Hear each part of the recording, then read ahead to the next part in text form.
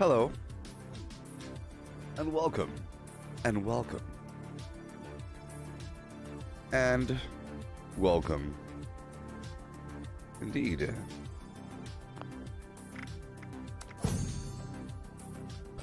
And oh no, and hi. Oh, Eye tracking is on.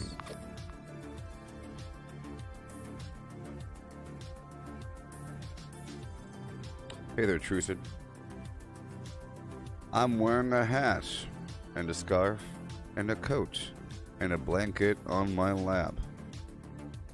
The lap. Mm-hmm.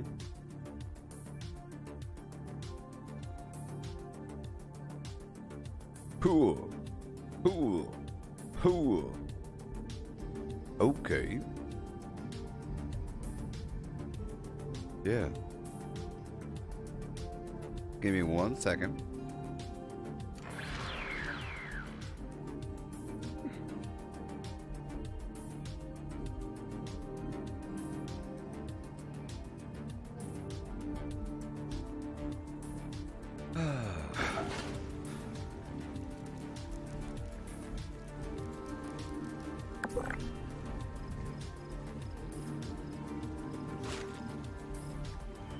All right, we're in.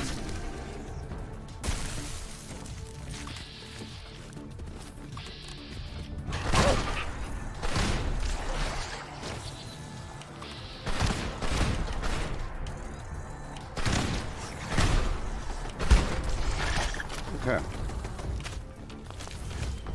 Alrighty, so here we are, starting the game. Starting the game. Oh yeah. oh, yes.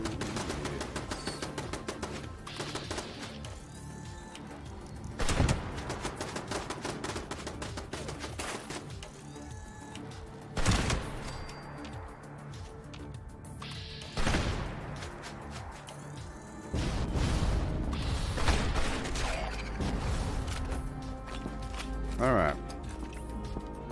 Sitting on candy. I will be using the vampire's weapon here.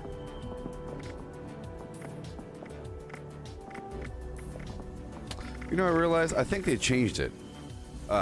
You can no longer see what you already have on your hotbar, which means I can't move something easily from one position to another until I swap out what was in the old position. Don't know if I like that much. I have to first move something here like this, and then I'm able to see my weapon right there. Alright. So let's join some random team. I have to do a bunch of stuff, you know? That's just so crazy, all the stuff I have to do. It really is.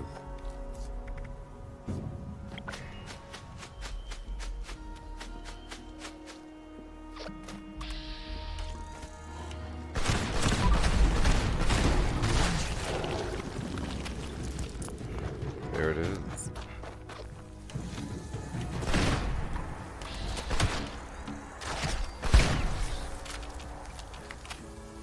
Let's see here. Let's see how my perks are doing. Sure. So, I'm gonna go ahead and enter that daily up. Unless they're farming darn ammo like a bunch of weirdos. Dang it. Shut up, Brandon.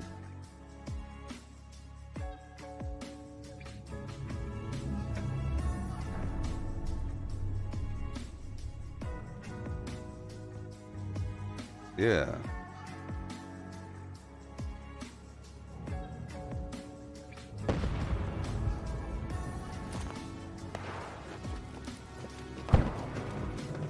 One down, but we're not done yet. Get on that other uplink, team. Don't you hear people go backwards? For some reason. They think that side's faster.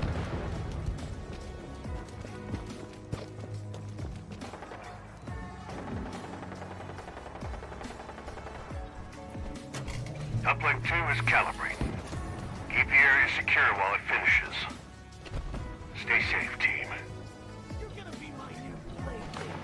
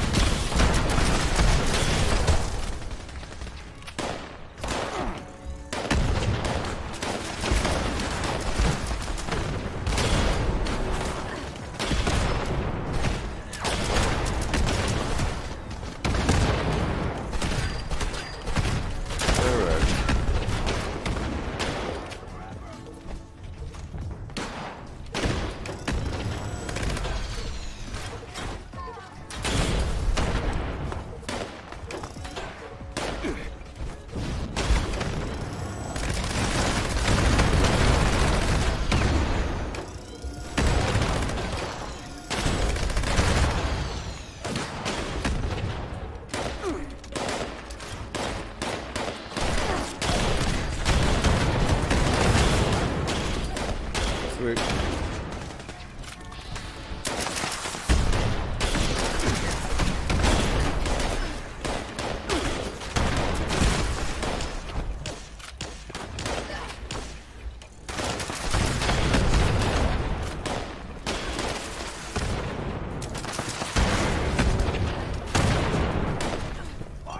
Great work. We're not out of the woods yet.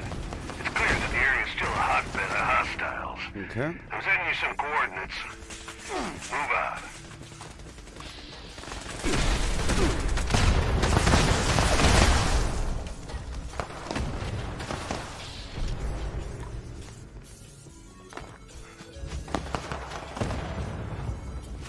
Okay, now they show up. Now they want to show up.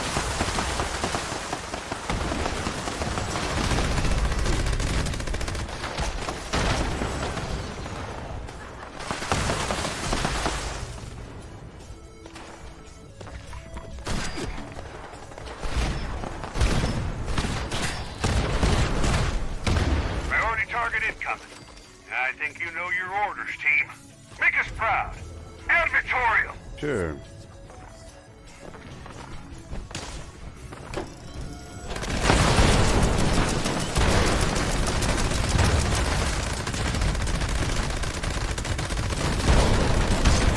uplinks are going to provide Woohoo. critical data. You took down the major threat to Appalachia as well. That wasn't Get bad. some rest. You've earned it. All Knowledge right. out. I had to get serious for a second. I had to focus for a second, people.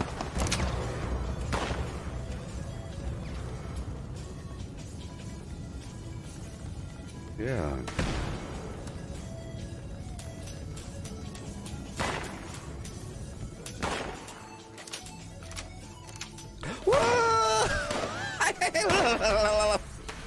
I got the Crusader pistol.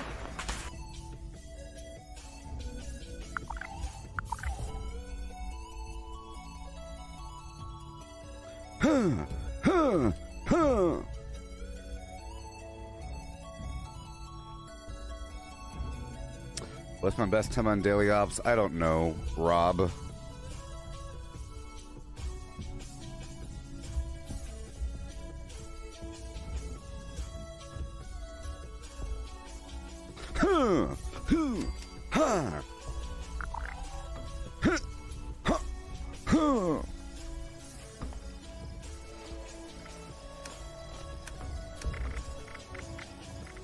All right.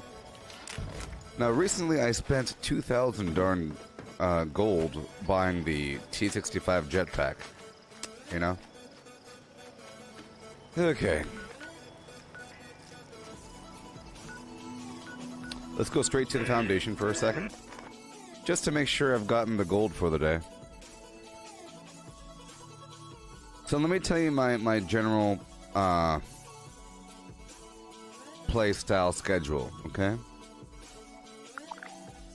If it's not for any other weird condition or variable, random variables not considered, the cycle is you bomb towards the end of the week. The end of the week being Tuesday. Okay? Towards that, you're just trying to make it, baby. You're just trying to make it between point A and point B. Alright? Towards the week, you're doing what you gotta do, and during that time, you're getting the code pieces. You could also use the enclave to find additional code pieces, waiting for the keyword to resolve. Amongst that time, the goal is to play the game. I'll tell you how to play the game, or I'll teach you, in case you don't know how to play the game. What the heck is a John? Never going into somebody else's bomb, like a scumbag. But it's, you know, you're getting out there and you're playing the game. Which means you do your daily challenges, as many as possible, like your daily quests, as many as possible. So what's your story? You do as many public events as possible if you have the time and the means. You do a daily ops at least once per day. You gotta go through the NPC vendor. Here, let me help you, in case you're curious about what to do in the video game. Craft legendaries with modules. Sell to NPC vendors. Daily quests. That's my schedule Workshop every day. conquest. Lucky Hole Never ask Mine, me the question power again. plants, farm fusion cores, Ever. public events, XP run, toxic goo harvest, rebuild camp, move camp, Ever. repair armor, repair weapons, craft ammo, Ever. lift weights, sleep, play Alright. music, stock refrigerators, So now let's go back over here. stock vendors, transfer items between characters, bury mentat run, dump caps at vendor if over 20,000, U.S. requisition holotape, Garahan building farm, reputation root farm, iron or south ash heap, multiply crops at workshop, purified water at workshop, Tanagra Town crickets, faction dailies, spend gold, Razorgrain flower farm, Scorch Beast farm, Grafton monster farm, Sheepsquatch farm, convert ammo at the ammo converter, Deathwell farm, Snalligaster farm, Tarberry farm, Flatwood silt beam, check keyword status, Nuke Findingo Colossus for a cursed weapon, Sugar Run, Nuka-Cola farm, Concrete, late at Monorail, get it back Abandoned when Bog you Town bury it. secret floor, Farm mole miners for aluminum, Top of the world aluminum farm, Ski poles, Enclave code piece, keycard cert. Okay. So the goal is to do all that garbage, you know, as much as possible, depending on the order and what happens. Sometimes you can't do everything, but the goal is to do all that garbage as much as possible. But not just go bomb the queen, or not just go do something. Sometimes I do a bunch of XP farming, but that's just because I have my plan. I have my mind set on getting some extra perks or whatnot. Shifting my build. Right now I'm in the middle of shifting my build from one point to another. It takes a while. I'm still getting more of these perky pulls. A bunch of perks. You see, I got rid of a bunch in the past in order to get my legendary coins. You see? I had a bunch of legendary, you know, I had a bunch of perks. I got rid of them all. For example, let's say that I find myself using just a Mole Miner Gauntlet and maybe one other weapon. And let's say I like that weapon. At that point, you say, do I really need Gunsmith 5 and Makeshift Warrior 5? The answer is yes, if I happen to get a new weapon that I want to modify. But if I'm currently using one weapon type in farming and I'm in the middle of getting a bunch of levels per day, I start to open up to the idea of getting rid of such perks. You know? So I got rid of Gunsmith 5 and Makeshift Warrior 5 and a bunch of other perks here and there. A bunch of perks here and there. A bunch of garbage I got rid of. And so now I have to earn it back. So every so often I will be doing the occasional maybe XP farm, but I'm no longer focusing on that as hardcore. And we don't call him slick for nothing. Hey there, Professor. Yeah. Okay.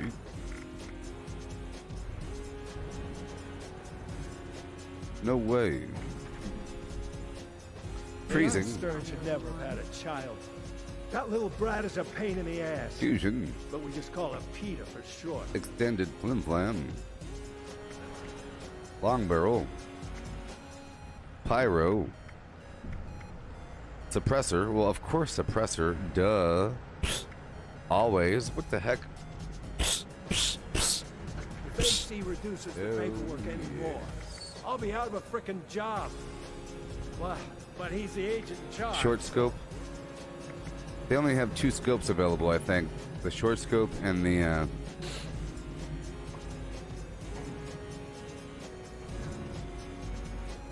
Step 1 is that. Step 2 would be that. And now, Oh, my days in the field are past me. Now I I'm get to just handle assuming, requisitions. based upon knowledge of the universe, that the 5.56 receiver, it looks like you could choose between either fusion,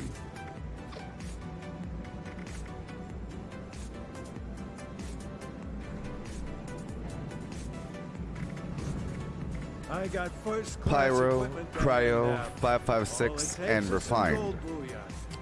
Now, the fusion thing is just pure energy. I'm currently using the grounded mutation, so I can't really do that. Okay. Cryo would be nice. Freeze them up. Pyro, okay. Is there splash damage? I don't know. We'll Got find some out gold to eventually. trade? Okay. Now, 5.56, I'm just assuming does the most damage. I'm just assuming it does the most damage. It's just an assumption.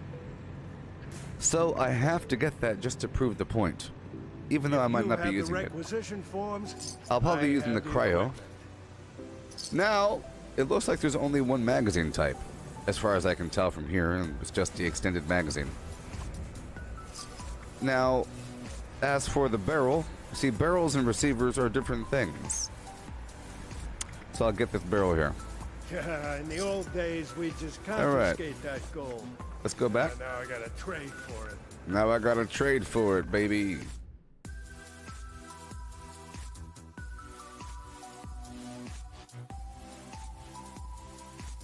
Little Macy. Hello there, Little Macy. Makai. Mackie. Machi. Is it machi? Is it maki? Like the ice cream? Machi. Do you roll the throat? Machi. Machi. You have to raise the voice at the E. Machi. Is it a mm? Like a mm? Mm. I don't know what it is. I think it's Macy. But I'm leaning towards Collecting fun is what I do. Alright. I find party supplies for 3, 2, 1.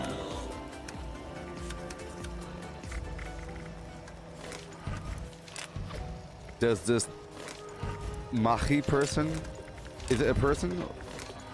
Do they fit in the palm of your hand? Tried any new foods lately?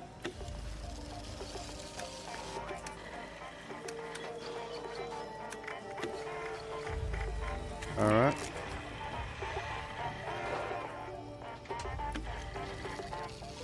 Now, I need to get some modules, of course.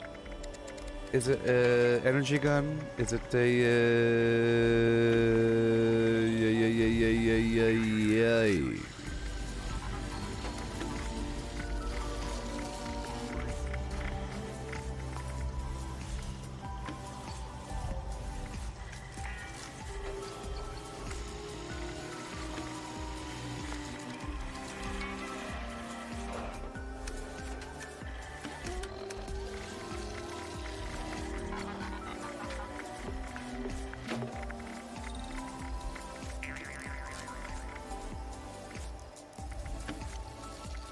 yeah. Yeah.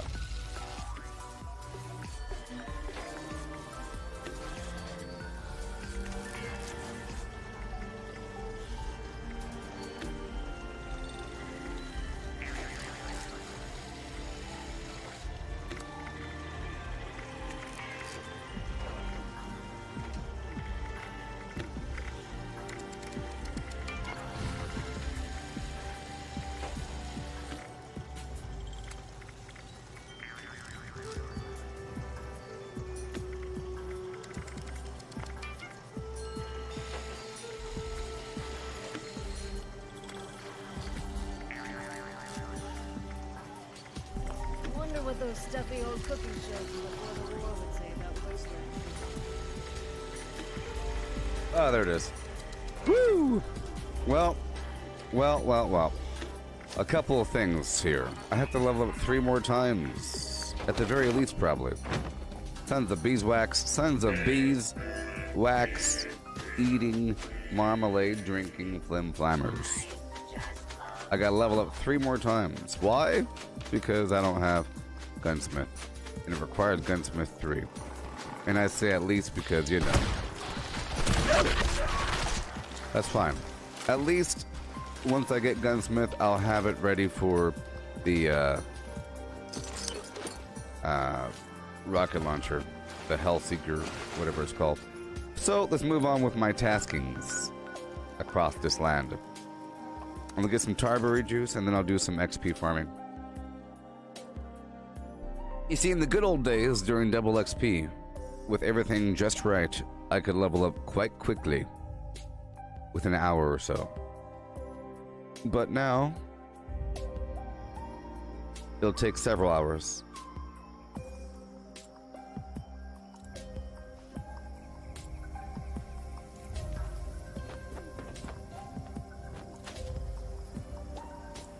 gonna take several hours.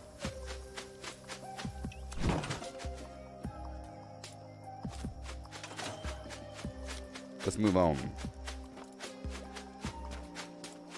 That's my goal today, to be able to end by using the darn Crusader pistol, amongst other things. Which means I have to farm more public events as well, in preparation for the rocket launcher. I don't have all the plans for that. Now, I do have something like 17,000 caps. Let's just check out this vendor here and maybe buy something out of courtesy. I don't usually stop by player vendors. I don't fully trust the people. Garbage. I am Demon Blade 01, and I sell garbage.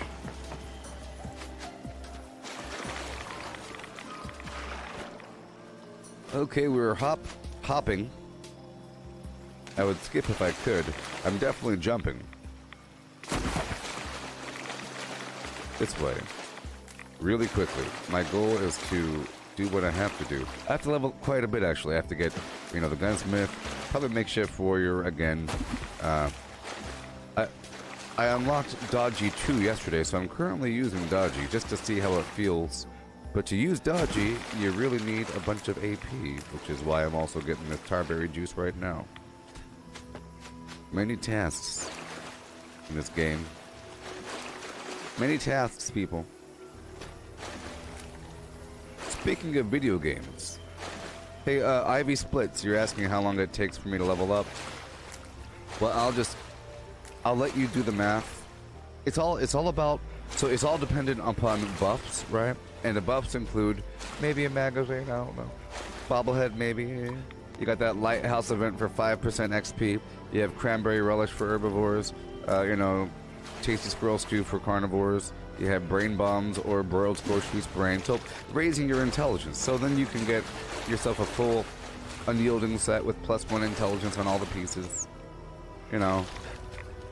You can use the inspirational perk under Charisma.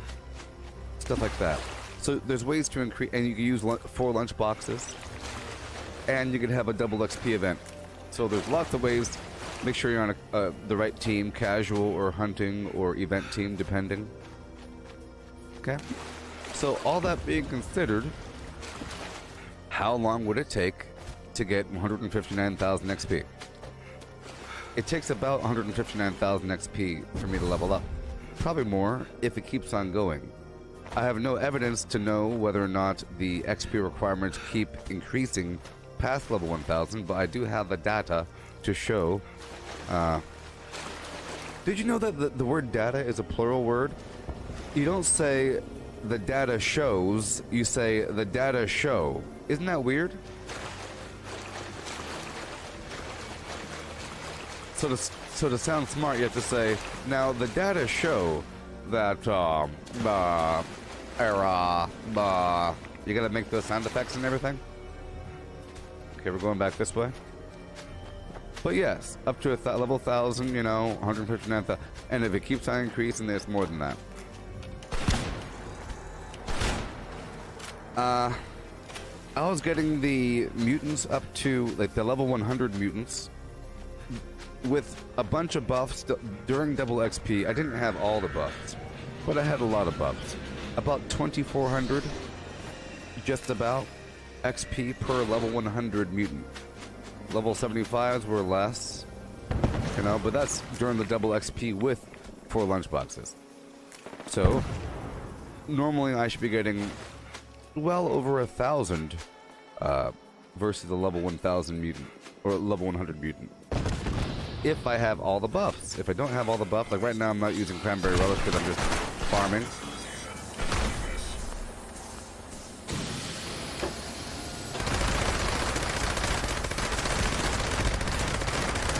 You know? So that guy right there gave me 760. So if I were using lunch boxes, it would be double that. And if I, you know, had a couple more buffs, it'd be a little bit more than that. So maybe it'll be a little bit, it'll be between 2,000 and 4,000 depending on the amount of buffs. But still, 159,000 still takes a while. You'd have to kill 100 of those guys, you know, or 80 of those guys. Let's just say 80 to 100 of those dudes. That's how much XP. Or maybe more than that. That's with everything, you know. So let's just say a lot. Over 100 sentry bots. Over 100, level 100 sentry bots. But a lower level person shouldn't take any time whatsoever to level up, dang it. Because you're fighting the same enemies.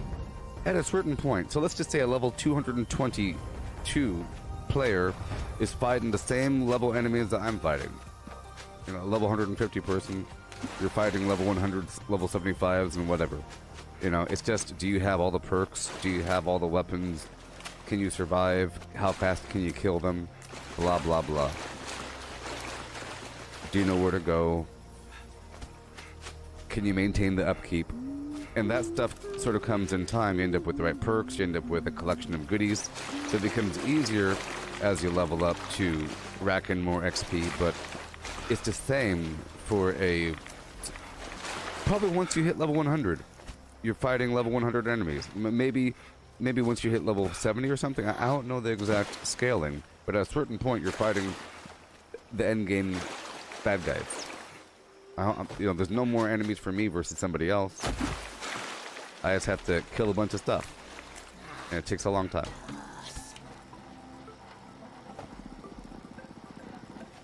You know? Yep, getting this Tarberry. See, I have 17,000 caps. If I sell like one thing, or two things, 2 lower value items or 1 high value item of my cap, I'll be very close to max. Caps.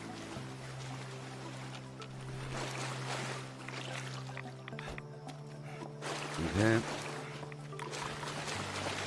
I am very curious about how this dodgy is going to work. Now, also, I could throw on this right here. This equals immortality. Serendipity, ricochet, dodgy 3 if I had it, evasive 3 if I had it, ironclad, and barbarian. And then you got junk shield, but whatever. Mysterious quills. You could sell those things, you know. People that make sheep squat shards might be looking for it. It's nice. It adds that little bit of poison damage. So I think that the sheep squat shard would be more viable. I just had an idea.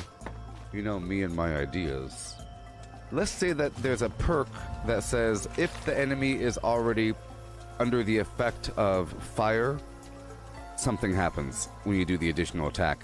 If the enemy is already under the effect of poison, electricity, cryo, or fire, okay?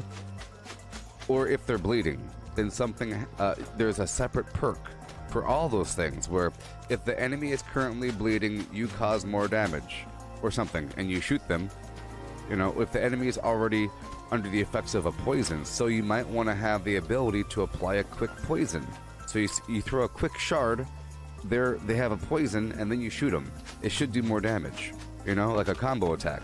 At this point, it doesn't really apply. In the future, it will apply if you allow for these combo attacks, or if there's a perk that says if the enemy is poisoned, they take more damage. Is that so hard? If the enemy is on fire, or just make it universal. If the enemy currently has an elemental status effect such as fire, cryo, or poison, then they take more damage. It's like a separate tenderizer effect, but for elemental. You dig? At that point, it'll be good.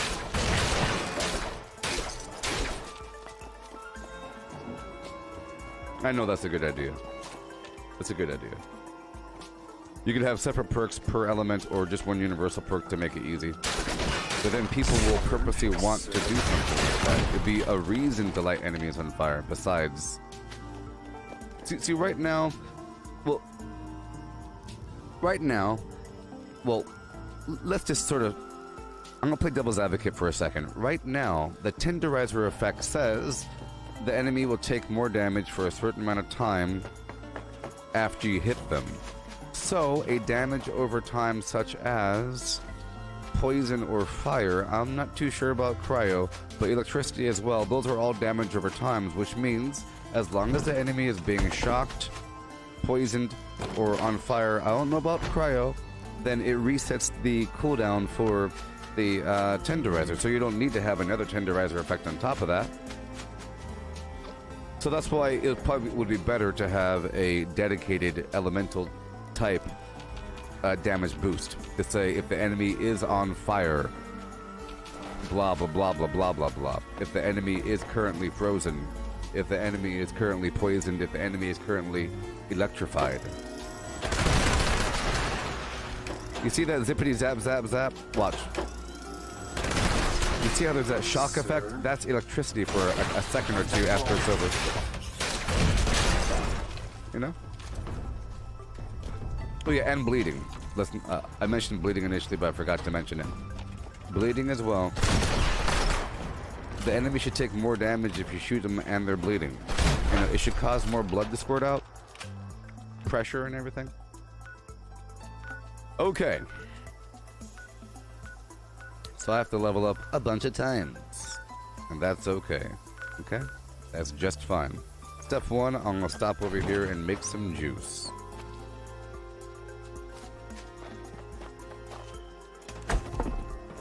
Alright? It's gonna take a while because it just takes a while. Alright? Step two, I would like to go right over here for a second by the... You know what? Let's just do this first. I have to do the vendor first before anything else. Before I do like a bunch of activities across the map, killing things and looting things, I like to make sure that I've sold everything I could to make room for more garbage, you know, limited capacity. And I have to go through the script vendor here.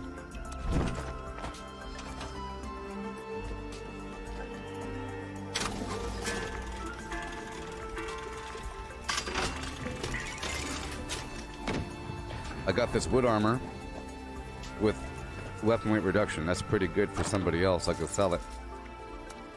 Alright, so I'm going to pull out some items here. Items that might be garbage. I'm sure I have at least 1 or 2 pieces of garbage in here. I'll pull out the grenades as well and destroy them or sell them. I have to destroy the floater grenades.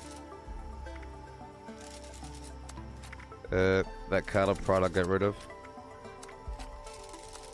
Depressor's glove, quad head, Zealot's pistol.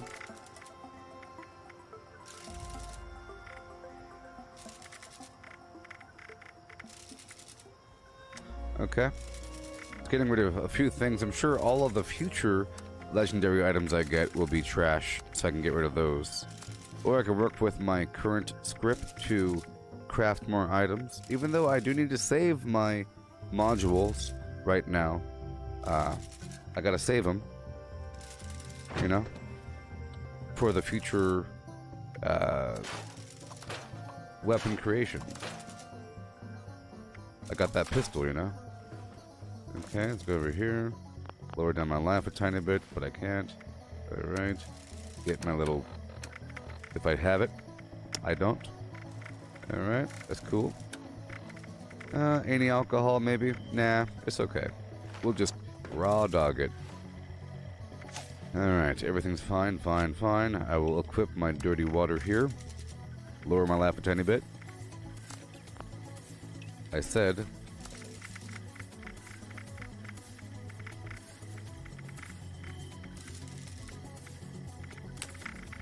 Oh, this is so nasty. I hate it. I don't like the fact that you can't... So once you put something on the hotbar, it disappears from this listing here. It's okay, I understand. If you only have so many things, you want to see what's remaining, it's faster. But if you already have a long list, I don't know. You have to unequip and re-equip. How can Fine. I assist you today? Fine. Okay, grenades, you could buy those. How about that one? Alright. Boom. Bam. Okay, sort by spoilage, I'll get rid of all the meat.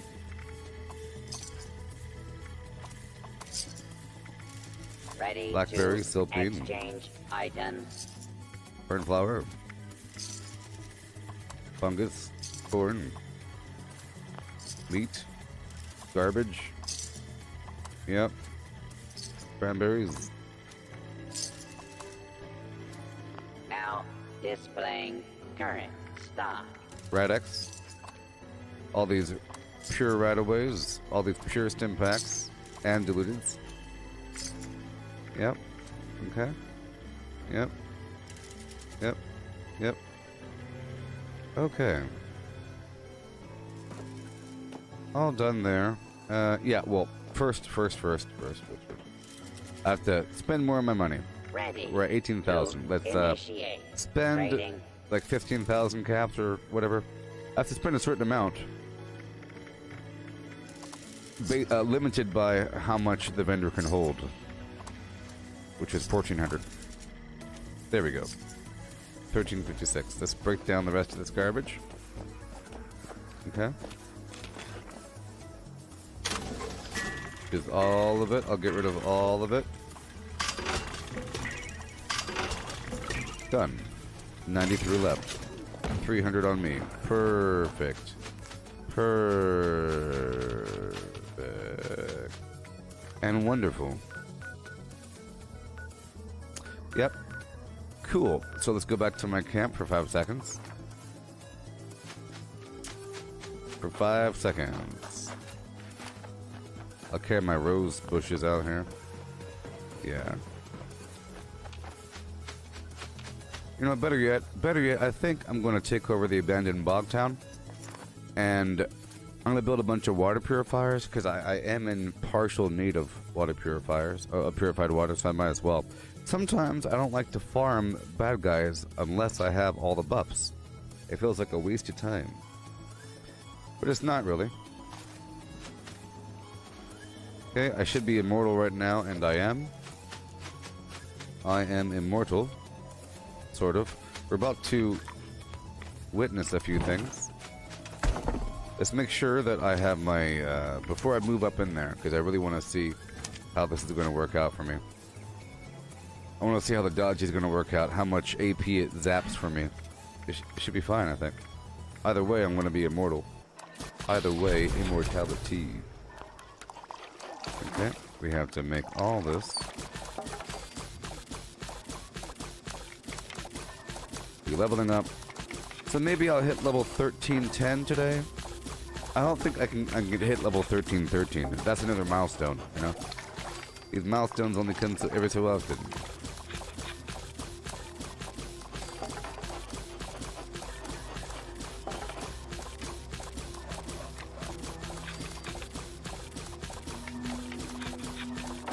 In case you're wondering, that blue circle moving around the screen is eye tracking.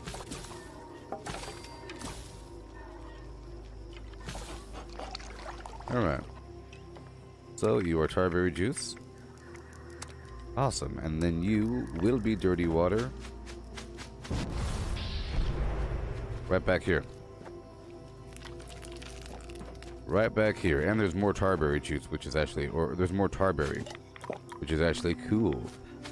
Sometimes it's bad because the tarberry juice does rot, which is the balancing factor. If it didn't rot, it'd be overpowered. So if tarberry juice didn't rot, and if you can grow tarberry, it'd be overpowered. But it's not. So you can't.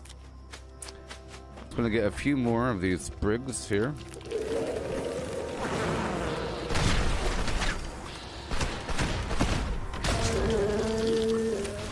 You know, it's nice to have a path forward. I'm telling you, failure is growth, success is stagnation, and vice versa.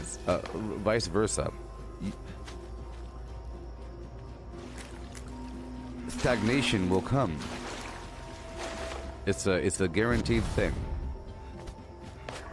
Which means the better you get at something, the you reduce your direction of growth, or your dimension of growth. You know, growth possibilities reduce as you accomplish tasks. You know, imagine, for example, your job was, imagine you were an immortal genius vampire, and your task was to memorize everything in the library.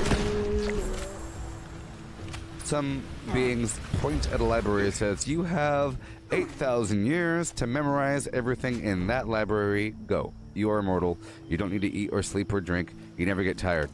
And you're very smart. And you have a vaguely photographic memory. Go. Well, at first it's exciting.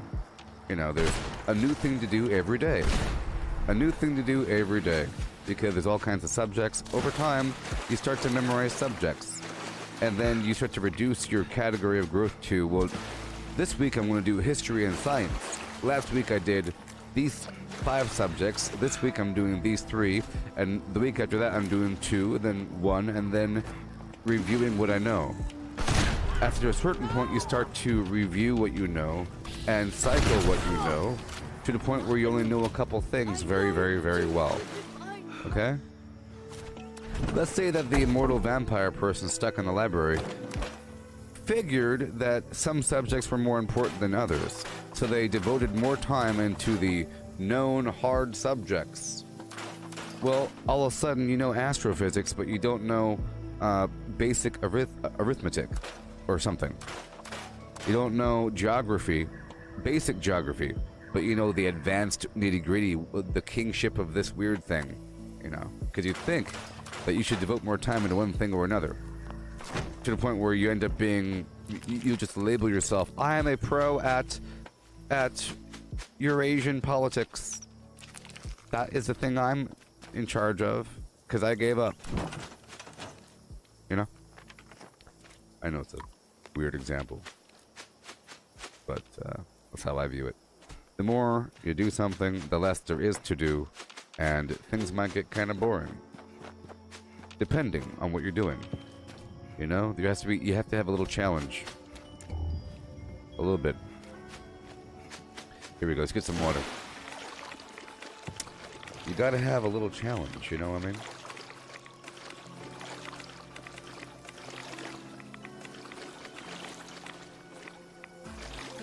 Or at least there has to be the appropriate use for everything and a nice mix.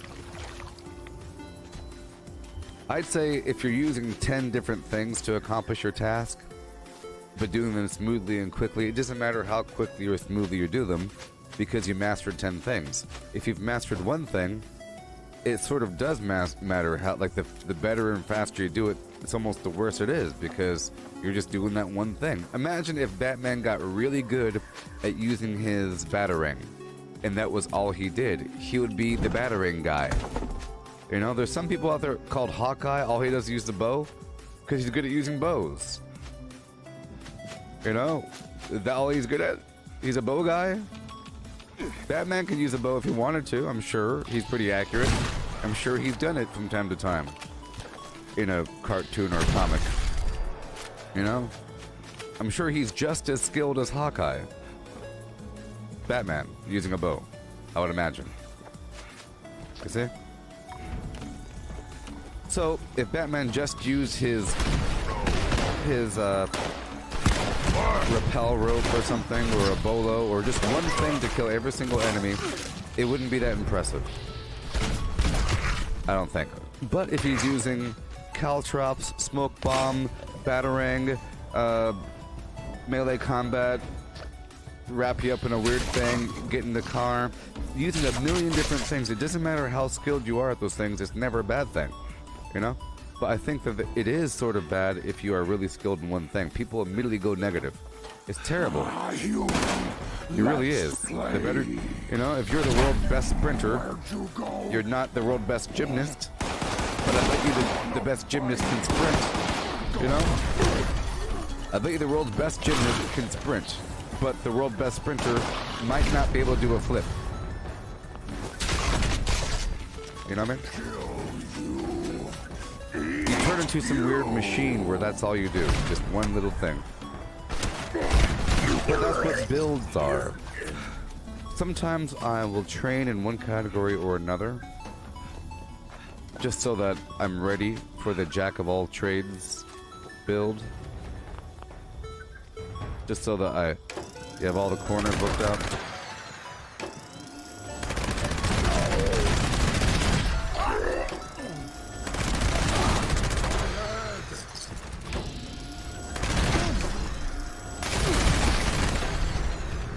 Okay, so now I have dodgy.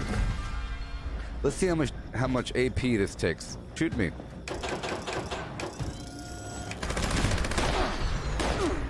barely anything. Look at that. Oh my god. It's barely anything. And now it's going down.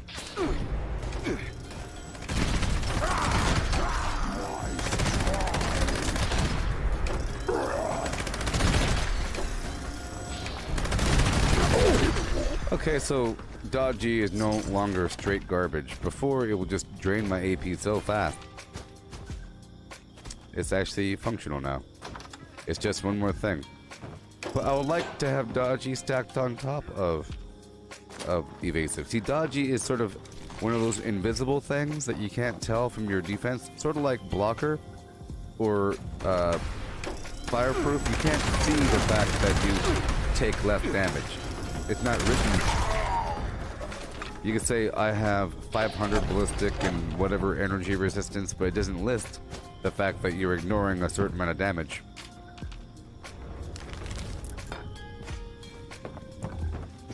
You know?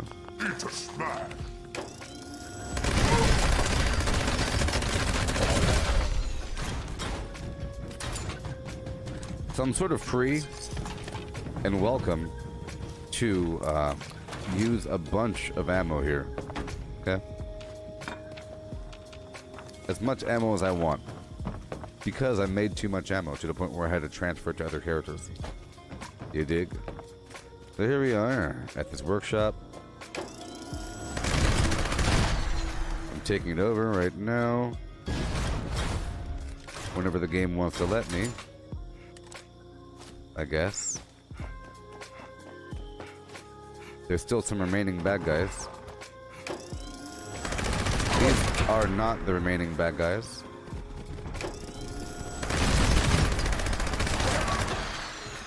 See, I'm using adrenaline. Oh boy, one second. Oh, no wonder.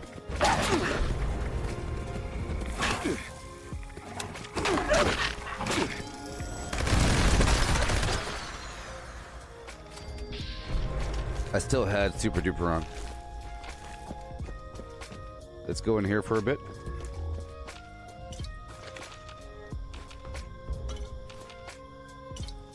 Salt and pepper. Oh yeah. Spices. Gunpowder. Alright, let's just hope. Let's go do this foundation property tracker thing. And get that code piece I hear beeping. Because that might be the problem. That might be the issue.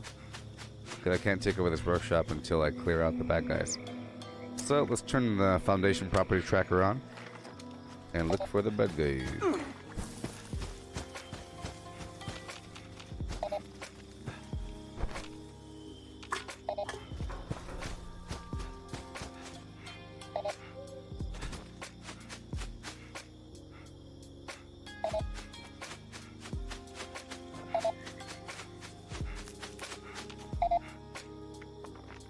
Whoa.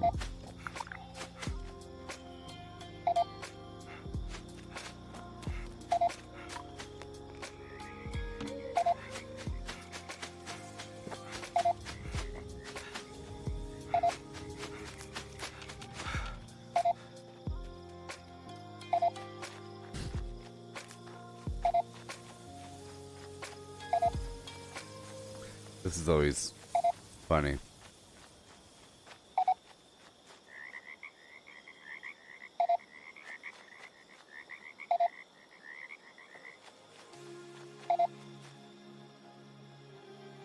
Ooh, 71. Got him. Give me back the stuff. How dare you steal from the Foundation? Give it back. Give it back. Give it back. I think these guys should go hostile, you know, a bit earlier than never. Give it back. Here, I'll talk to you. Hey, you buddy, I'll shoot you again. Give it back. I know you want what I took, but we need it as much as they do. Well, I wasn't going to kill you, but... Not if I kill you first. What? You better run. Better run, piggy!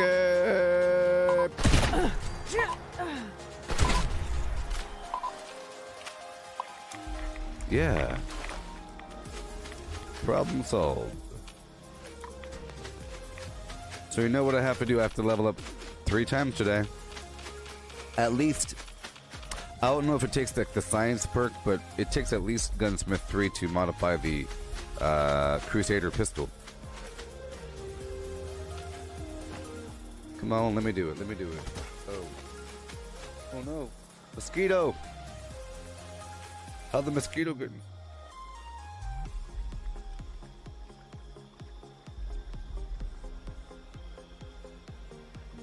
Mosquito. Alright, where are the bad guys? Let's go over here. Dang it. How will people ever know that the game doesn't suck? Unless they give it a chance or watch the stream for a second, baby.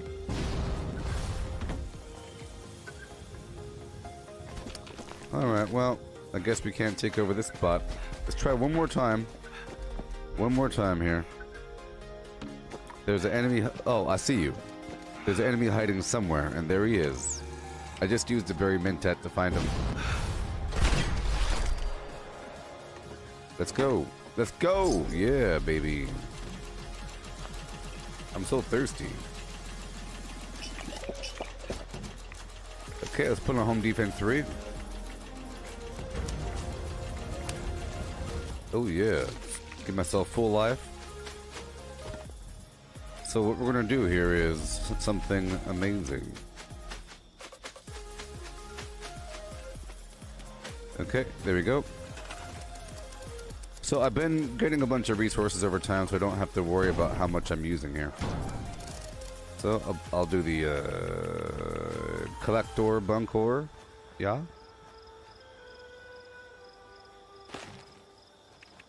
And I will be doing the defensive tower, I guess, even though it's vaguely... Nah, I won't. I'll do the other thing. It's annoying. It has the Bloodbird on top.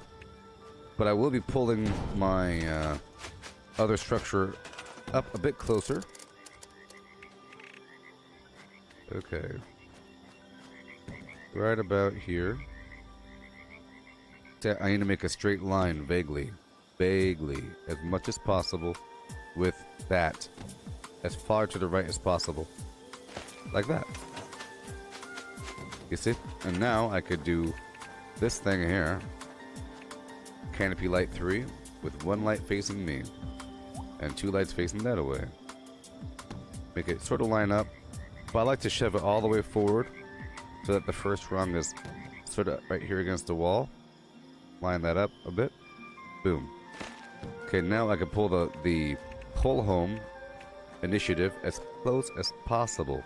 Close, close, close. Close. And I mean super duper duper close, but not all that close. Boom. Okay.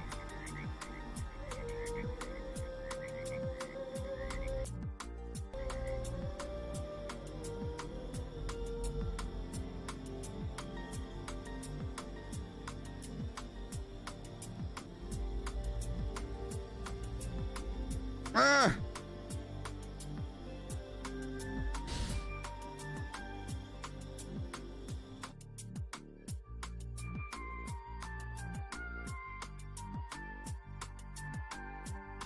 But the good thing is, because I was in a team, if the team doesn't disband, I could rejoin the same server, you know? It'll say play with team. Yeah.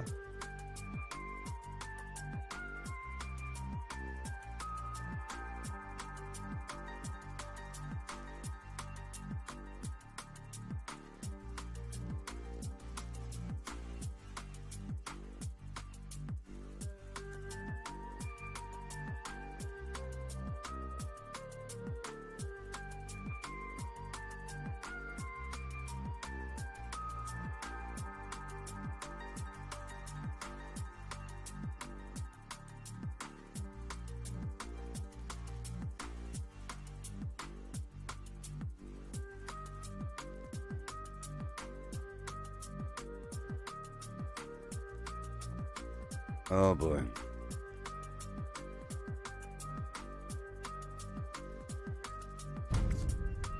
Yeah. Yeah. Play with team. Come on, baby. Yep. Hey, look, it says you have joined a team. Yeah.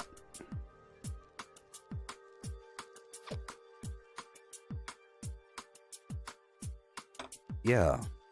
Okay. Say what? Let's go. No way.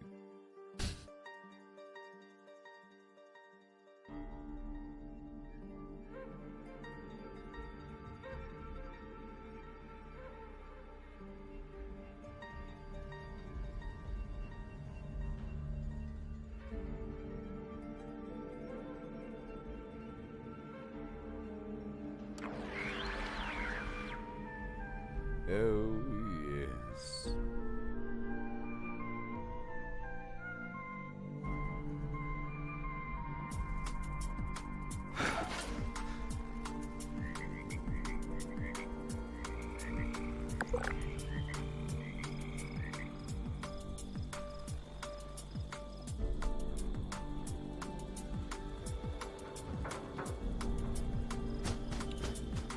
Having an argument on Twitter right now with someone that it was somewhere in the world, and they used the term tryhard. I don't know what the original thing came from, but I felt like telling them that they should never ever use that term. Never call somebody a tryhard. Ever. You know? What kind of a person calls somebody else a tryhard? You wanna know who? A socialist.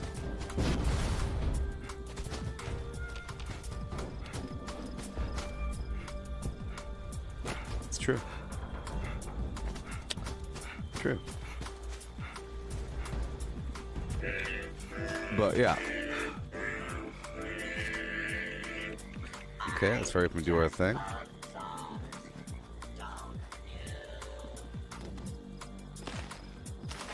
Are you humans still here with me? Are you dead? I think you're all dead. What's up with that? Okay, uh-oh, Scorch Beast attack. Let's go, go, go. I have a few turrets up. Let's get more. They're coming. Number 444. Yes. Boom. Boom. Boom. Okay, there's turrets over there, turrets over there. And let's get some turrets right over here. Or at least I'll get the power up and running. Like this.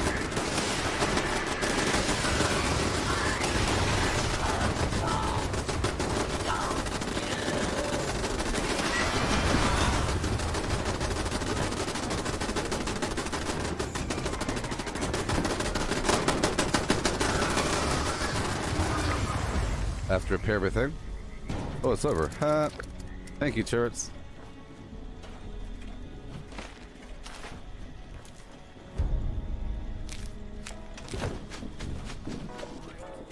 Okay. Yeah.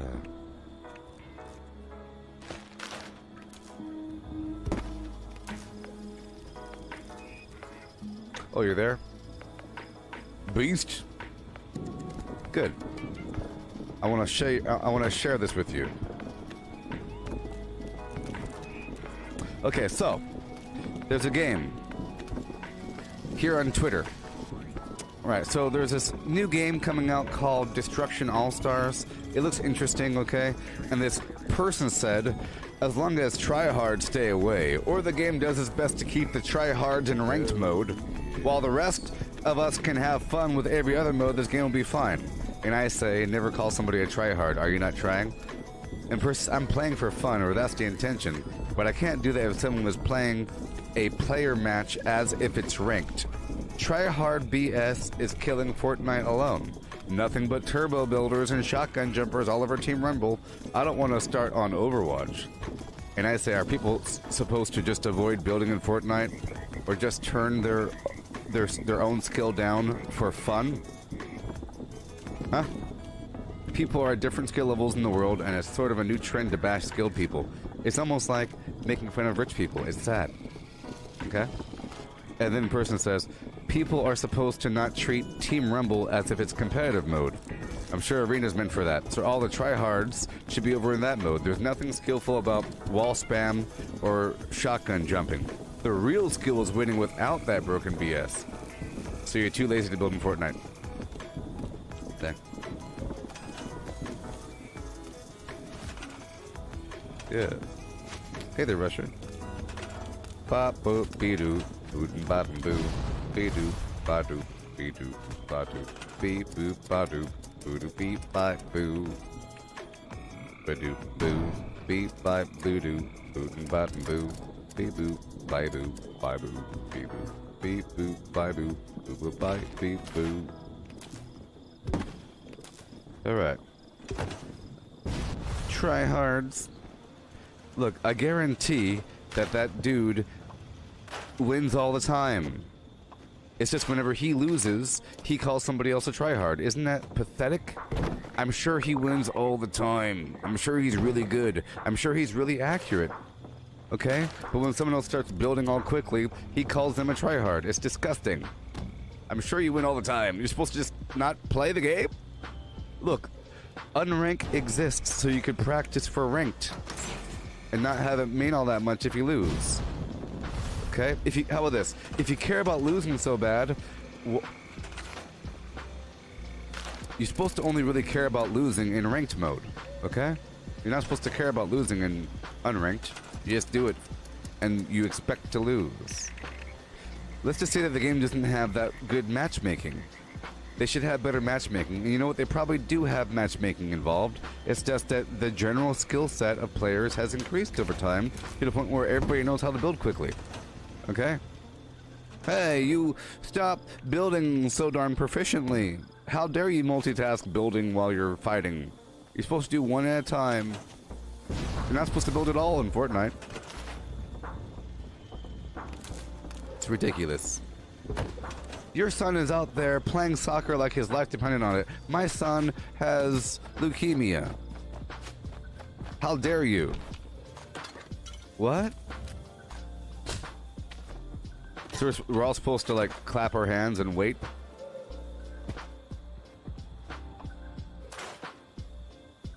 Nonsense.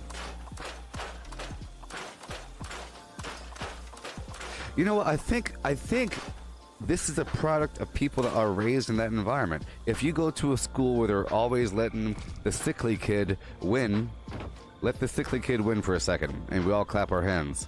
Then you think it's normal to have two different types of gameplay. You have the real thing, and you have the fun thing where the parents clap.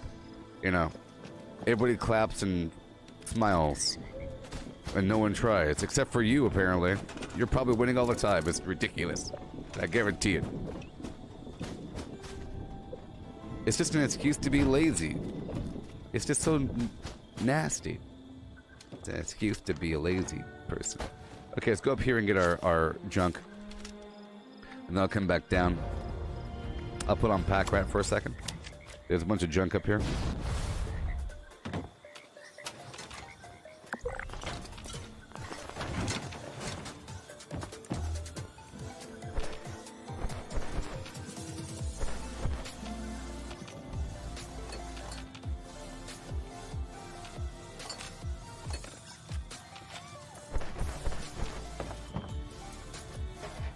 Here's the thing, the same kind of person that will call somebody a food build is the same kind of person that will call somebody a tryhard.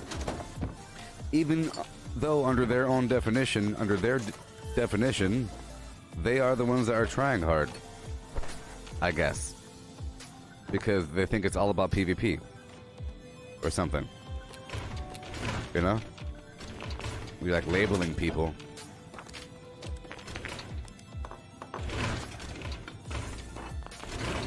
Some people, it's hard for them to you know, turn down their skill. It's kind of hard.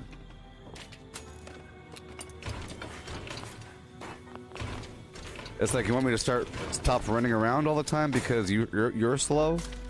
Because you're always over encumbered, you want me to stop doing things? So I understand in public events where you're not supposed to kill everything, or it's kind of frowned upon, or it's frowned upon to kill a legendary before other people, you know? But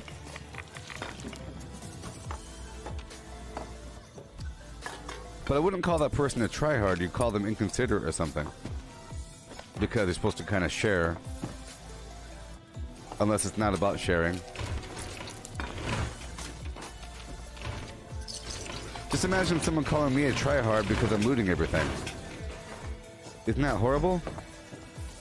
You're supposed to lazily go through and loot things? Or something? Okay, let's go make these water purifiers really quick for later.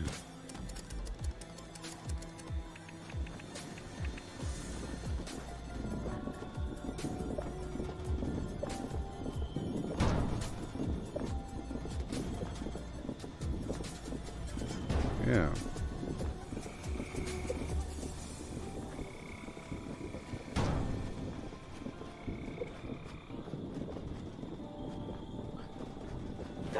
You have referred to a mansion.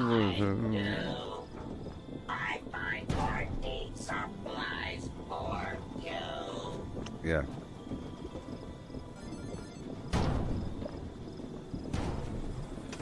I guess some people think that the whole point of playing a unranked mode is to sit in a corner with your friends and have a conversation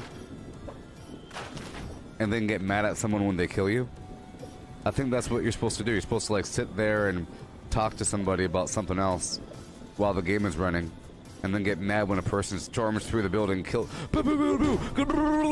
Hey, try hard. We're having a conversation in here. Jeez, go to the ranked mode. Maybe they think it's like a social forum, like VR chat. VR chat colon Call of Duty. VR chat colon Fortnite. And it's supposed to hang out in some area talking to people.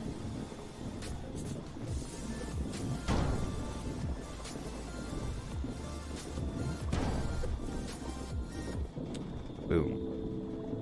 Perfect.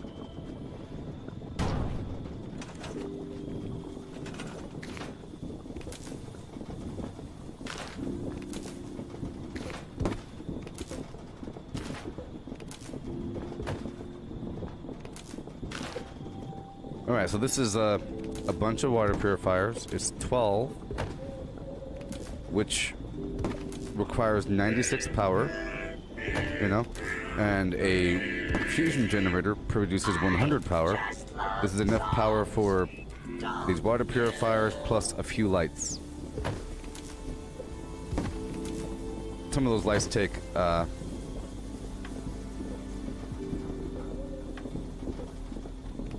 we go. 1 power each. Okay, that's all set up. Everything's fine and dandy. I'll do one more thing over here. I'll put some more light and some temporary power.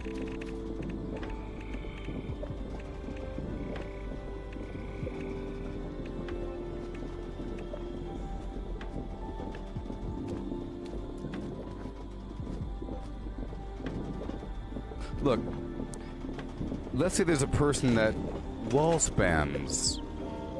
It requires skill to wall spam, you know that, right? Let's say that if you say, you know what, I think it's more skillful just to shoot somebody. That means that you don't want to take the time to take your pickaxe and go get some resources, or you think it's too loud and scary and takes too much time and blah, blah, blah. You know? And it's too hard to press a button and then build a wall while you're shooting. You just think it's too complicated, you're making excuses. Because somebody else can do it very well. And in your opinion, it shouldn't be about building. It should be about shooting people. Then go play Call of Duty. It's Fortnite. I'm no big fan of Fortnite. I'm acting like I'm defending Fortnite here, but, you know, you can't be mad at people for building very well in Fortnite. Totally. Especially if you go to unranked mode to practice building. Like you're trying to practice some hotkey assignment and you're going like you're flutter clicking. Because people need to build ramps, so they build a ramp and a wall and a floor. Ramp, wall, floor, ramp really, really quickly. So that if you try to shoot it, it doesn't do anything. Or it'll take more shots. If you build just a ramp, the whole thing explodes in one shot. So you have to build this series of structures quickly quickly. You can get mad at people using hotkeys or macros. Hotkeys are fine, macros are bad, where if you press one button, it does a bunch of stuff. And they have that. My mouse can do that right now, but I'm choosing to not do it because I think it's garbage. You know? So I'm gonna put this Bloodbird thing right here. Boom.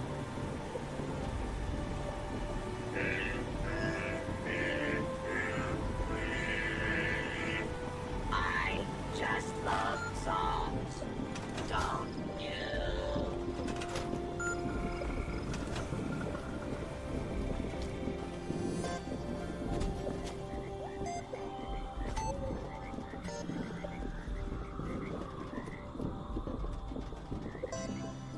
Yeah, the word sweaty is also used in this context. I think I told this guy. I think I missed a reply somewhere. Blah blah blah. Boom boom boom. Bam bam bam. So I say, so if you accidentally win while playing for fun and someone calls you a tryhard because you didn't miss your shots and weren't sloppy and actually stayed on task, that'll be lame, right? I'm pretty sure I wrote the sweaty thing. Because, you know, the sweaty thing. Pretty sure I wrote the sweaty thing.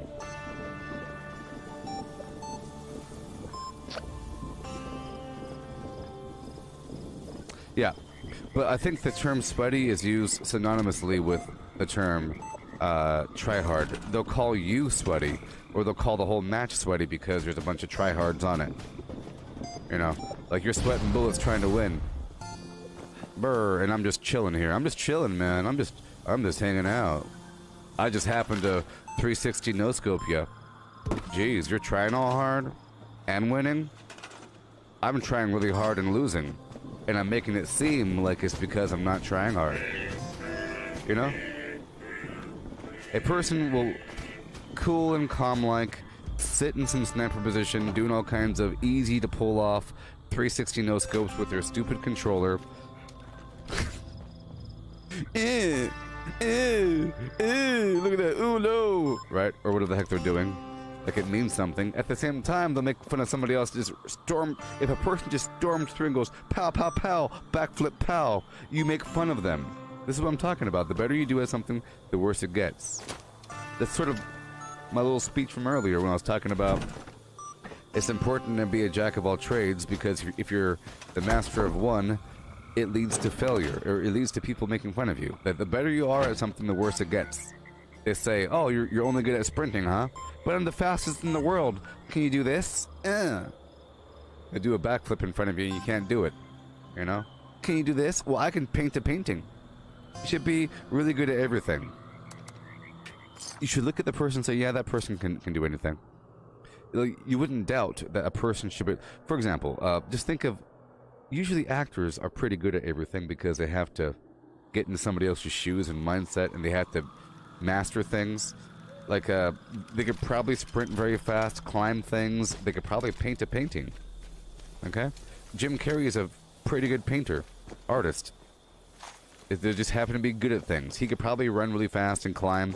Jim Carrey's probably really good at everything, besides doing deadlifts. I can't imagine Jim Carrey doing a deadlift. Or whatever, you know? Maybe. Time to die! Put him on some hormone therapy. Bill Gates is really good at just making money. Or something. Deciding things for the world. Elon Musk is good at a bunch of stuff. You wouldn't expect Bill Gates to just bring out a new company, because he doesn't really control Microsoft anymore. He's just a face, you know. He makes some money from it. Now he's doing all kinds of things across the planet. But at a certain point, if somebody say, hey, guess what? Elon Musk is selling tortilla chips. They're crazy. They're probably really good. You know? If Elon Musk, you know, you expect it.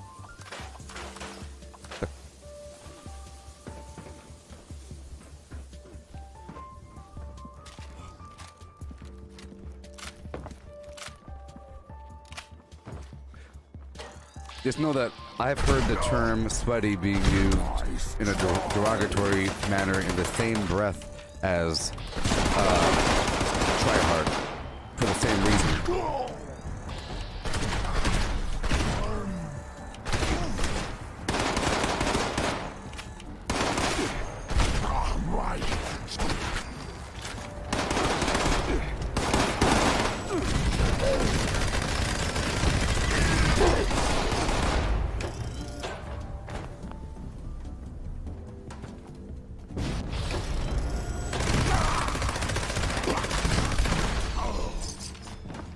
Okay. So we're here. I probably have to do the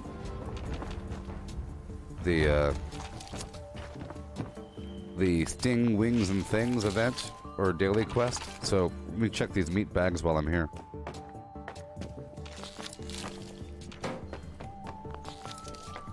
All right, let's get the heck out of here.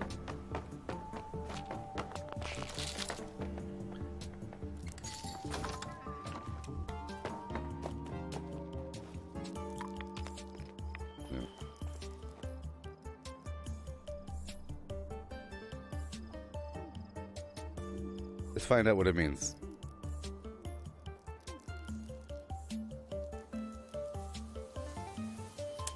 There you go. This is a wonderful explanation.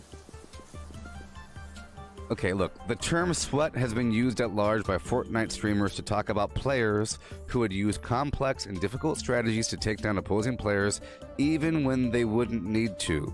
Sweat literally means that after a fight, the player is trying so hard to make a flashy play that they're sweating. You know?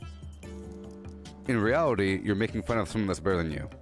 Look at this guy doing all kinds of complex, backflippy, building walls and bridges and, you know, conquering the flags and coordinating. You're sweating. Stop sweating so much. Just play the game. Look, Sweaty Gamer, an effing tryhard that ruins the fun in any multiplayer game. You see? It's used blip blip blip blip blip. An effing tryhard. Ruins the fun for people who are killing. I'm just trying to have fun and someone's trying to kill me in a game. Sweaty. Tryhards. Ruining my fun. It's stupid.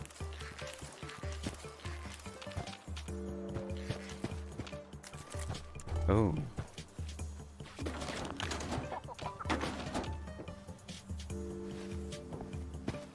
For example, if a player does like a 3-weapon combo to kill you in this game and then throws a mine and does something and pulls you into a thing with a flamethrower and goes,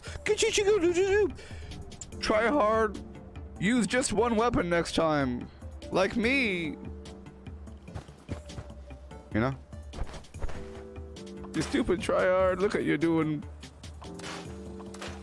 being really good out there. Hey, Deborah.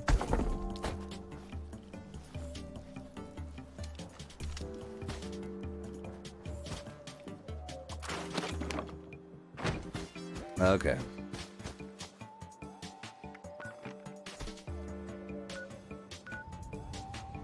So I have to level up a bunch of times and it sucks. Let's just get on task here. I'm over here right now. I'm not sure I do have it.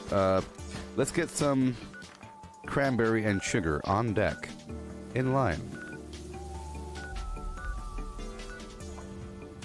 Hey, look. Yay. Right on time. Yeah. Try hard. Sweaty.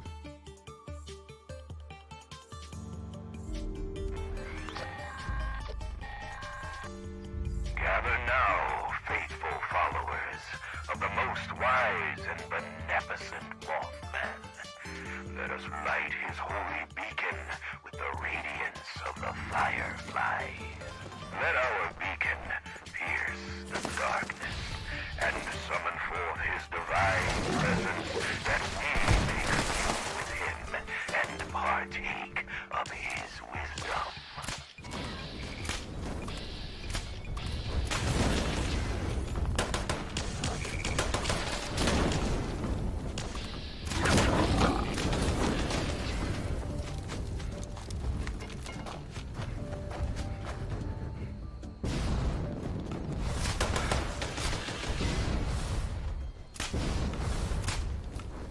Pretty sure this guy has it. Pretty sure. Yeah, there's two people. Hurry up. What are you doing up there? What are you doing? Hurry up. Stop being garbage. Hurry up. Alright. What you gonna do with all the flame? All the flaming got that flame. Oh yeah. Let's go.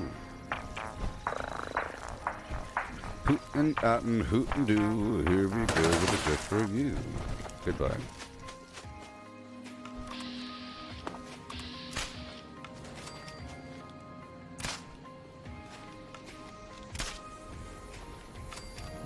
Oh, yes.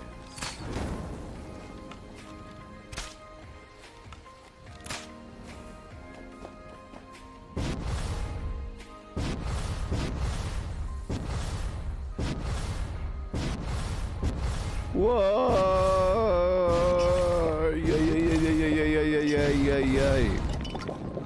Yeah. Oh, yeah. Two birds, one stone. Let's go over here and curve to the left and get our snaptail reed.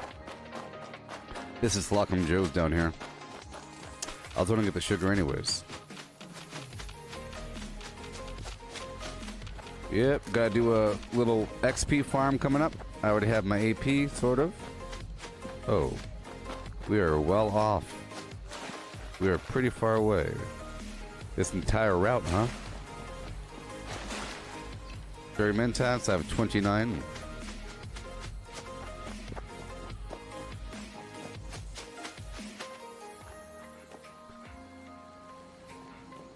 Yeah.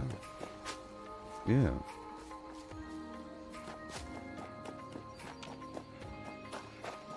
It's gonna be really nice to have multiple camps, won't it? Because then you could get creative, really settle in. You know? I don't like to settle in too much. I always like to be vaguely mobile. So I have a couple modules, I put them down, and I build a bunch of stuff around those modules to kind of make it feel like it's always been there. But you build sort of differently if you're building permanently. You build like a large house based upon, you know, the terrain. You kind of work with it. Okay, well. Do I want to? Oh my gosh. I don't think I want to do this. I'm gonna get a little bit. It's only because I'm already here, you know? I'm already here.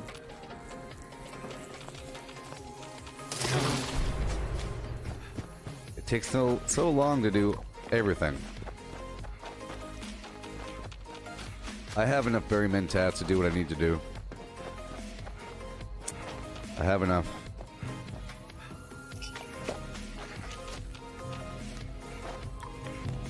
Well, I guess I could store it all in the fridge, you know? It's just not really practical to store raw produce in the refrigerators because you can only hold 15 in each refrigerator. You put things in one at a time, not like a stack. So it's better for storing the cooked foods. It's better to store 15 brain bombs than, you know, a big old stack of brain fungus or whatever. I mean, it's already between point A and point B, and I'm already here, and I was already going to go get the sugar. So I might as well do this phase. It looks like the sun is setting. I don't think the sun is rising, which means that by the time I'm done with all this, I can go out there and do the firecracker run. Because it'll be nighttime. I gotta do it at nighttime. So this is just what has to happen. I haven't done the berry mentats run in the past couple days because I haven't been farming XP all that heavily. But during our run, let's go ahead and put on Marathoner. Huh? Marathoner and Action Blah. Take up home defense, put on Action Blah. Moving target. Alright. Let's just get our stuff. Let's just go. I leveled up, apparently. Let's go spend that point right now, before anything else happens. I'm spending it on... Gunsmith.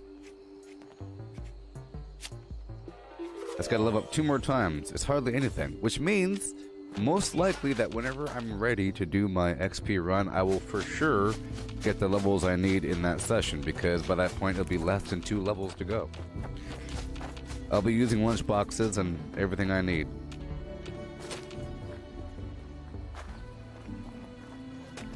Oh, so I played more of Grounded last night. Just for a little bit, but I got tired. I might play it again today. I was reminded about how good that game is. It's really smooth. The graphics are fantastic. The field of view is great. It has like a weird fisheye effect, vaguely, because it feels like you're small and everything is large around you. Grounded, the Honey I Shrunk the Kids survival game. I haven't played in many months, several months, and a bunch of updates. During my first playthrough, I explored most of the backyard, up until the point where I couldn't explore anymore. I found a bunch of those little science labs. I found the main one, got the storyline, sort of, and I was told that more will come in the future. You know? But this time, it's a bit more. I feel like my character was talking more about what's happening. Saying, I gotta do this thing. It was giving me direction. Saying, I have to go over there and do the thing, which is great. You know? More pointers about what you're doing.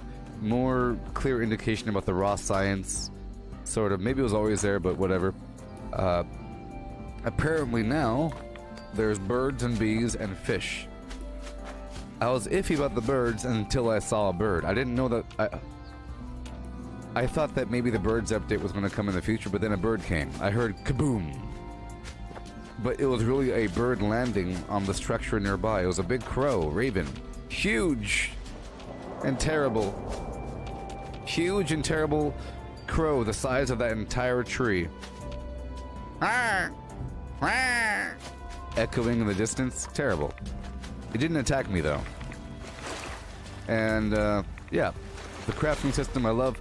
The cutting down the grass planks to make walls. The building system is very, very, very similar to the forest. And the way that you cut down quote-unquote trees and carry them over your shoulder and put them in a stack and then put them on a log cart and then move the log cart around or whatever the heck you want to do.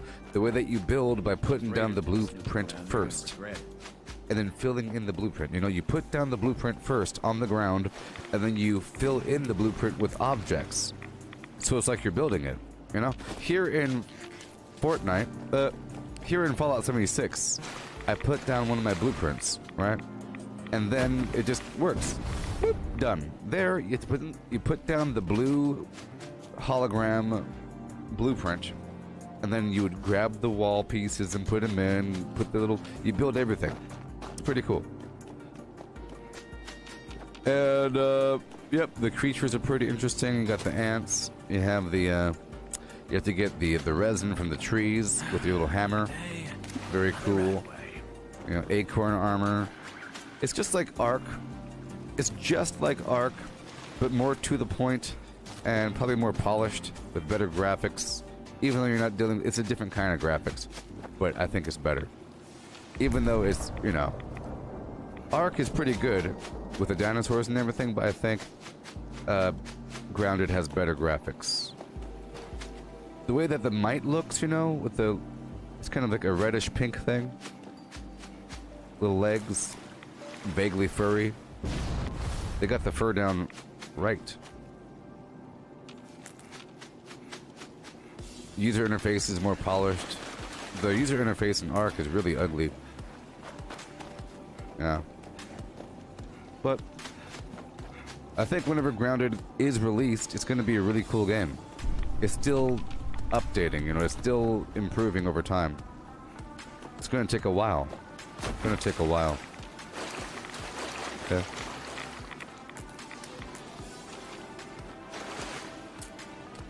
Because they still haven't finished the story and they still haven't released the multiplayer mode. You can play with your Xbox friends, but it's a PC only game. You're using your Microsoft account.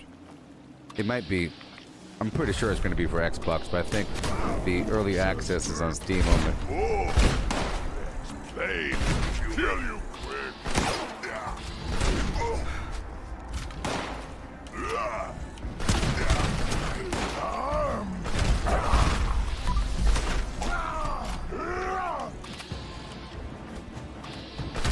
Did I see the game trailer for the day before? Nope.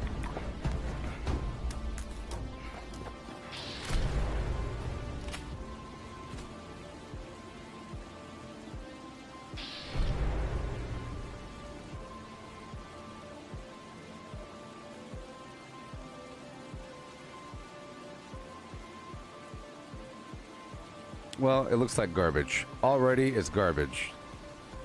The day before is an open world MMO set in a deadly post-pandemic America, overrun by flesh-hungry infected and survivors killing each other for food, weapons, and cars. You wake up alone in a world you no longer remember, setting out to find answers and the resources that you need to survive. So it's basically a bunch of unoriginal hacks. What if, no, hear me out now. What if we took the Division, okay, mixed it with something else? It's probably good, you know, whatever. It's probably garbage. You ever heard of these dudes? Nope. You ever heard of Mytona or Fantastic? Never heard of them. Never heard of them, and they're garbage, and they deserve to fail. They deserve to fail. It's trash, it sucks, and it's garbage. Visit the website. I will. Garbage. I don't like your face. I'm here into this is not Fortnite. It ain't Fallout 76, and it ain't Red Dead Redemption. It's not DayZ or The Division. Now, hear me out. Get this. What if we made a better version of DayZ, where it doesn't really suck? Mix it with The Division, and give the guy a cowboy hat.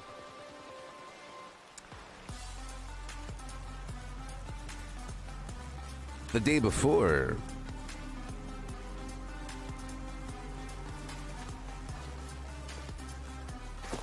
The day before.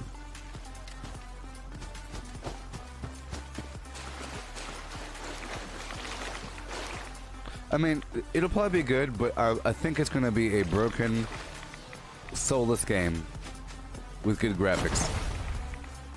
It's going to be a broken game, but everyone's going to ignore all the problems, and it's going to get all kinds of praise. It's going to get a million, kabillion leagues of play because it's made by some indie developer because I showed them support.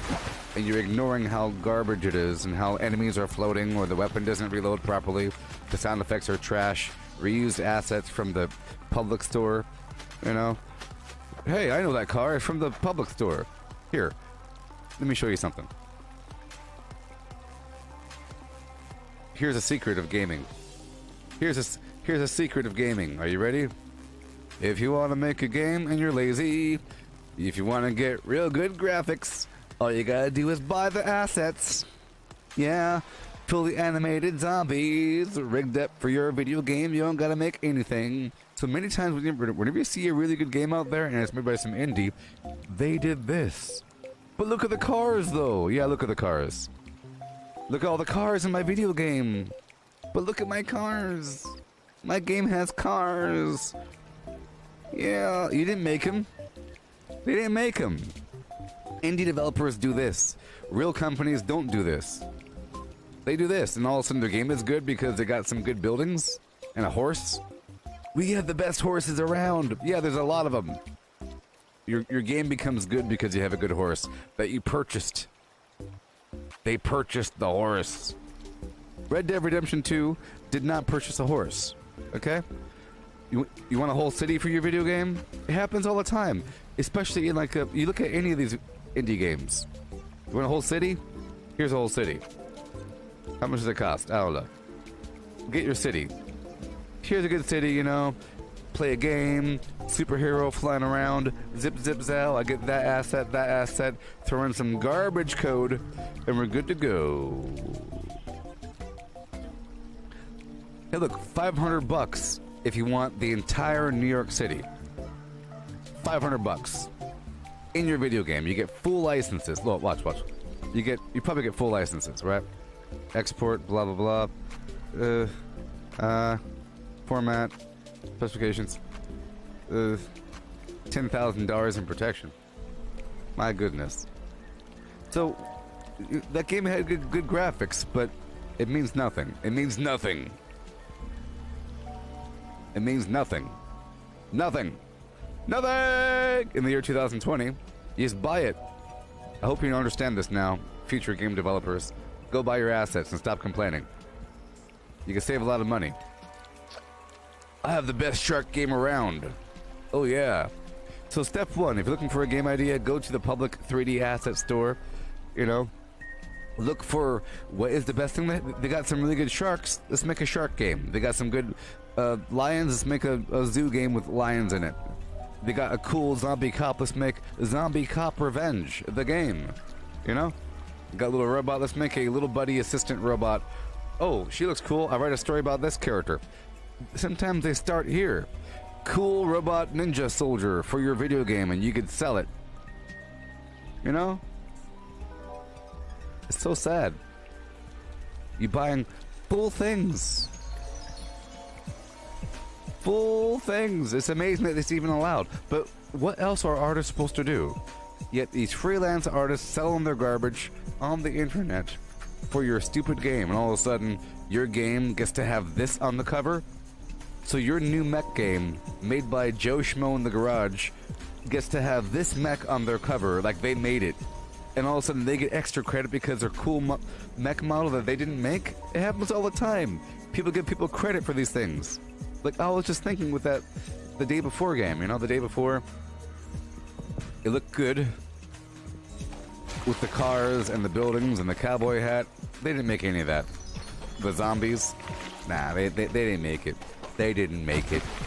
The snow, they imported that model for the snow from, but they got the good snow though. Look at that snow. They didn't make it. You think they made that snow? Nope.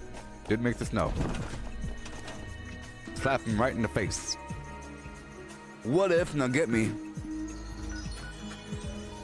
What if?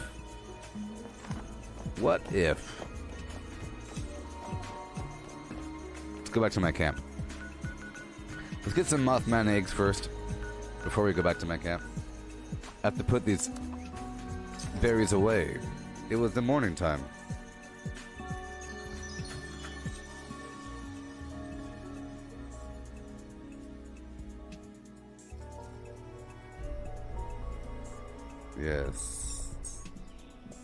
Yes, a good-looking game doesn't mean anything because, you know, well, it's sort of like me.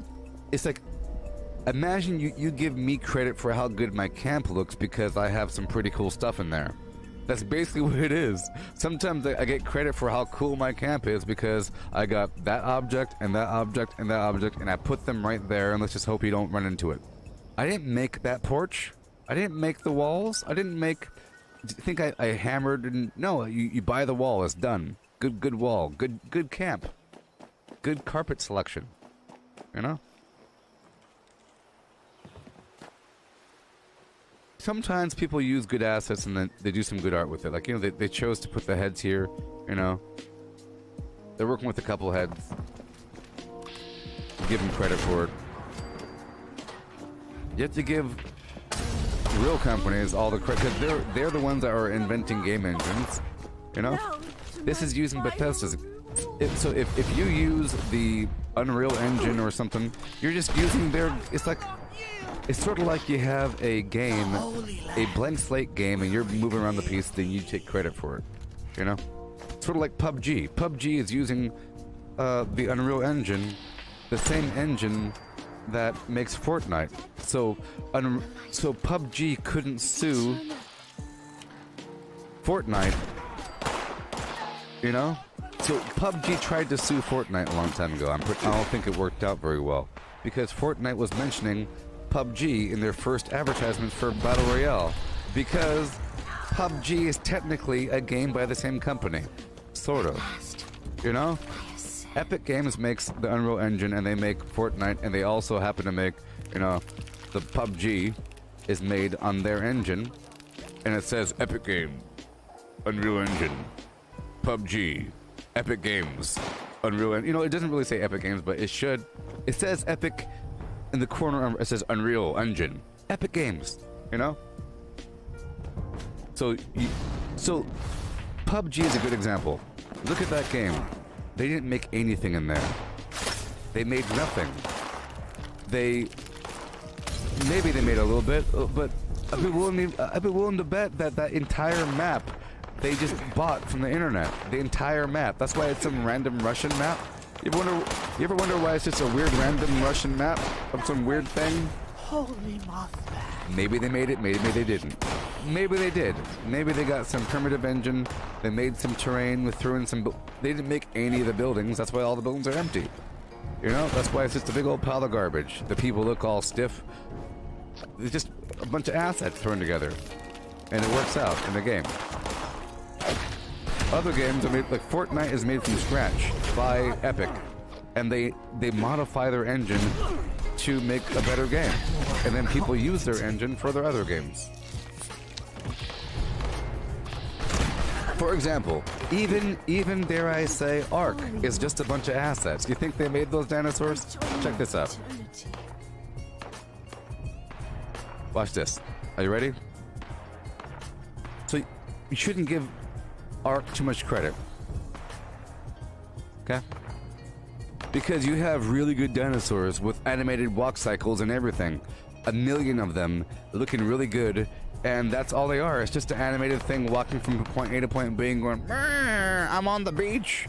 I'm a dinosaur and I cost $200. You could buy this feathered velociraptor for $200 and put it in your game and make money. You could say this is the realistic velociraptor shooting game. They come at you. Go get them. And that's all it is. You know? Bunch of people making dinosaurs. Buy the $2,000 dino pack. So what happened was a person saw this on the internet and said, you know what, I can make a game out of this. Yeah, I can make a game out of this. I'm gonna call it Ark. And they bought the pack for $2,000 and now they're rich. But that's how it works in the world, you know? Got the feathered thing and the thing and whatever. So don't give Ark any credit. Zero credit. Zero.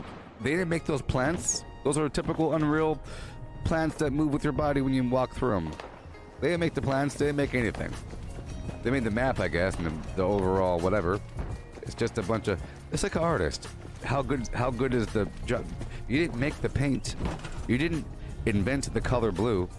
Back in the past, you had to figure out where to get the colors from, you know? That's a big part of it, but now you just buy the colors, throw them together.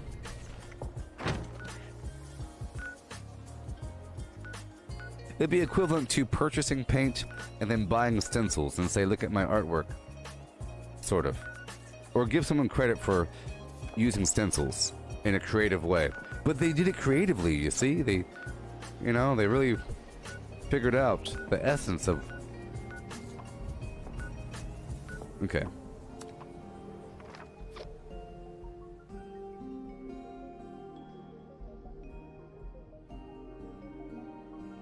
Will I give the day before a try on Steam? Yes. And mind you, I'm talking mad trash. But, you know. I'll give it a try. I like to try these things. And I was thinking about trying The Forest again. I played The Forest a long time ago. But after playing Ark for a bit, or after playing Grounded,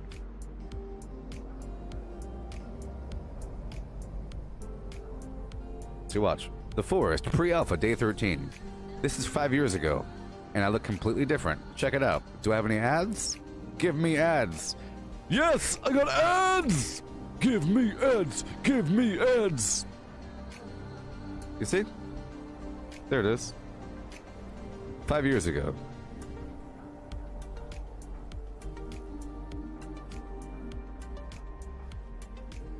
The Forest. Before I figure things out. I was some schmo in the corner doing schmo things. Look at that schmo. The schmo knows. It's pretty cool. You got this tarp here. You put your inventory is laid out on the ground in front of you. It's pretty awesome how this whole thing works. Got a lighter.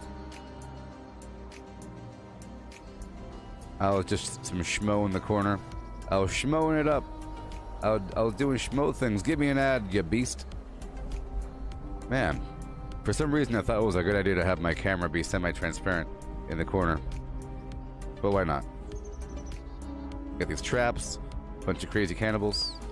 You know, pretty cool. Alrighty.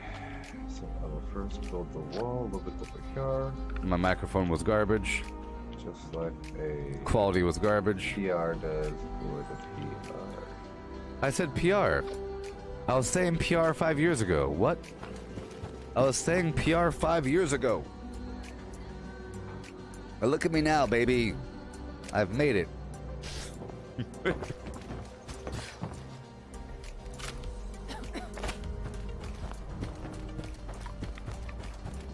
What's that, John? See, before I was just posting my... and I don't even think that was live. That probably wasn't even live. It was just a recorded What the heck is a John? video. It was just a recorded video. I didn't think it'd be possible to do a live thing. It'd be kind of weird, just sitting there in front of a camera the whole time. I thought it would be like claustrophobic and terrible. Equipment, the better.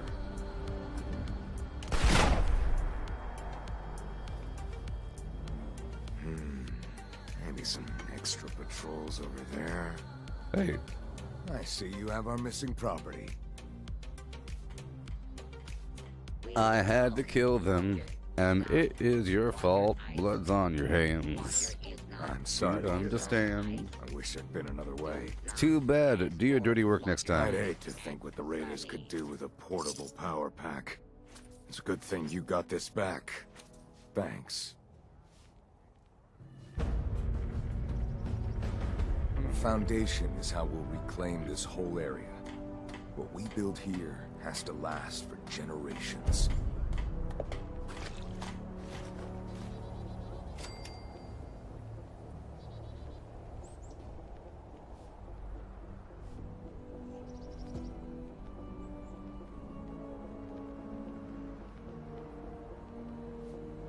Those detonators would have helped us put in a well at another community.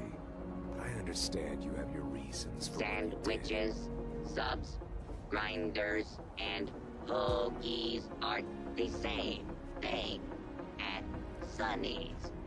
They are all ravioli. Afternoon.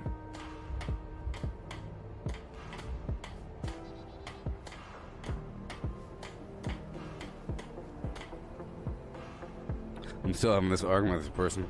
So, over here, in Twitterland, Foundation is I how said, we so your reclaim this whole area. person said, try hard should be over in that mode doing stuff. There's nothing skillful about wall spam or shotgun jumping. The real skill is winning without that broken BS.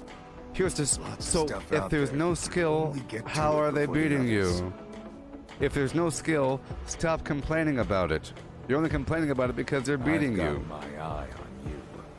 No offense. There's ways to counter shotgun jumping. It's called backing up a bit. Grinders and But- hoagies aren't the same See? thing at Too lazy, more like I'm not desperate. What do you mean not desperate? You don't like winning in video games? Get the heck. Why are you even playing?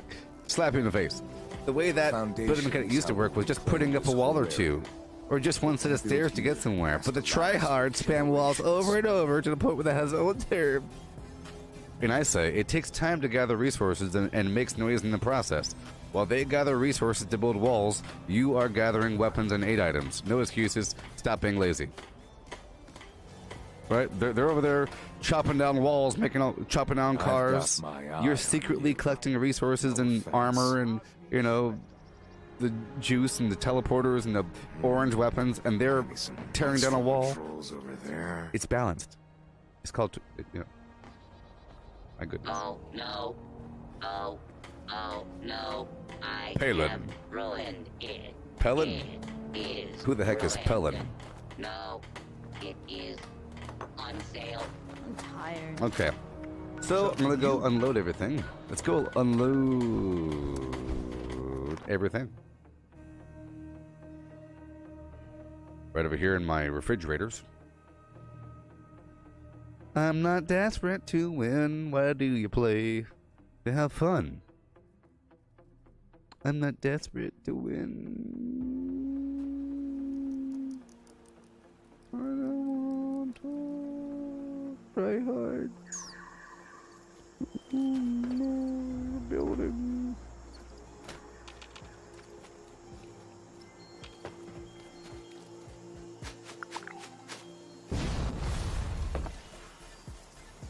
Okay, let's load up my refrigerators with all this croppage, because I can't make anything with it.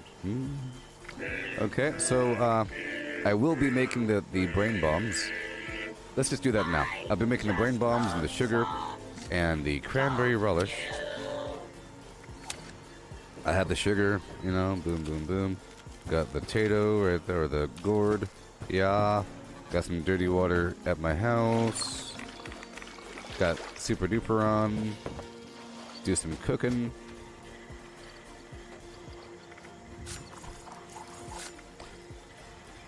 Hey Cortana, can you give me a shout out? I've got this for you on Can You Give Me a Shout Out?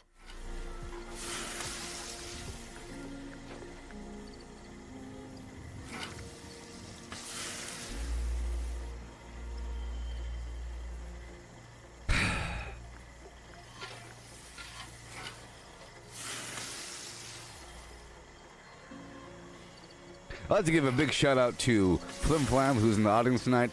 Everybody give a round of applause.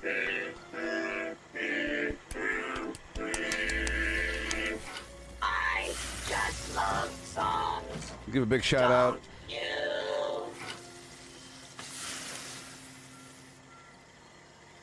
It's a short public acknowledgement of someone or something, especially by name, used to recognize someone in appreciation of them or something they did. They're given in public, like on the radio, during a live performance, on social media. Okay, okay. Hey there, Pelham. Hey, let's give a shout out to Pelham. Thanks to your shout out in the last post, I gained a ton of followers. What? Like that happens? How is shout out used in real life after this ad? I don't know. How is it? Shout out to the people giving out full-size chocolate bars. You're making dreams come true, baby. Shout out. Shout out to the people making... Oh, yeah. Thank you for helping people understand the definition of shout out.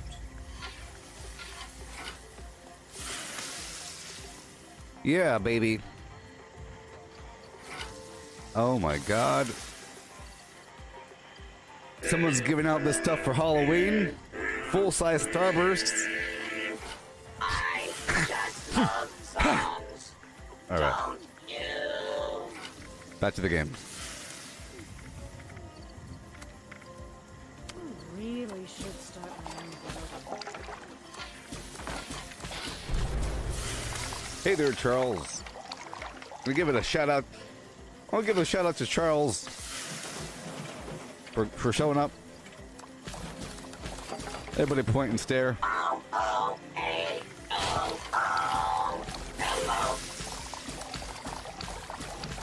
Shut up, robot.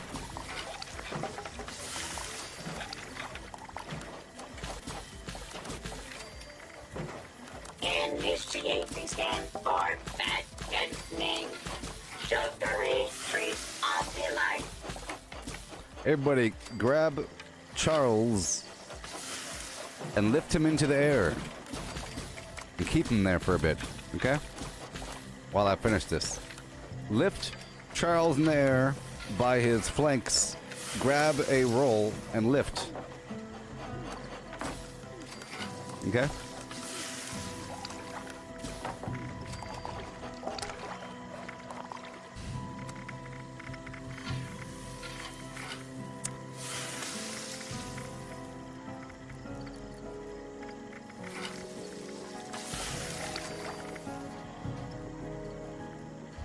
Well, well, well. Well, well, well. Let's just go over here for 5 seconds. Just love songs, don't you?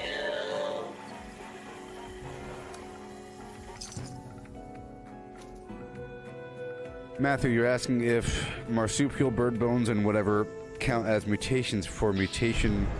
Yes. Yes. So if you have a mutant, so a mutant's weapon, a mutant's armor, it says if mutated, you do more or whatever. Yes. Mutants versus mutant slayers. Yeah. What is it, 25%? I don't know. But mutants.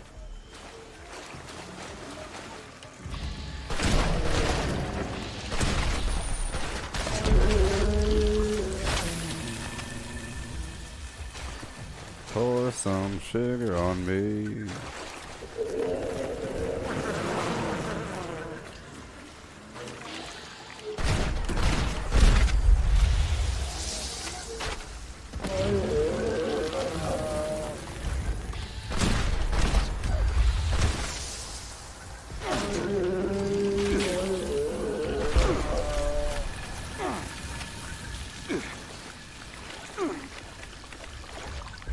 I'm hot, sticky, sweet, from my head to my feet, yeah. Puddin' doodin' doo doo. Puddin' doodin' doo doo. Yeah. Pour some sugar on me. You can't get enough. Alright, we got our cranberry. You're lazy. More like I'm not desperate to win. Psh, I'm not gonna try. Psh. Psh. So imagine you're playing soccer in the field, and people play soccer, American football. Oh, sorry, American soccer. European football. You're playing soccer in the field with a bunch of people, la la la la la la, with the whole neighborhood. But you don't want that one dude to show up because he's too good. He just can't help being good. He has to try so hard. I'm happy if I kick the ball in the right direction. Everyone's laughing, having a good old time. You know, oh, you missed. Oh no, get the ball back. Hey, can I get the ball back? Thank you. Oh, boy. Hey, can I get the ball back? Thank you. Because you kick it the wrong direction. Oh, no. This dude comes out here going, you know, this is juggling, bouncing on his chest and everything. Pow, pow, pow, pow, pow, pow. Do it like a bicycle kick. Plow. Well.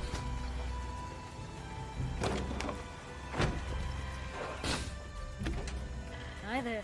They should be honored to play with the guy. Oh, dude, that dude's coming. He's the guy that bounces the ball on his back. Pretty awesome. Watch. Hey, do that one thing. Wow.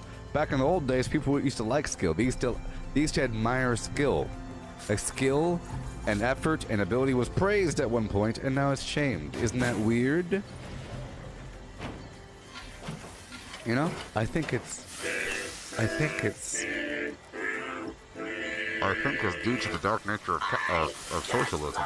I think it's due to communism, propaganda. I think it's an anti-capitalistic move to shame effort and ability. You know? Don't you think? If you say, if you're better than somebody else, you're evil, isn't that like a bad thing? If you're better, you're evil. Stop it. Alright, moving on.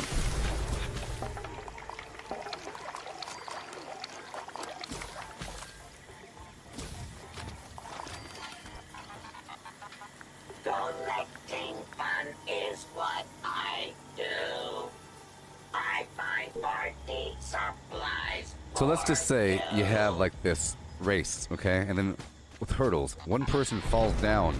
Oh, I'm not sure that. some loser that knows that they can't win will stop and help out the person that got injured. The person that knows that they could win, they're just going to keep on running and get the gold medal. The person that stopped to help the person out is going to shame the person that ran by.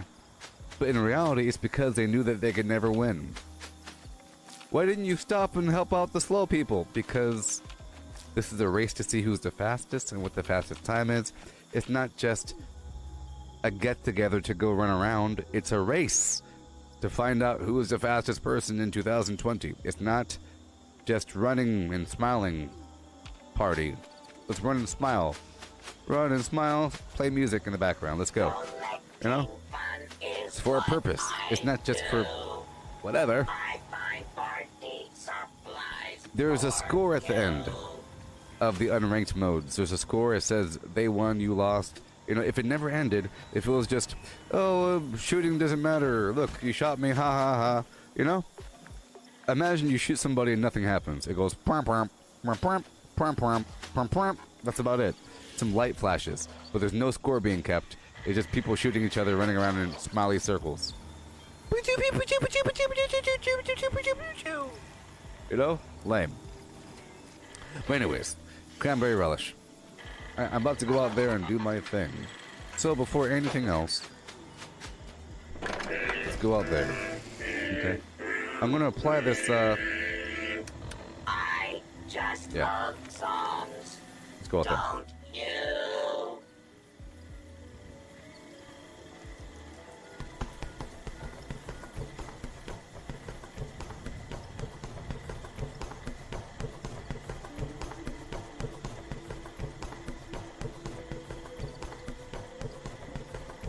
Look, there's a consequence. It means that nothing ever improves. Okay? It means that nothing ever improves. Alright? Let's say you have an art contest where there is no winner, but you're supposed to praise each artist for their own work. But some obviously tried more than others. Okay? One person said, what, art? I don't care about art. Fine. Another person says, art? Oh, I love art. I'm gonna put my soul on this page. I hope they like it. He gets to the art show, and they praise the garbage, and they shame the person that tried, which means you should never try or care about anything.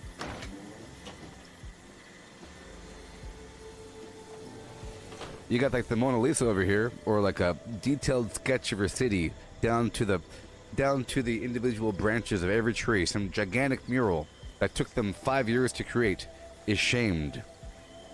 What are they trying to prove? What about my son?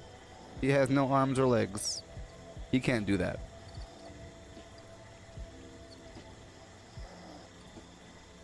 I don't have anything, Matthew. You're muted for 15 minutes. For being an idiot. You stupid moron. Love songs. Don't you? I'm leaving the world. Can't play with idiots.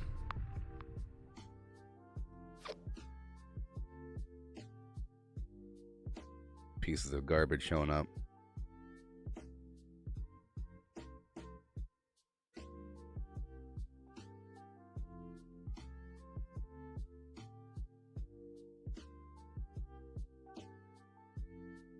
Yeah.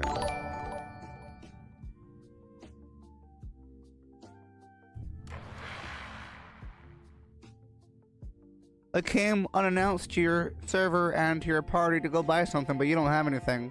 Yeah, go flim flam yourself.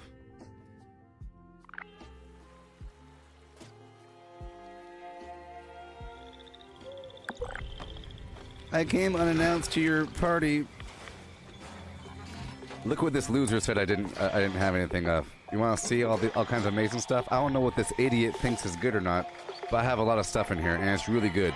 This moron, 2-shot explosive 50 cal, this pathetic loser over here. Look at this. I have a lot of good stuff in here. I'm sorry if you're an idiot. I'm sorry if my bloodied faster swing speed melee weapons aren't good enough for your stupid head. You moron. You dumb idiot. Get out of here. I thought you didn't like this game. I thought you were trying to get yourself to play it again. Trying to find a reason.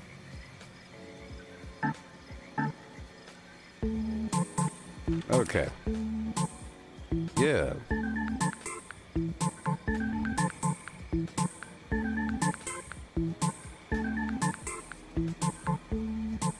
Well, I don't have any legacies or hacked weapons. Is that why? I do. I find party supplies for Okay. you. I don't have any armor for sale. I have a lot of weapons. Watch your language next time, chump. And bad things won't happen to you. Okay, well, I'll be right back. We'll be doing our amazing XP run. Look at this picture.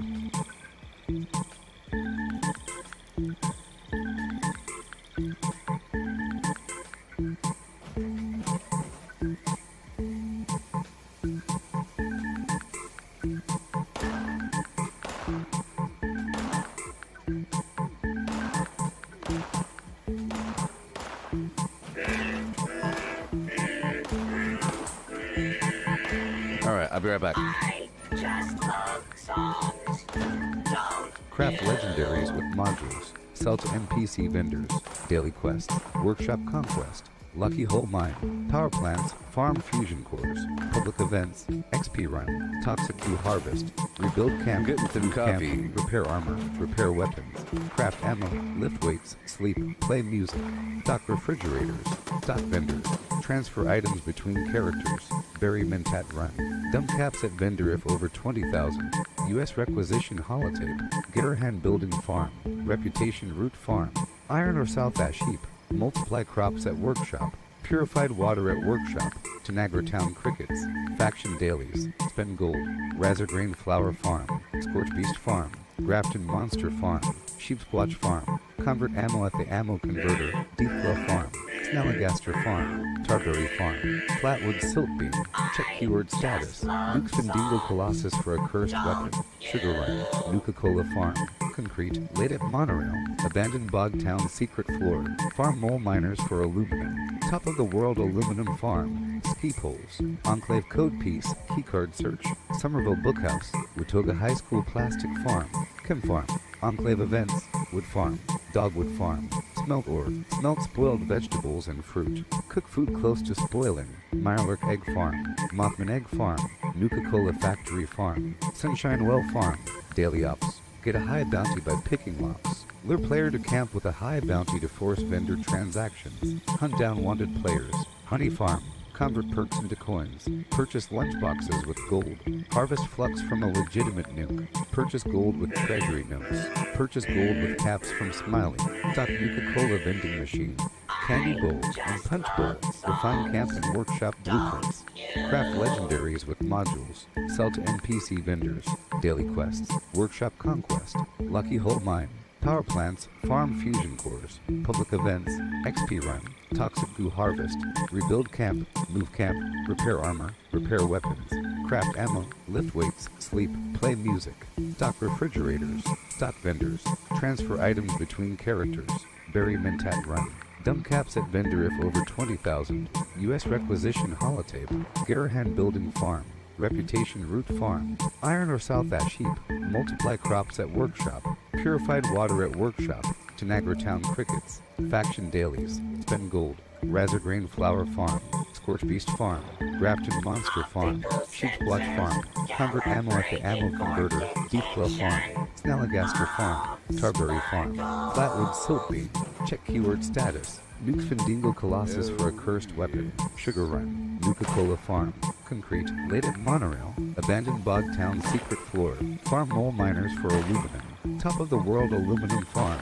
Ski poles. Enclave code piece. Keycard search. Somerville Bookhouse. Watoga High School plastic farm. Chem farm. Enclave events. Wood farm. Dogwood farm. Smelt ore. Smelt spoiled vegetables and fruit. Cook food close to spoiling. Mirelurk egg farm. Mothman egg farm. Nuka-Cola factory farm. Sunshine Well farm. Daily ops. Get a high bounty by picking locks. Lure player to camp with a high bounty to force vendor transactions. Hunt down wanted players.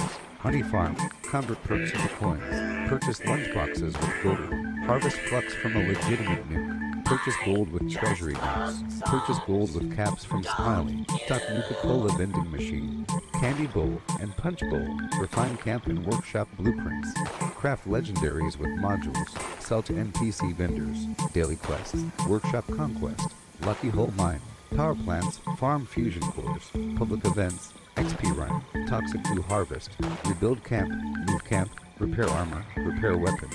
Craft ammo, lift weights, sleep, play music, stock refrigerators, stock vendors, transfer items between characters, bury Mentat run, dump caps at vendor if over 20,000, U.S. requisition holotape, Garahan building farm, reputation root farm, iron or south ash heap, multiply crops at workshop, purified water at workshop, Tanagra town crickets, faction dailies, spend gold, Razor Drain flower farm, Scorch Beast farm, Grafton Monster Farm, Sheep Squatch Farm, Convert Ammo at the Ammo Converter, Deepclaw Farm, Snalligaster Farm, Tarberry Farm, Flatwood Silt Beam, check keyword status, Nuke Findingo Colossus for a cursed weapon, Sugar Run, Nuka-Cola Farm, Concrete, Late at Monorail, Abandoned Bog Town Secret Floor, Farm Mole Miners for aluminum, Top of the World. Yeah. All over, my heart's in a whirl. I love my calendar girl every day. Most of the days. Most of the time. I just love songs, don't you? Okay. So, I'm going out there, and I'm doing what I have to do. Okay? Adrenaline.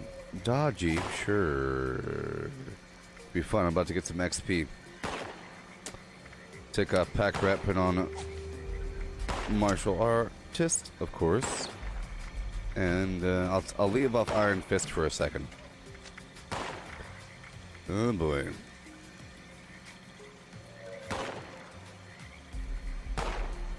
Okay, I'm gonna take off a couple things here. I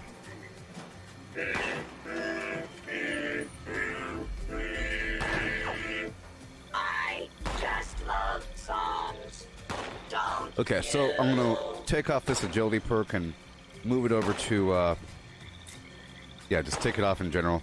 I have to get rid of something really quick, so let's do that now. Modify some perky poos after I kill this dude who's very, very, very annoying.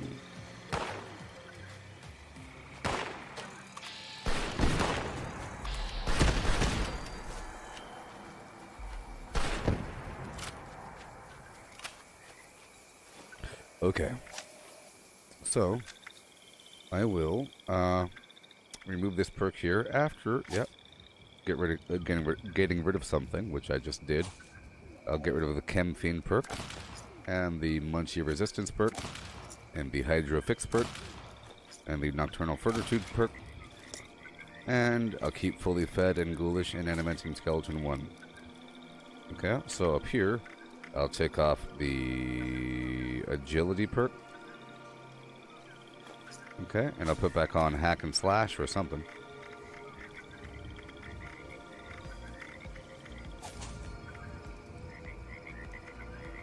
What? No. Okay, good. Phew. I almost wasted another perk.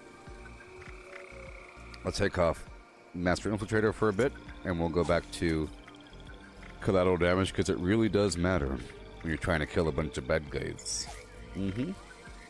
Everything else is fine. Okay. But I lost the Dodgy, which is fine. Escape Artist, Enforcer, blah, blah, blah. Everything else is okay. Let's eat a bunch of foods now. Or whatever. Brain Bomb and Cranberry Relish. I'll put my other Cranberry Relish in the box. Okay. In the box it goes. I have one more Brain Bomb for later. I don't know if it'll last though. Okay. I'm at 403 out of 412. Don't know about that one. I got a bunch of garbage on me as well. We have to figure that one out. It will be in just a bit. I have to break down the weapons that are currently on me. It'll be fine in just a bit. I also need that heart wrencher weapon on me. Okay.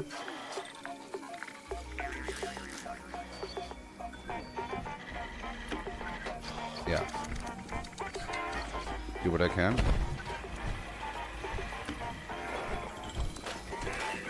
Hopefully this person buys from me, even though I'm at 14,000 caps.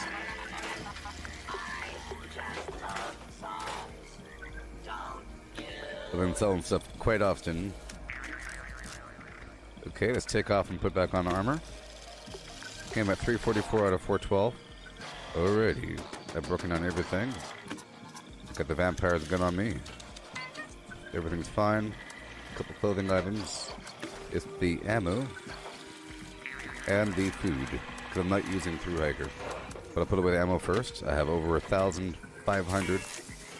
2mm, which is okay. Put everything away, including the missiles. Yep. Yep. Mod here, mod there. I'll put away all these. Oh, wait a minute. I'll get rid of all this garbage. Besides the quills, I'd like to save them over time. None of these plans are important besides a couple. Perhaps. I'll get rid of the rest. Okay. Sort by weight here with miscellaneous. 8 items. I'll put away everything. Let's sort by nothing. I'll sort by nothing. Okay. Antibiotics, blood pack, buff out, cure, fury, everything about to be chewed upon. Come on. I don't know how brain bombs got their name, but I'm gonna make a bet. Okay.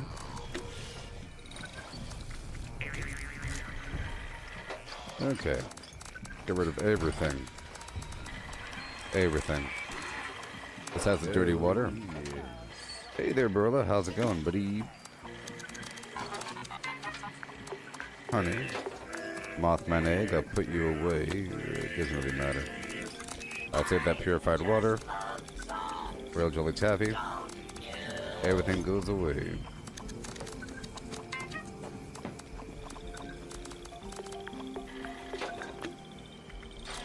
Awesome.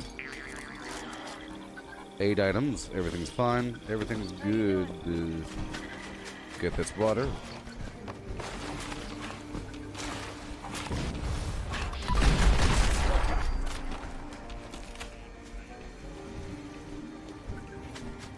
Alright. Peruse my wares. Spend your money.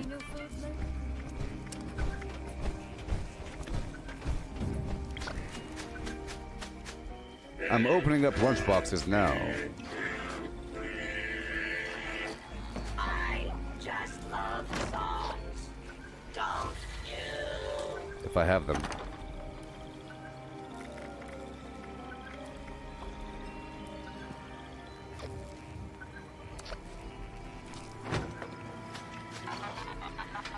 It's the lunchbox time.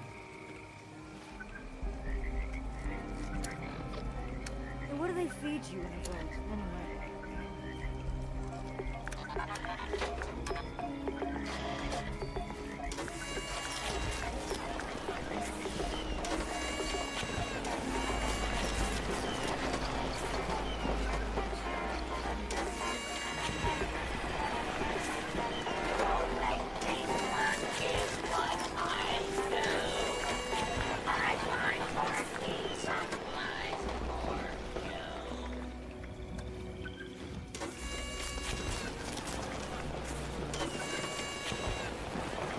Alright.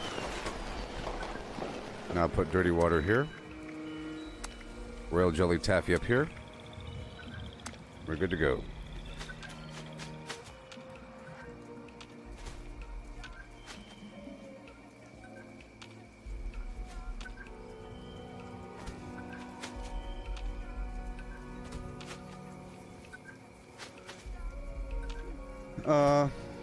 Well, Damien, no. The Adam guy wasn't a troll. He was... Read what he said again. It's not that grammatically incorrect. He wrote shot instead of sheet. Okay? You know, he said, guy's dumb. If been around long enough, you know that Goob is sensitive and don't play no shot. Have a good stream, bro. Gonna grind myself. He was talking about somebody else. It wasn't too bad. I overreacted. Sort of joking, but sometimes I have to joke like that. No, someone came to my world and then looked at my vendor and said I was going to buy something, but you're not selling anything. Or something like that. I said, how dare you make fun of my stock? I got all kinds of good stuff. Look at this. You big old pile of garbage brain person making fun of what I have for sale. You know? And, so there you go. That's all. They're just referring to that.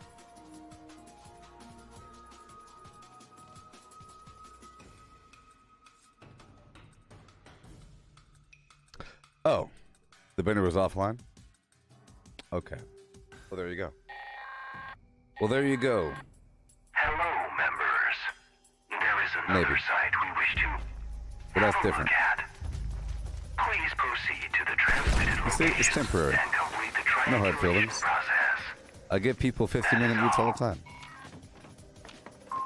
Connection established. It's the worst thing I could do to you. Temporarily. Additional connections required. You know what I mean?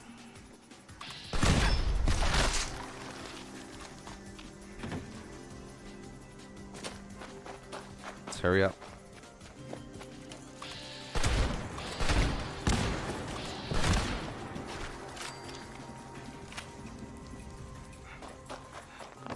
Well, it's sort of a double whammy, okay?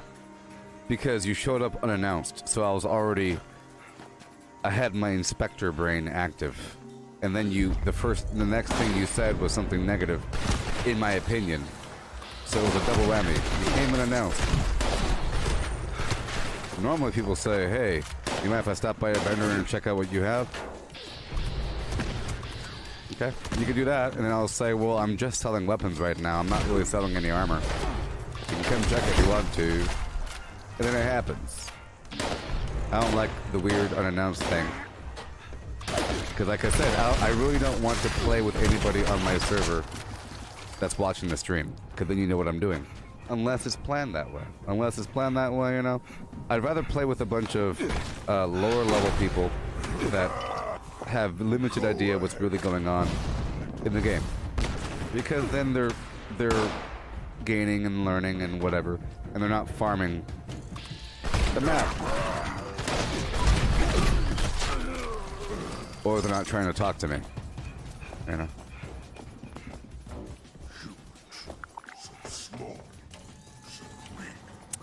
I just can't guarantee that the areas that I'm about to go to aren't being currently farmed, and the second I see it, I want to change the server. The second I see, well, so-and-so's at West Tech, it's time for me to quit this entire game. You know? Like, for example, there's this person here that was over at West Tech a second ago. But if that happened to be a person that I know... So, for example, if I look at West Tech and there's someone farming there, at this exact time, I will get mad at them saying, didn't you hear me say that I was about to go do a farming run? Didn't you see me prepare? I just slept, I ate foods, I had my lunchbox, and now you're in my server unannounced and you're farming in my route. You see, it's a bad thing. You know what I mean? In that context. Other context is fine.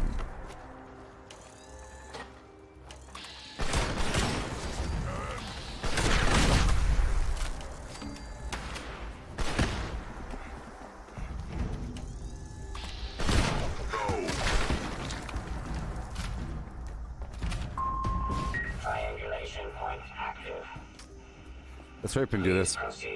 This is a vague waste of time, but it's sort of like an inside-out West Tech if there's mutants here, and there are, so we're actually in luck. Initiating surveillance process. Scanning. Survey complete. Resource graph. Localized. Please clear the area. Yeah. I'll get really, really mad. Super mad. Usually the excuse might be, oh, I didn't notice I stopped watching for a bit. So you decided to stop watching the stream but still hang out on my server? Even worse. See, there's nothing you can say that could ever make it good. If you happen to do that. It's happened before, I think. Terrible.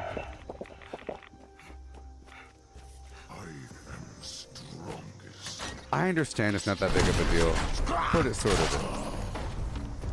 Because in any other context, it'd be fine. There's a bunch of spots to farm, but there really aren't. You know? There really aren't. Like, if there's a person over there at the White Spring Golf Club, now that's like 15,000 XP. Some crazy amount of XP.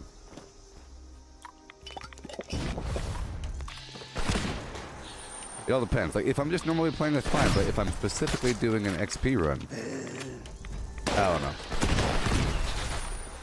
See, there's no malice behind it, but it's sort of inconsiderate.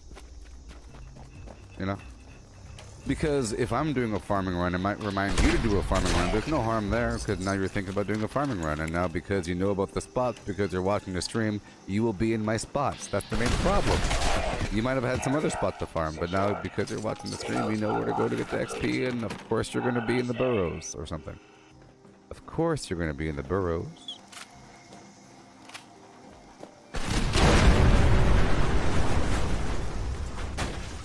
But yes, I'm trying to level up.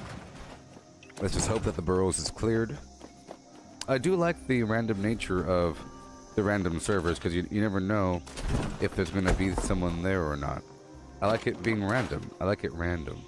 That's why I don't like specifically. I do it every so often where a person says, hey, can I buy that thing? And then they come into the server just to buy that thing. That's basically a trade. It's not as random. I like to have a random person buy my random garbage.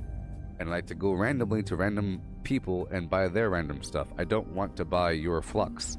I'd rather buy a random stranger's flux. You know what I mean? People have offered to sell me flux because I needed it. I'd rather find it magically from some random vendor than to get it on tap whenever I want it by asking for it. Asking for things. I'm about to leave the server. There was a person at West Tech.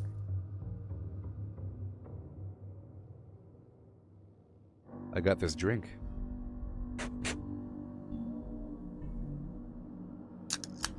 We're about to get crunk.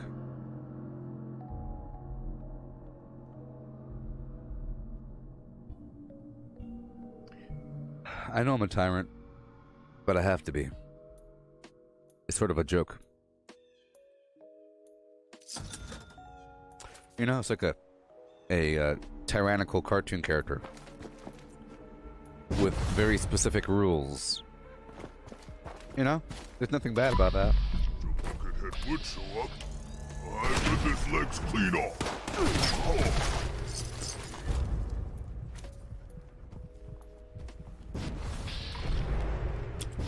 Yeah.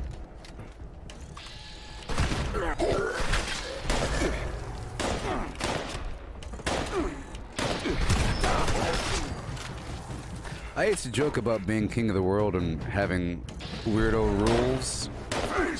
You make it so that everybody has to eat their Oreos open-faced, and nobody is allowed to eat peanut butter anymore, and gum chewing is banned, and, you know, a bunch of weird rules. Well, I think it's true.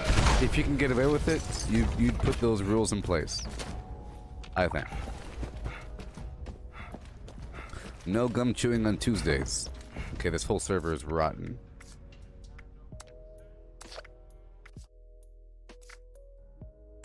No gum chewing on Tuesdays while facing east. You must face west, or it has to be a day besides Tuesday. Tuesday. Yeah. Don't be so lazy now.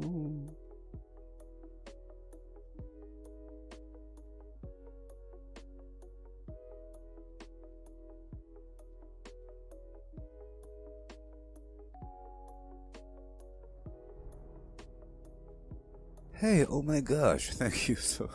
Hey, Jimmy James. Thank you. Thank you. I love your sandwiches.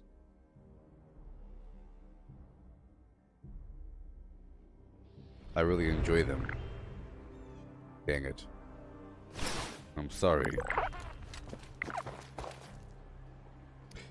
You're looking for a bloodied weapon like a death claw?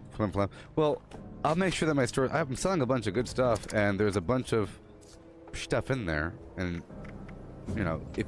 I thought you were looking at my inventory and calling it all trash. That's what I was sort of mad at. I thought you looked at my entire inventory and said I'm not selling anything. No, I'm selling some good stuff. If the store is darn open. It should be open. Maybe it's damaged. There's a person just looking at my darn store. Maybe it had that weird loading bug or something. I think my power is repaired and everything. Oh no. They're all level 50. This is what happens whenever you server hop.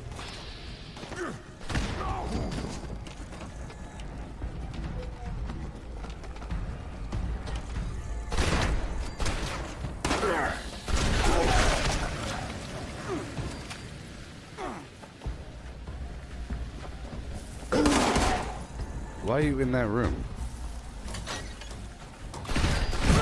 Don't you hate when they like are like overlapping the door and you can't open the door because you're clicking on them because they're like merged into it?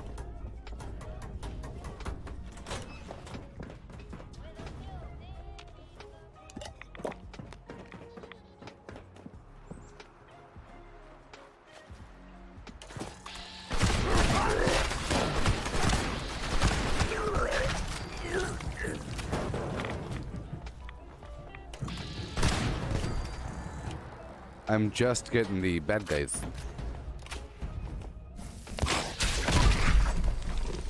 Okay, let's make sure that my jetpack is visible. You know what I mean? It's like a bug you have to unequip and re-equip. Okay, I'm sprinting down to West Tech. And I should be fine in terms of my AP if I... Well, I took off Dodgy. Well, there goes my whole task. Took off Dodgy. In exchange for what? LPC. P. L.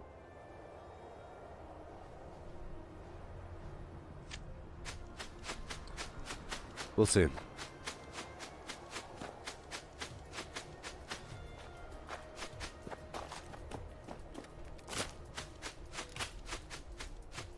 Here we go. Peter Dinklage. Rock steady. Let's lower it down a bit. You know what? Let's increase my survivability. I'm going to take off Grimmy for sprint and put on Ricochet.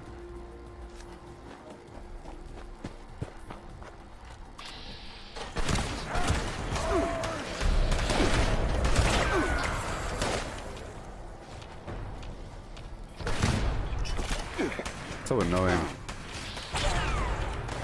Alright, hurry up.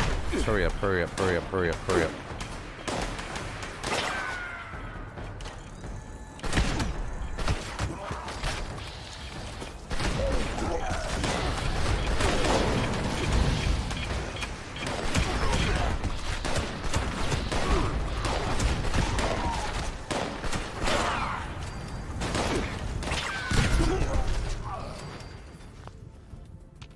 Okay.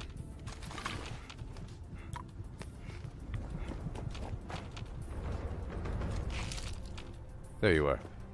Oh, looking for the legendary? One of them was legendary. I don't think I have a legendary Deathclaw, but I have a lot of bloodied, faster swing speed melee weapons.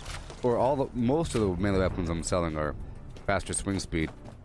I might be selling a power fist, but I think I just sold one. Yeah, I don't think I'm selling many fist weapons. I might be selling bloody knuckles, but I don't think I am. I have some on my other character. I might have a death claw on my other character.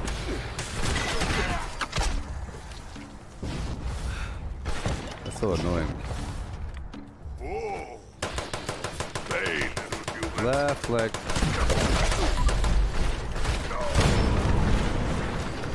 Gotta hurry up.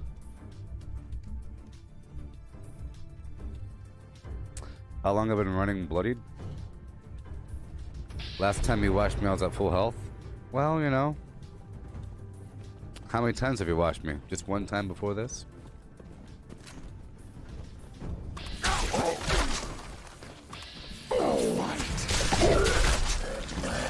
Most of my gameplay have been bloodied.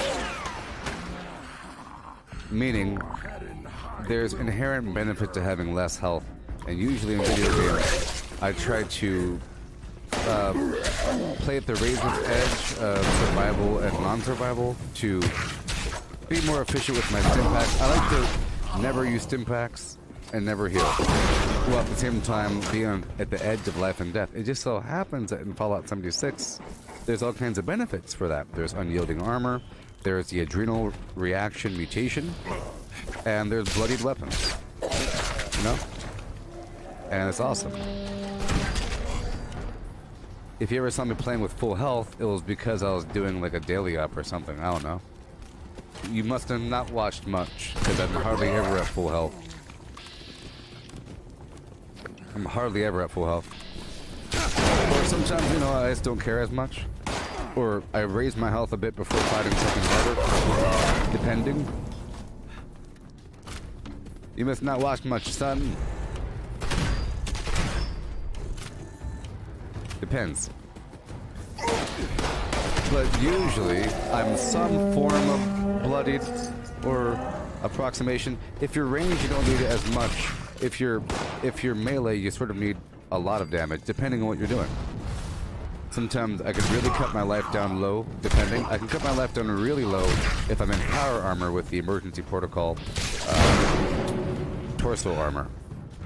But if you're doing XP farming, you have to have unyielding armor, and that equals bloodied.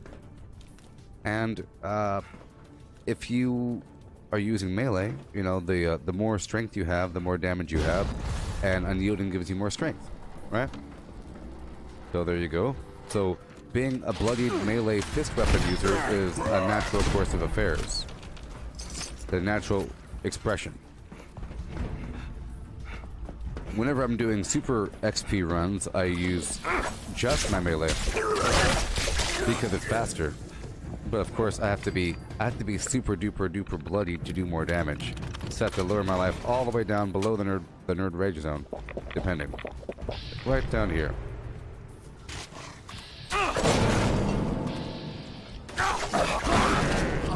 Yeah, there's many things. So, for example, nerd rage gives you additional AP regen when you're in that zone. It's not just defense and more damage, it's more AP regen. And of course, having just more stats equals higher AP pool with the agility, more HP, well, not with the endurance, but you know, carry weight, more accuracy with the perception, more criticals with the luck. So it all works out. It's just scary, and it's not as viable for PvP. You know? It's pretty dangerous to be a bloodied build in PvP because you don't have that much reaction time.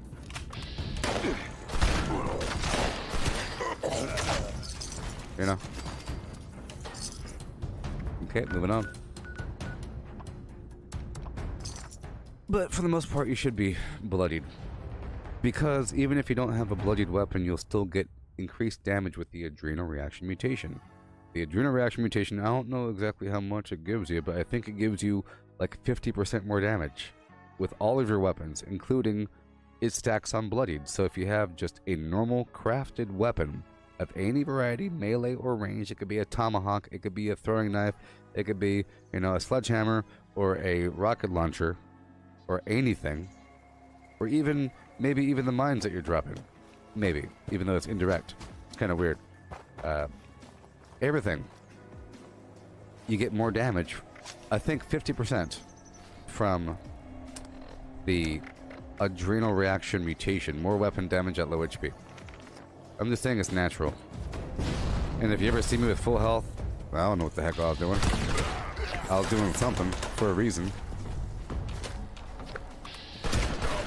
but there's not much reason. It's just that sometimes you don't need to have all the damage in the world. Like for a daily up, I don't need to be super bloodied because I'm not doing a daily up for the XP. You know, I don't need extra carry weight. I just need enough damage, and if I do have enough damage, I don't need to have my life that low.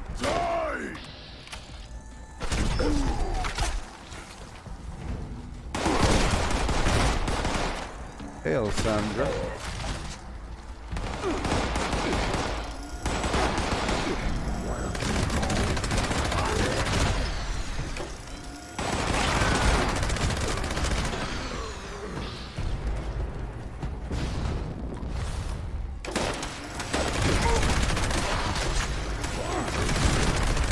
Like, for example, this right here is a vampire's faster fire rate.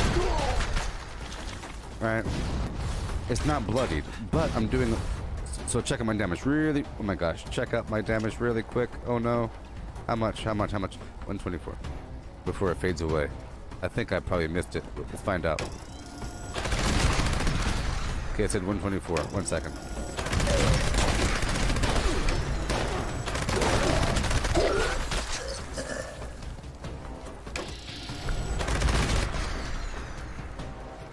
Okay, so right here it says 124, okay? 1 second. Let's wait for this adrenal reaction to go away. Or let's wait for the adrenaline to go away, because I have the stacked damage with these kills. If it is active. Is it active? It is active, okay. Let's wait a second.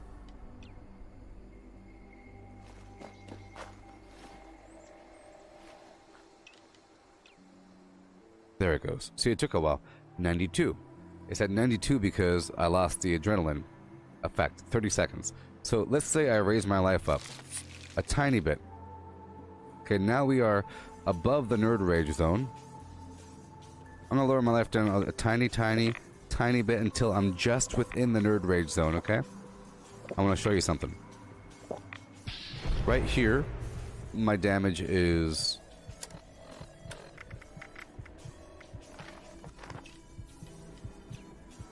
$92. Okay, so if I raise my life, 76. Okay, and it's just a little bit over. That's because of the extra damage from the nerd rage. But so right now I'm outside of nerd rage. So let's see what my life is, what the damage is like with this non-bloodied weapon with full health. It was 76. So 76 is without nerd rage, at minimal life, and with full life, 46. So with all those buffs, I got up to 124, and if I were using Bloody Mess, it'll be 50% more than that. It's a huge difference. As long as, so what happens is, my goal is to kill 6 things, and then I swap over to this weapon. Because by that point, I've already built up the extra damage. Yes. Right? Big difference. Yeah, it's been pretty quiet. Right? Yeah. Now let's go out there and get more dirty water. Oh, yes. Yeah. Yeah.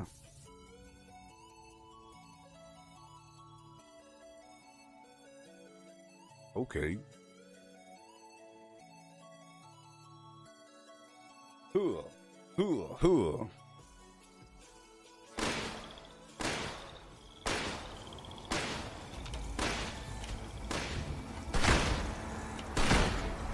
What? Oh. I'm gonna run this way really quick. I have to get some dirty water. Alright. I have to lower my life. It's a big deal. So the same is true even more so with my shotgun here. So let's just start off with full health. Just so you can see. At full health, the stupid shotgun is probably trash. Well, it's not that much trash. So 454, right? With full health.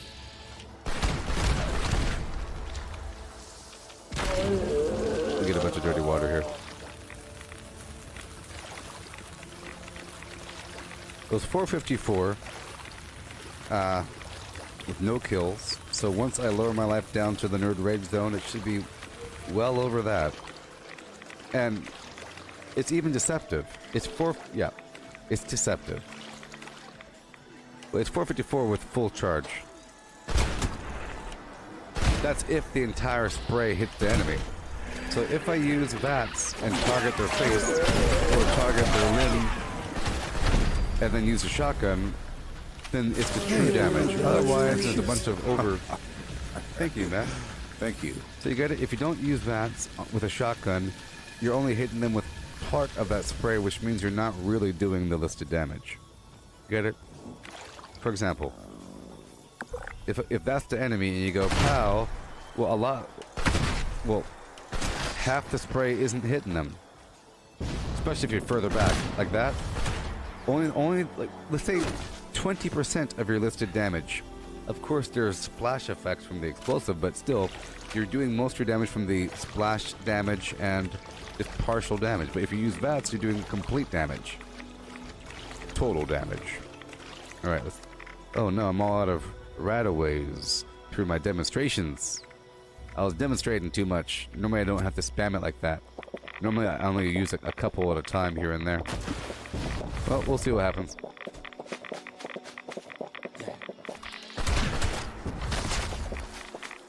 Every kill will build up my flim flam. Remember, it was 454.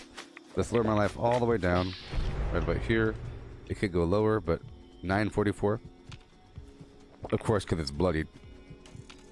And because of the adrenal reaction. But it'll increase once I kill 6 things. That's 1 or whatever.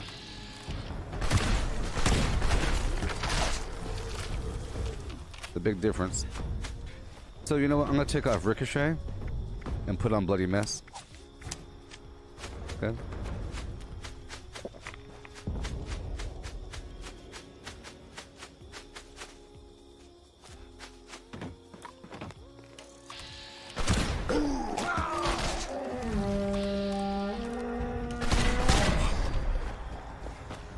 Okay. Let's just not get lit up too much.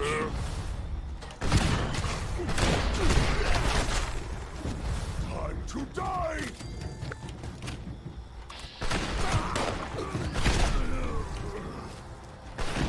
All right. Yeah, see, 11:59, right?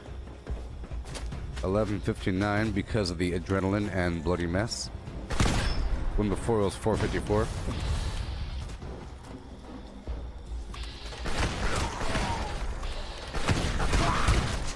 So, yeah, 11:59. Let's see if I can get it lower than that or higher than that if I bring it all the way down. 11:74. But now it's very dangerous. You see, it's a risk-reward system. Very little wiggle room, right? So 11:74 versus 4:54.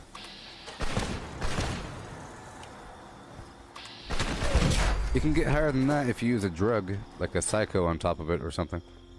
You know? But that's without the shotgunner perks. I think I'm using shotgunner 1 only because of how my perks are laid out. But you don't need to have shotgunner, master shotgunner, and expert shotgunner. You could, and then you could do with some crazy. You could do like 4,000 damage. I don't know. You could do a lot if you chose to. But you don't need to, I guess.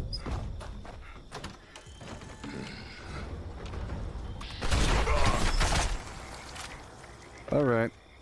Let's move right on down to the General Stack House that sells steaks. Hey there, Steve.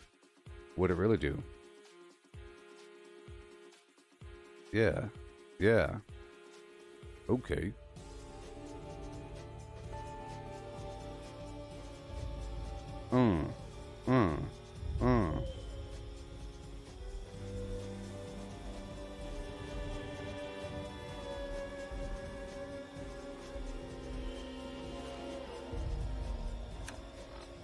Okay. let's rock and roll. It's very rough right now. I'll put an emergency right away up on the bar, but let's just hope I don't die. But I might. The way I won't die is by killing them first. You know, that's how you don't die. Target acquired. Nice outfit. Really? I had no idea that they smell.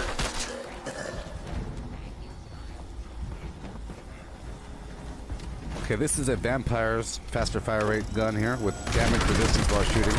So I should, in theory, be immortal.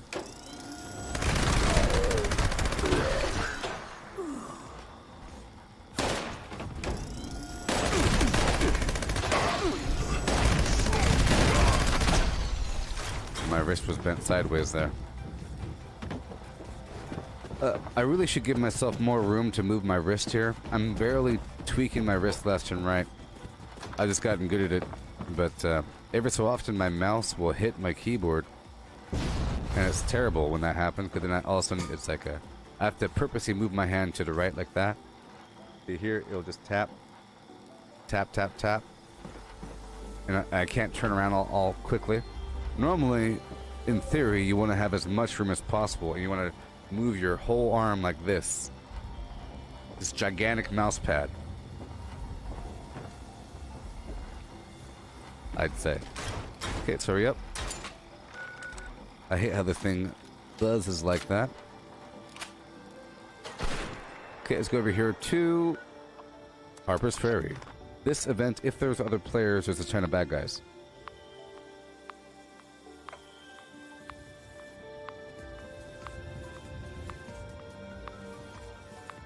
Yeah.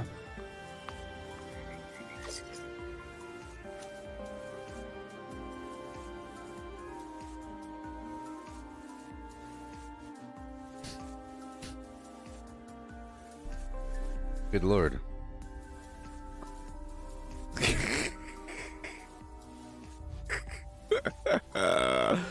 You're not supposed to say the C word. You know what's funny? You know what's funny? I just saw, or I was just listening to a George Carlin thing on YouTube, like one of his monologues, talking about politically correct and blah blah blah, and he went into a big old long thing about the C word, about why not. You said they're blah blah. Like for example, Jesus healed the C words. You know, it's a word that's used, but now you can't say it. You gotta say something else. But this person was using that word. They were just throwing around that word like it was no big deal. And I was like, whoa, you're using the word. Jeez.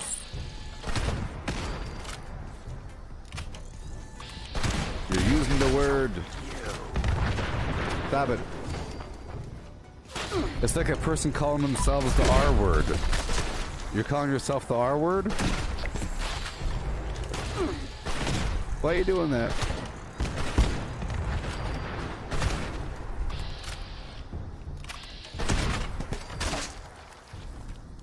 Alright. See, a bunch of bad guys.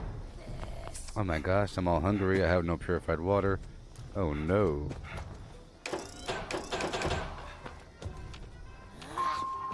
I'll fix that in just a bit.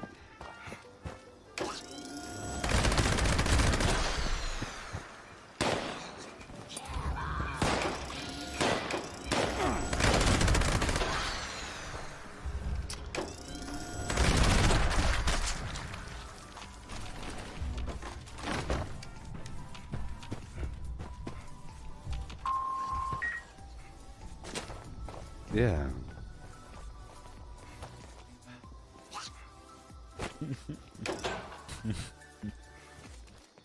I'm the least sexiest person you ever heard about. Oh, good lord. That should be my tagline. Gooboberti, the least sexiest person you know. You'll ever want to know.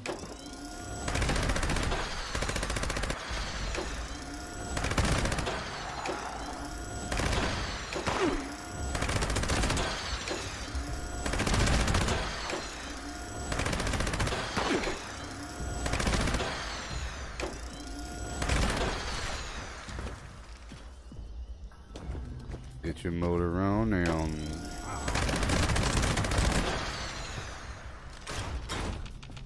All up on the highways, plural. Alright, let's go.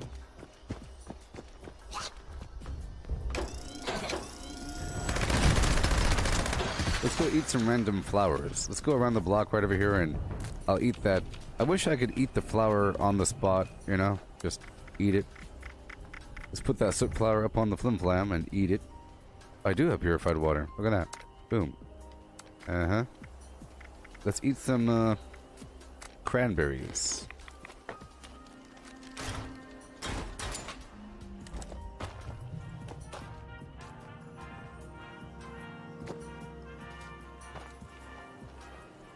Yeah, but I think whenever you're done, so I'd say if you're not, so how about this? If you're melee, you might want to be bloodied because you do more damage. If you're ranged, it doesn't really matter. If you have enough good items, it really doesn't matter if you know what you're doing. You don't need to be bloodied if you have Exploding Fist 5 or something. You know what I mean? Or whatever the heck it is. Eventually, you don't need to farm for XP once you have all of the legendary perks. Eventually, you don't really need a full set of unyielding. See, unyielding also helps, I forgot to mention, if you really want to have a good deal with the vendor, and you're buying something very expensive, like a mutation serum, you want to put on a full set of unyielding. Preferably a full set of unyielding with +1 charisma per item. Just for vendors. XP should be full set of unyielding with +1 intelligence. Yeah, so for high value vendor sales, unyielding is nice as well. Temperature approaching unsafe levels. Action required. Attention. Temperature spike detected. User support requested. You know. Temperature anomaly corrected. Resuming remote connection. Are we good? No, we're not. Yeah. But once you're done with all that, it doesn't really matter. You know? Like, I don't really need to use a great mentat or the hard bargain perk or use charisma food, alcohol, or use a sweet roll, or use unyielding with low health. I don't really need to because usually I'm only doing the vendor to get rid of my money. I'm trying to get rid of my money. I'm not trying to buy something expensive. If I was trying to buy something expensive and I didn't have the money, of course I'd be trying to lower the price as much as possible. But I'm done with all that. System orientation. I have graduated. Signal broadcast active. Target locked.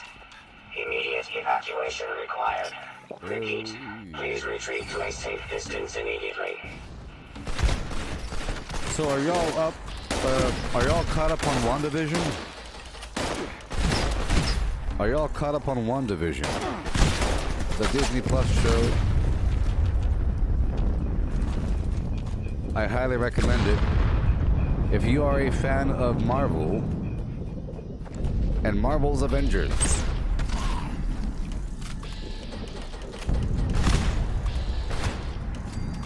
Well, I'll say this.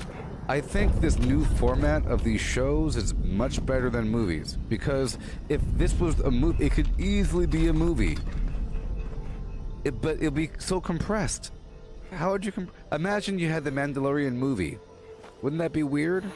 Orbital strike complete. You'd have a couple action scenes, some conversation, it's over. Authorized. Wouldn't that be weird? If you had like a 2-hour movie, an hour-and-a-half movie, when each episode is like an hour long? Or half an hour, you know, whatever. I think the show format is better as long as it has super-duper awesome production value.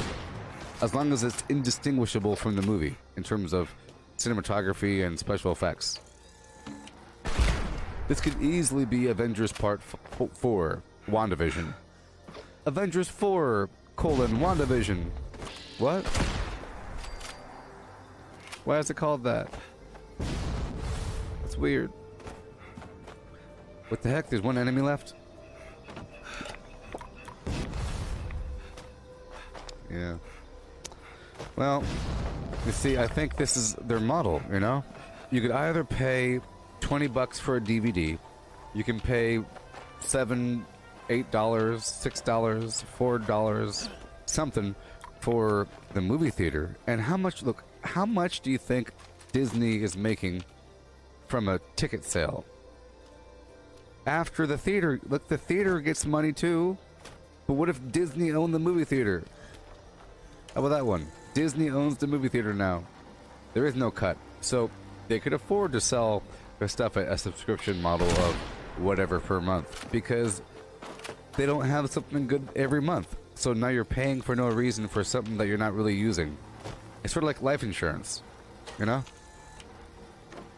It's almost exactly like life insurance. Right?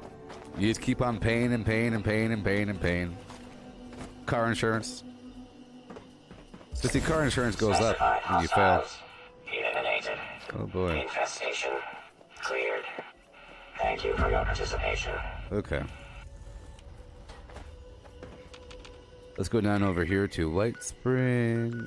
Down to the DMV. Right? Yeah. I don't want to spoil it for you. The show. It's really good.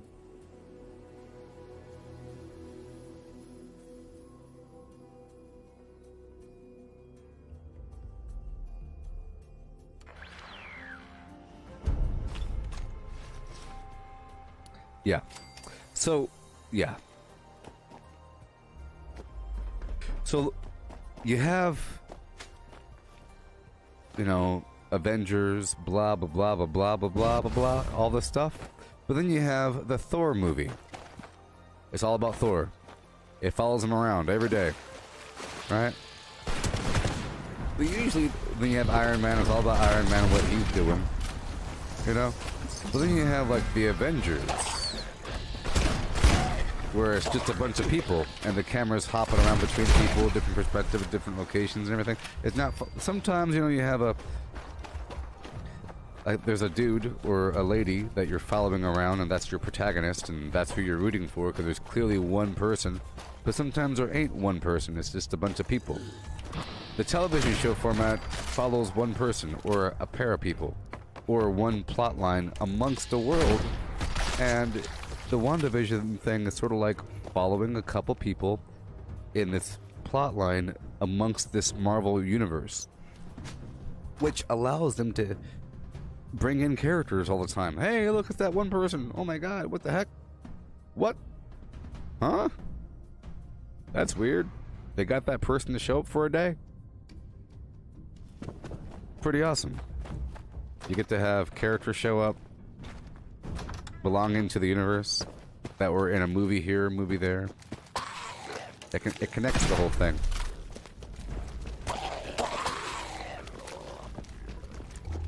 You know?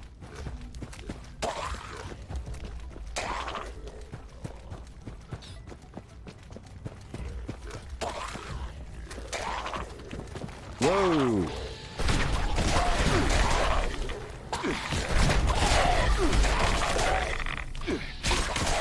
You know, it'd be more effective if I use my fists here, because I put those perks back on.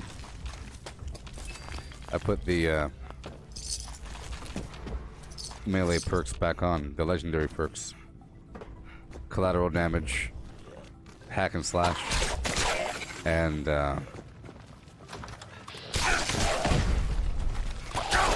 exploding fist palm thing.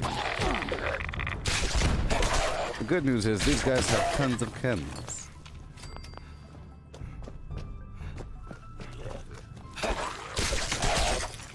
I don't know how much more time we have.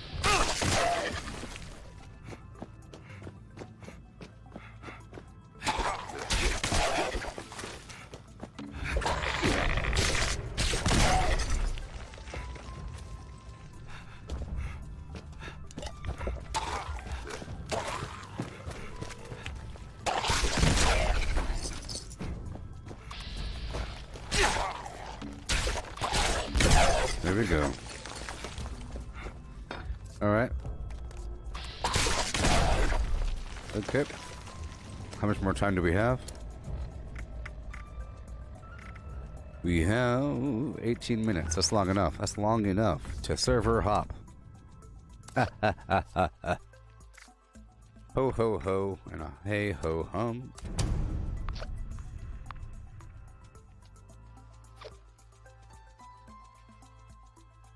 Have you all seen Lost? Have you seen the show Lost? Lost. Lost. You seen it?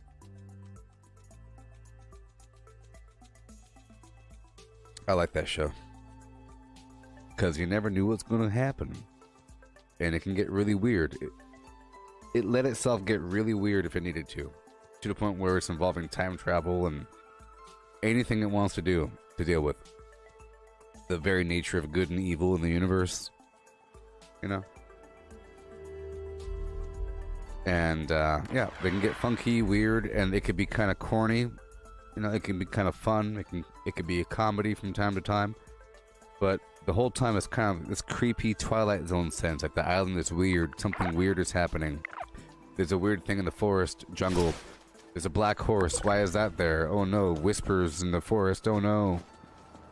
This weird lady asking for Alex. What's happening? Oh no.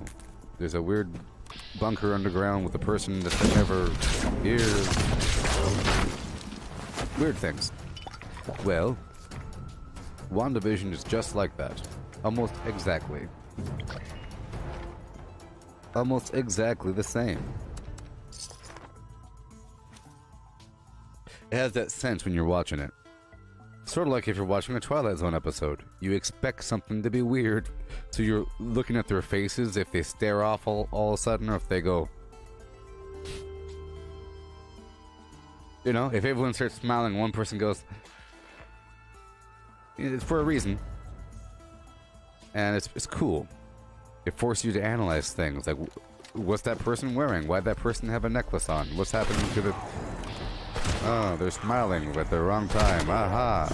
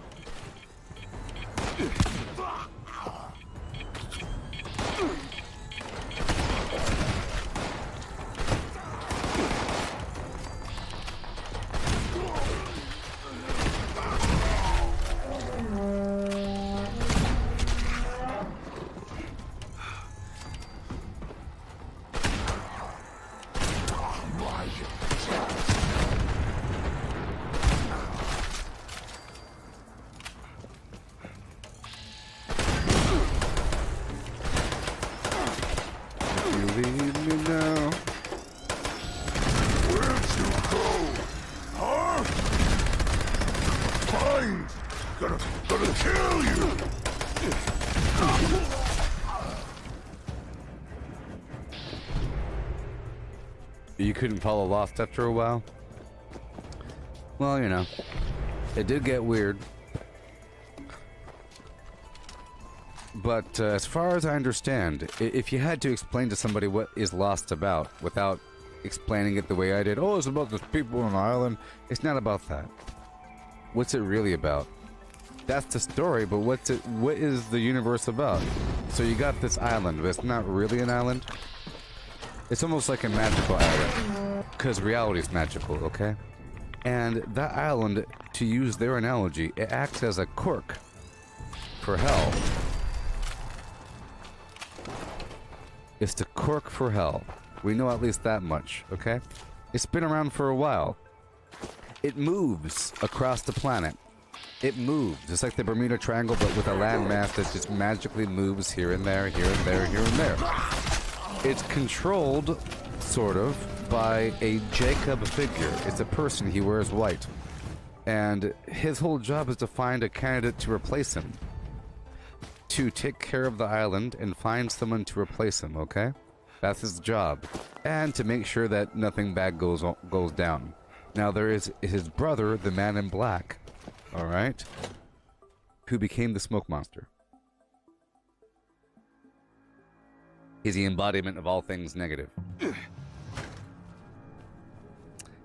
embodiment of whatever. Oh, yeah. Okay?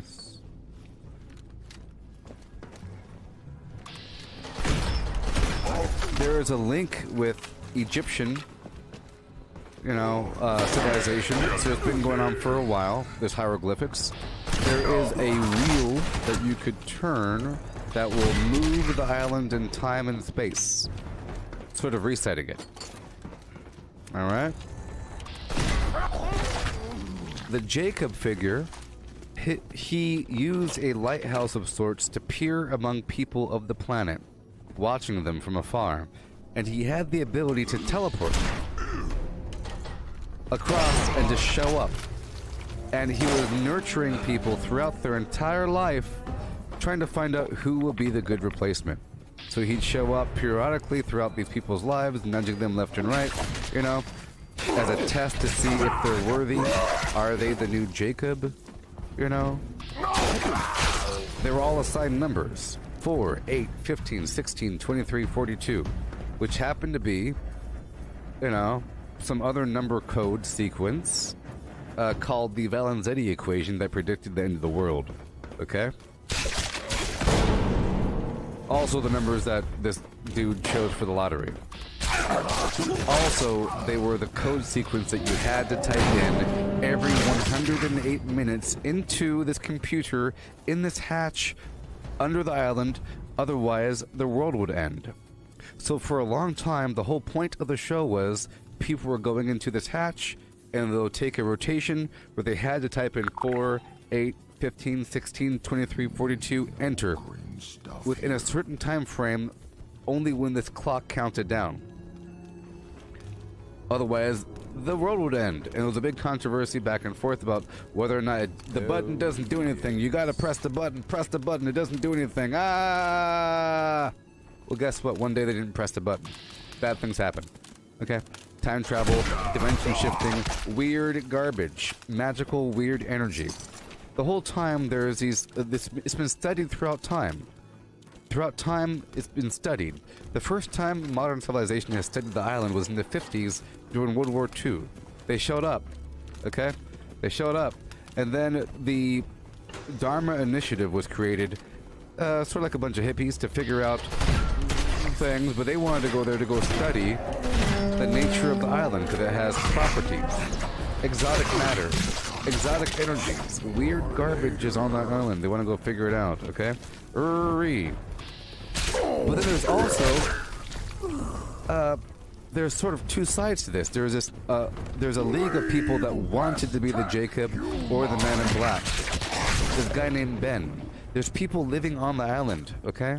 There's people living on the island, like having a normal life. It's like, what? There's people here? Yeah, they're living here. For a while now, ever since the 70s. Ever since the 70s, people have lived there. Secretly. It was amazing, okay? And a bunch of weird hippie people doing the hippie things. But in reality, it's because they felt like Ben, the guy with the Harry Potter glasses, was the next leader of their group, and they worshipped him, and he thought he was the leader, but he wasn't really. Back and forth about who's the leader, he's the leader, the island knows the answer, listen to the island, the smoke monster, check out this weird catacomb thing. Eventually, the Jacob guy and the Man in Black person were able to possess humans. It was no longer a smoke monster, it possessed, or it became the body of a dead character. So for a while there was a character that was dead already, but he was possessed by the Man in Black. For the purpose of leaving the island, he was trying really hard to leave the island, but it was like impossible. Back and forth. It was like a possession thing through generations. But then finally, with the, it got all weird and everything. There's a whole season where they time travel back to the 70s. There's a thing where they came there to figure it out. It was weird. It was a time shift consciousness thing. You're time traveling within yourself. Kind of weird. He'd appear back in the past.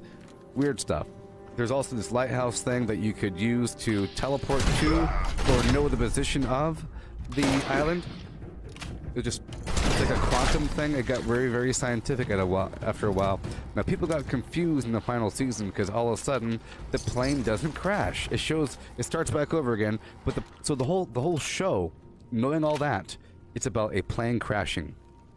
A plane crashed, and the plane crashed. Okay. And everyone's dead except for some people. But in reality, it just showed up it ended up missing. It was Oceanic Flight 312 or something from Sydney to LA. a big flight. It disappeared over the ocean. They didn't know where it went. They searched, but of course it went to the Bermuda Triangle weird island thing, okay? It just disappeared. They have to survive. They're struggling. There's controversy, different language barriers, cultural barriers. You know, there's this guy named Saeed who was a member of the Iraqi National Guard people, and there's a Korean family that didn't speak English. And the husband's sort of a mobster. There was this guy that lied about his name and his past because he's a big weirdo. He called himself Sawyer. There's a ex-surgeon and an ex-con that was secretly lying the whole time. A bunch of people with weird pasts, and they're all somehow interwoven. So the whole show featured a bunch of flashbacks showing how these people are interwoven and what they were doing before the plane. You know, like Kate, the main female star that played Ant Girl, the Wasp, that lady, she was like a felon on a plane with handcuffs, and she had killed people with this big old deal, keep it a secret, blah, blah, blah.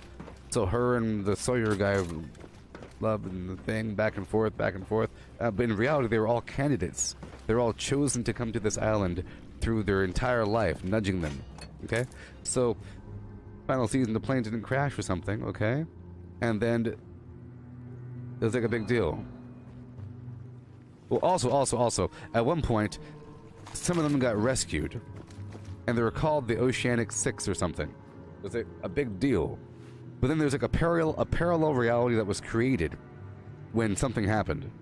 And in that reality, the plane never crashed, and the island was underwater. In reality, get this, it's not so much purgatory. They're implying that all of reality is purgatory, but that right there was purgatory for just for the lead star, just for Jack to move on. So, like, he couldn't get over his dad dying. He was addicted to weird painkillers and stuff like that. He grew a big old beard. Miserable dude, okay? They left the island, and he wanted to go back because he felt like that was his destiny to go back to the island. We gotta go back, Kate. We gotta go back. No, we moved on. But then they had to go back. It was like a big old deal. It was terrible. They were forced to go back. It was a big deal, you know, to this horrible island. You know, but in reality, so you had these characters that never crashed, and they went on living their own lives after, you know, so like the guy that played Merry or Pippin from Lord of the Rings, he was like a rock star. He went on to having a weirdo life, blah, blah, blah. You know, he totally changed. Everybody had their characters change over time. They became better people. But these people just maintained being who they were. But once they met each other again in this alternate reality, they had a flood of memories of who they were. And they realized that their whole purpose was to help Jack cross over to the other side, because he was already dead. So the whole show ends in a church with everybody that's ever died on the show hanging out, along with a bunch of people that haven't died yet. They're all smiling and shaking hands and hugging each other and smiling, and they're all looking at Jack, and he's supposed to move on. And then the doors open up, his dad shows up, his dad says, "Hey," he's like, "but you're dead."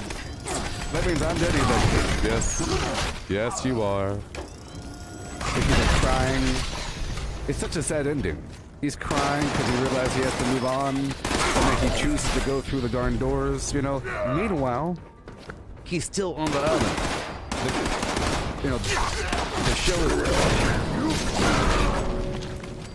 The show is going back and forth showing the island, some big struggle, some big epic struggle between the man in black who is currently possessing John Locke's body. They're fighting over the control, and it's crushing because they haven't done the thing. They got to put the pillar. He released the cork to hell. It was a big old struggle, and you know, Jack won. He got stabbed in the stomach. He's like bleeding out, walking through the woods. He's walking in the same area where the show first started. I'm getting emotional.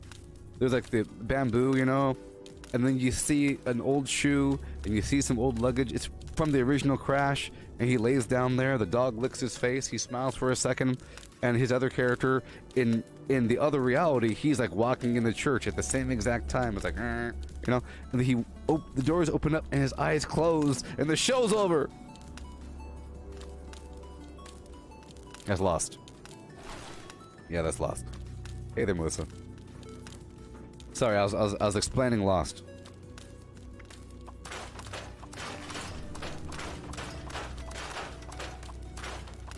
You know, it's a big weird thing. They never really explain certain aspects. They don't really need to, essentially. You just got to understand that that's just how reality works. There's this weird magical island. It wasn't just an island, it was like, that was the Garden of Eden or something like that. It's like a weird analogy. It's the cork holding in hell from the thing in the pit and the... whatever, it's a weird thing. Ambassador of the entropy land and ambassador of the good land. A very weird thing. It's like you're trying to find a candidate to... It's almost a religious thing. This deity that governed over the magical island that holds in all of evil is trying to find a replacement. Enter the show in a complicated, horrible manner over decades and decades and decades that it took place, trying to work it out. It was like, it's trying to work it out over decades, where some people thought that they were the rightful ruler of the island by decree of the thing. It's like a big old complicated thing. This, Penny, which is Desmond's girlfriend's, her dad was in charge of this corporation, but when he was younger, he got there first. It's a big old long deal. This, you know, this kid's ghost mom was calling him into the woods saying, hey, if you work it out and kill everybody here, you get to be in charge. It's a big old long thing of people getting promised to be in charge, you know, for one reason or another, dealing with weird supernatural stuff constantly, because the island was able to tap into your subconscious and manifest things. But it would manifest dead people quite often, and it would inhabit dead people and speak through them, acting like it cares about you. Yeah. Lost. 4, 8, 15, 16, 23, 42. When you add all that up together, it equals 108. So for a long time, the show was just people pressing a button in a bunker, you know? And that became what Lost was known for.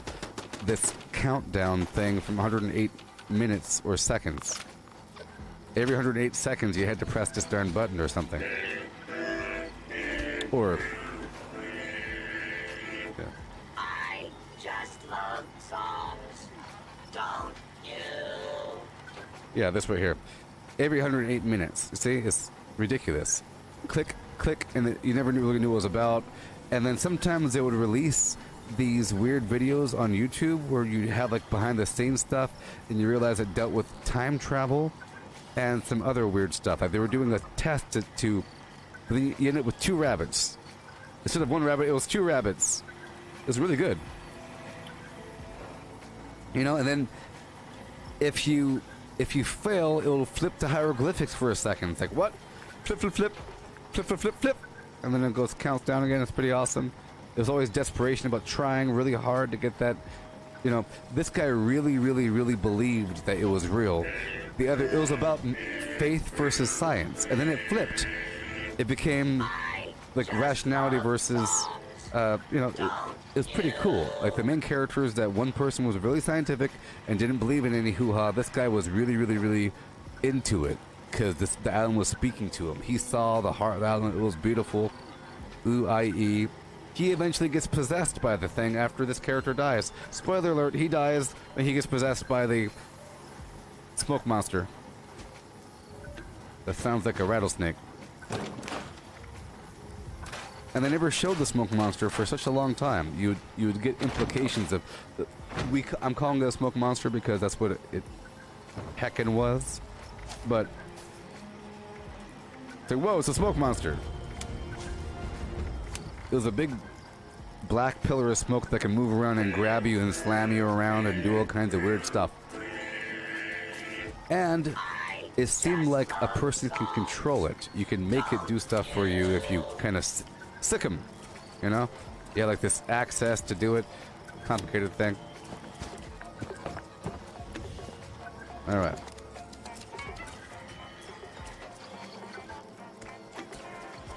Okay.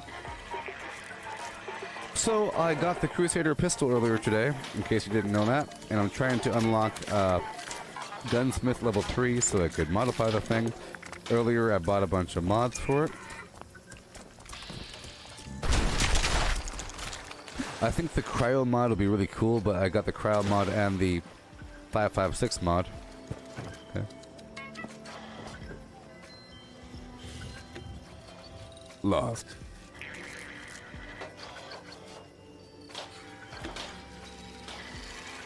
I've mentioned it before, but I happen to like Lost a little bit more than the average person because I lived in Oahu when they were filming the darn show. You know, I lived there. And I saw them filming it one time. And this character right here, who happened to be in Saving Private Ryan. Remember this guy from Saving Private Ryan? This dude? Remember this guy? Remember this weirdo in Lost? This was like the person that would show up to figure out the science of the island. He said hello to me. Like a big weirdo, making that face. Making almost that same face. He said, no, he made that face!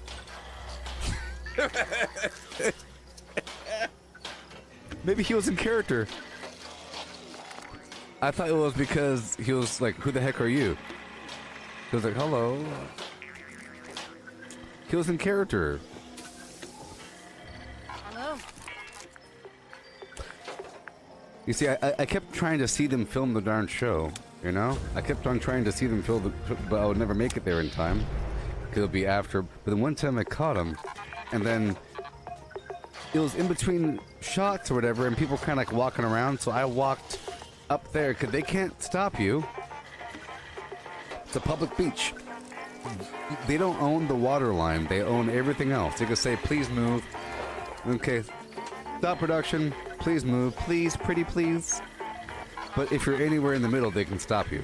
So I walked over there, and Bernard and that dude said hello.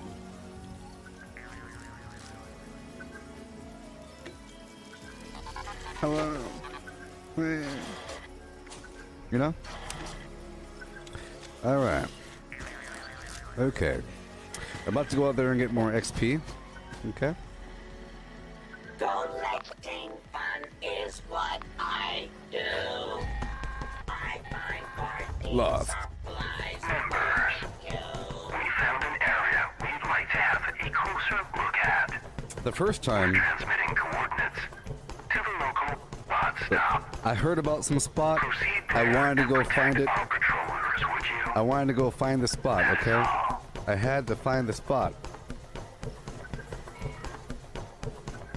Okay? I had to find the spot where they filmed the thing. And I found it, and I was walking around, but then the security guard saw me, and he was like, hey buddy, you know you can get arrested for that. You can see that sign back there, brother? Brother. You can get arrested for that, brother. Where you from, eh? What kind you from, eh? What the kind from, They can't speak English in Hawaii. It's sort of ridiculous. Songs, don't you? Here, in case you don't know what they sound like in Hawaii, let me give you a hint. If I could find... 1 second. 1 second. I'm pretty sure I shared something recently involving aliens. 1 second. Aliens? Aliens? Right here. A bright blue UFO was seen crashing into the ocean. Officials from the Federal Aviation Administration say there were no aircraft incidents or accidents in this area Tuesday night, but multiple witnesses report seeing a large blue object fall out of the sky and into the ocean. This is what Hawaiians sound like. Something is in the sky. Time to go hunting again. Hold on. What is that? This video was taken by Misitina Sape, a 26 Tuesday. Hold on. Telephone pole. Hold on. Mountain. Hold on. Person told us they didn't have any information. Meanwhile, officials from the FAA said they received a report from police Tuesday night. Here you go. Larger than a telephone Here you go. pole. Here you go. Says she Here you go. never heard it make any sound. Here we go. Watch. for have like one cop or somebody for come out and come check him out. No offense. Cop or somebody for come out and come check him out. While officers were on scene, she says they spotted a second light. UFOs. My husband looked up and he seen the white one come. The white one was smaller, was coming in the same direction as the blue one. They lost sight of the object after it passed over a nearby mountain. Aliens. But anyways, that wasn't me being offensive. They call it pigeon. But anyway, security guard says, "Hey, what for you come over here, huh? I just love Hey, songs. hey, what for you come? Hey, how's it going? Oh, was I trespassing? Yeah, the sign over there, bro." And I was like, "No problem. I'm in the military." "Oh, you are? Come this way." And he let me in. He let me in. It was like, "You watched the show? Oh, this is Lost, huh? Yeah, I've seen a couple episodes. Sure. Ah." And he showed me all the stuff. Like, this is where they get the thing. Back here is where they have all their clothes. There's a bin saying Jack and Flim Flam and whatever. Buckets of clothes. And this is where they sleep in the fake show. In the tents. You take some pictures if you want to. You want this? And he gave me some. He gave it to me. Check it out. Look. He gave it to me. Look at me. I just love songs. Don't you? Look. Right here is the kitchen on the beach, and he was like, "Here, if you could peel this off, you can have." He gave me a can, and I had the olives, and I lost it. Look. Look, it's Mr. Echo's church. I didn't get arrested. The end. This is me back in the army. Look at me.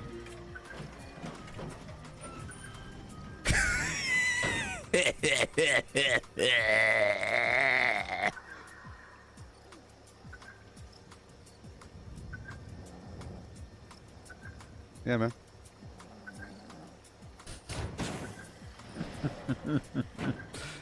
Oh. Hey, look. Airborne. Airborne. I just love songs. Don't you?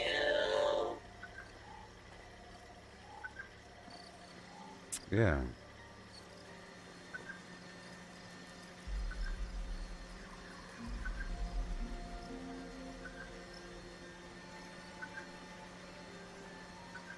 Yeah, the world was my oyster. What did I do with it? Huh? 1 second. What did I do with it?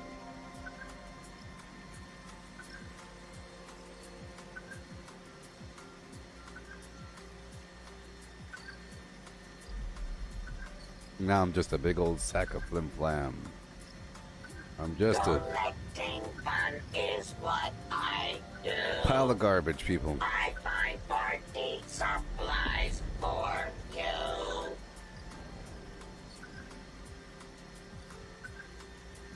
You know? Big old sack of human matter. Human matter of fecal variety. You know? Human fecalation. You know what I mean? I'm trying to show you something. I'm trying to show you just one picture. I'm trying to show you just one picture. Well, I'll show you two pictures. Just two pictures. Give me 1 second. I just love songs. 1 second. Don't you? Give me 1 second.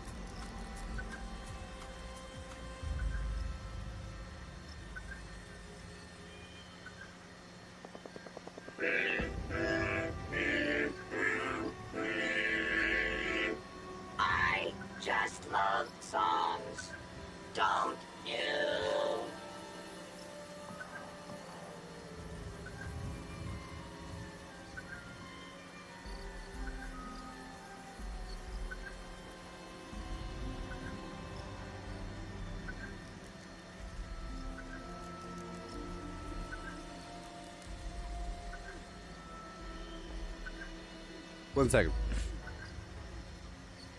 I want you to see how old I am.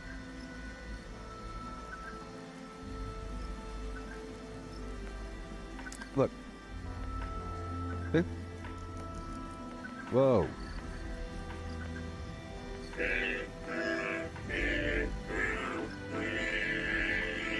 See? I just love If you could see this. songs, don't you?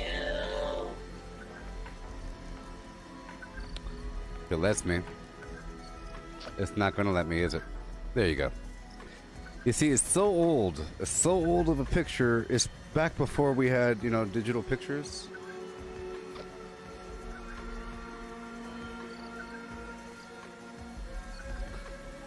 Back in the olden days, when we had Game Boys, we're happy that they're in color. It was a big deal. Now in color. Yours is in color? Oh, man. Yeah. Yep. Collecting fun is what I do. I find party supplies for This is back when I was a baller. I used to be a baller, you know. Living the high life. On boats and stuff. I used to be on boats all the time. To be on boats. You know? I used to be young. Look how young I used to be. Isn't that sad? Isn't that sad?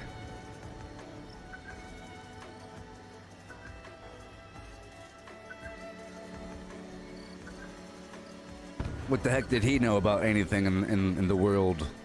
Huh? Huh? What did he know?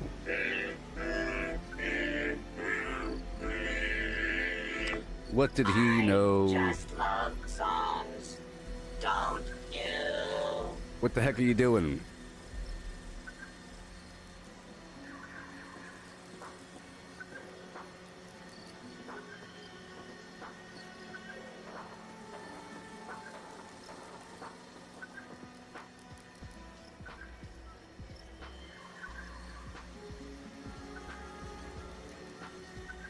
All right.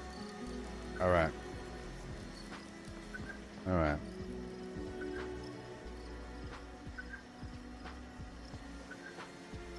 Okay. Well then, we're about to go out there and get more XP. Huh? Sounds fun.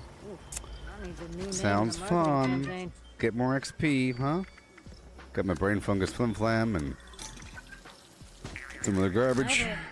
Mm-hmm. Eat some foods.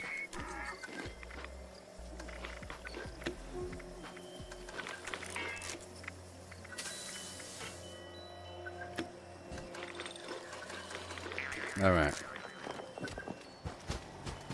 Time. Collecting fun is what I do. I find party supplies for you. Looking drunk at 6 years old or something. I want to speak about your son. Is he shit-faced every day? Is this your son? Step this way, please.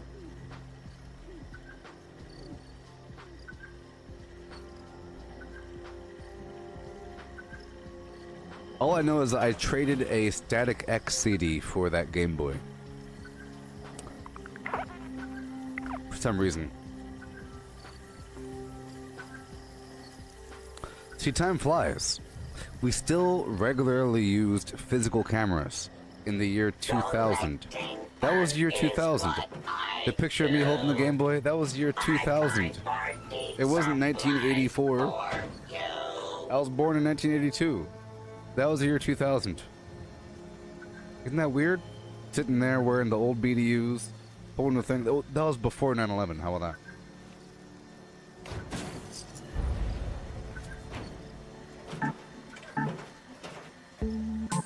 Alright, we're about to get the XP.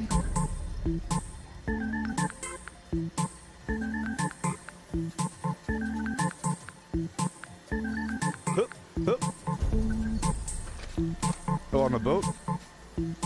Yeah, I was drunk.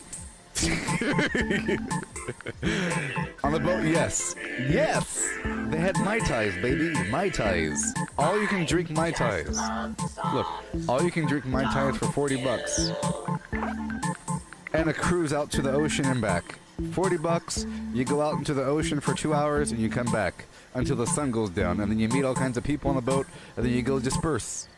You meet people, you go do some things.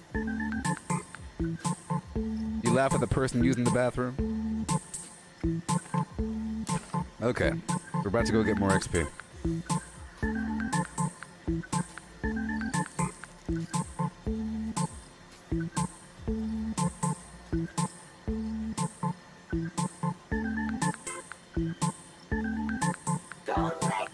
Craft legendaries with modules. Sell to NPC vendors. Daily quests. Workshop conquest. Lucky Hole Mine. Power plants. Farm fusion cores. Public events. XP run. Toxic goo harvest. Rebuild camp. Move camp. Repair armor. Repair weapons. Craft ammo. Lift weights. Sleep. Play music. Stock refrigerators. Stock vendors. Transfer items between characters. Bury Mentat run. Dump caps at vendor if over 20,000. U.S. requisition holotape. Garahan building farm. Reputation root farm. Iron or South Ash heap. Multiply crops at workshop.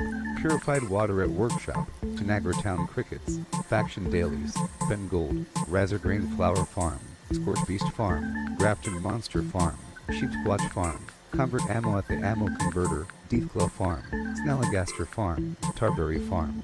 Flatwood silt beam. Check keyword status. Nuke Findingo Colossus for a cursed weapon. Sugar Run. Nuka-Cola farm. Complete. Late at Monorail. Abandoned Bog Town secret floor.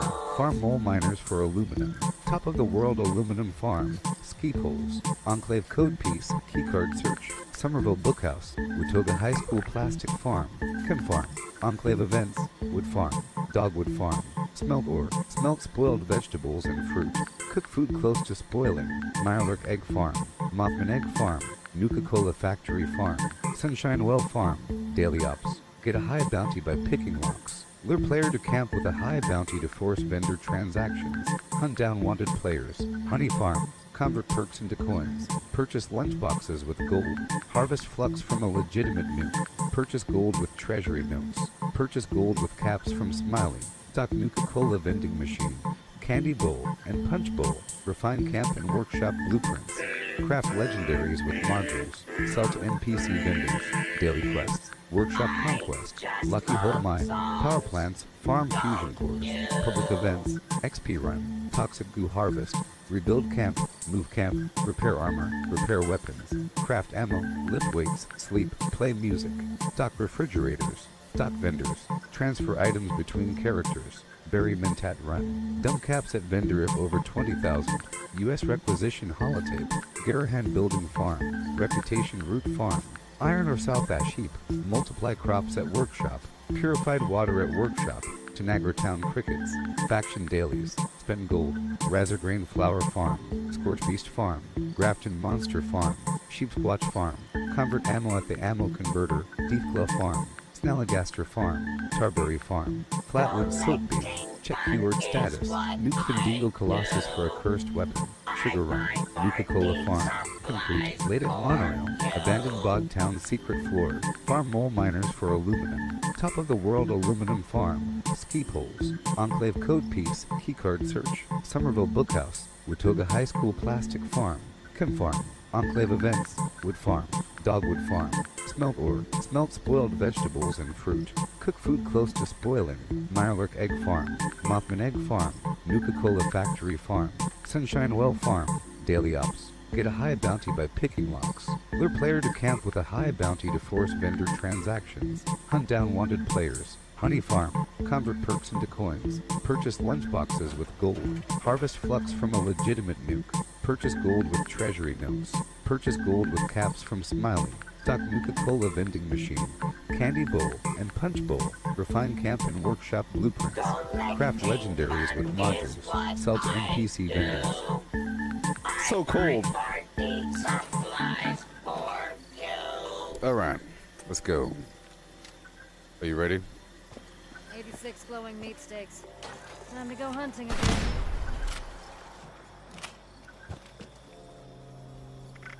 I want to be able to use that pistol today.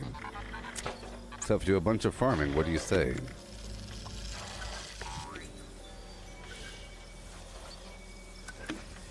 Alright. Let's go now.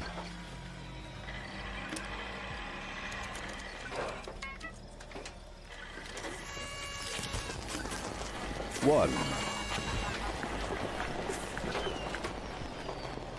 2.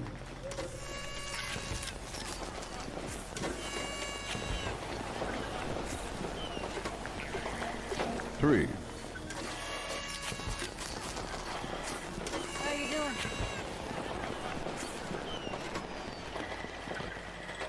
4. Whoa. Hey, Chow heard it.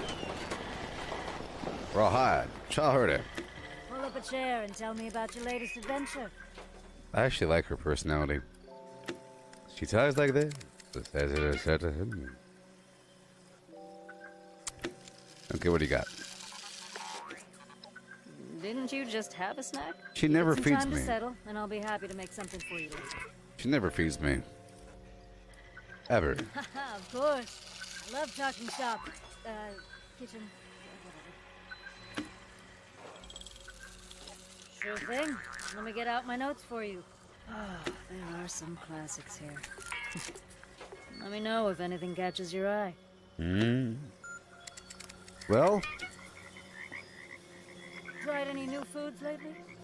The wayward. Didn't. Oh, I brought. Her hair looks Of nice. course. I love talking shop. Kitchen. Right? Good job cleaning your hair. Sure thing. Let me get out my notes for you. Oh, there are some classics here. Let me know if anything catches your eye. I don't see any larvae or anything. Well, you don't want to, okay, I see how it is. All right, I'm done. I'm gone. We're going. We're starting here.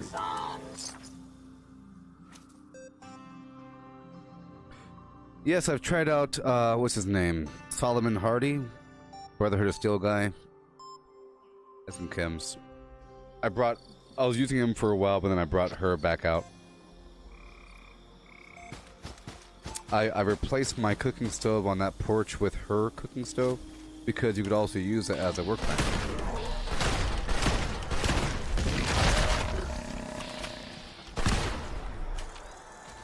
I mean, it is also nice to be able to buy those chems. In fact, it might be a thing to do. It's just another chem vendor. If I was playing in a more survival role, maybe with my other characters, you know, it'd be nice. It'd be nice as a new character to have Solomon Hardy. Yeah, right? Yep. Cleanse your radiation, stuff like that. Diseases. But I don't need my radiation cleanse. I like my diseases. You know? What the heck? I don't need free healing.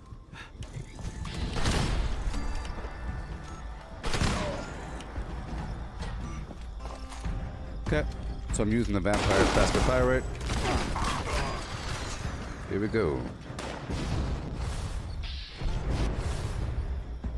Okay.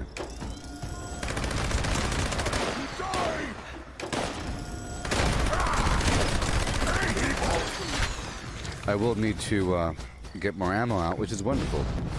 Burning through all that ammo.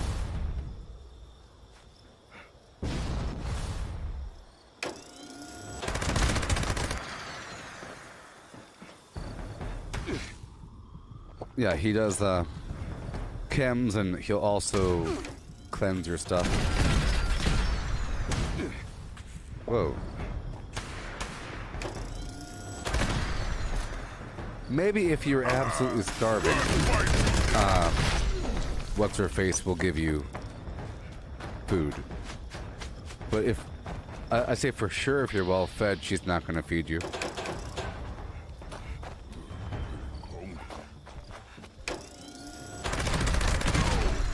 So probably if you had nothing at all to eat and you're actually hungry and blah blah blah, she'll make sure that you're not hungry. But I like the fact that she sells different foods, and with her fridge it works out. Maybe I get a free brain bomb every so often. So it's basically like getting 3 sugar bombs, because that's what it's worth. Now, if you mass produce brain bombs, you have a higher chance to get free sugar bombs due to super duper. If you make one, you know, it's a coin flip about whether or not you'll get an extra one. It happens all the time, though, especially with serums. Super duper.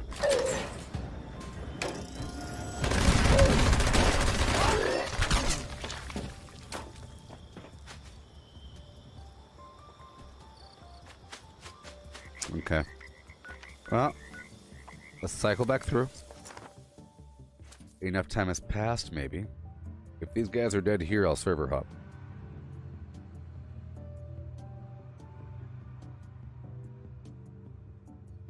Yeah, she's pretty dirty. Yasmin Chowdhury. Maybe she thinks it's like a seasoning. Sort of like you're not supposed to wash a cast iron pan too much, right? Or some people don't wash their coffee cup. Psychologically. All my hard work, no. What if she likes that grime? Oh, this is just old barbecue sauce, deer blood, and, yep, mustard. Some charcoal. It's nothing bad, I promise. Oh, these are just stains. Hot tomato.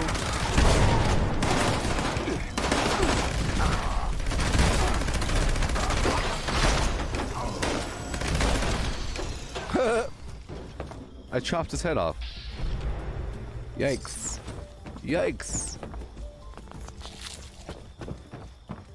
Alright, let's go.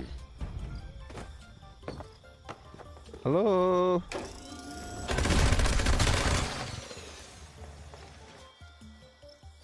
Uh-oh.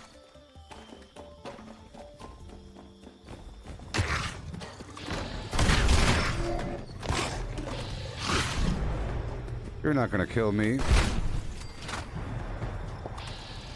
You heard me. Woohoo! This is my backup food, baby. Alright, and we'll go all the way down to the Crevasse Dam.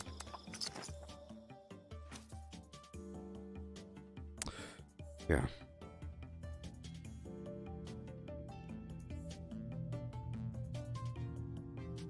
I have a beard. But you didn't know that.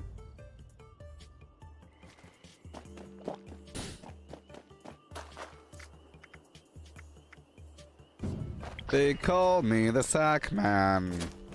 I recognize that name.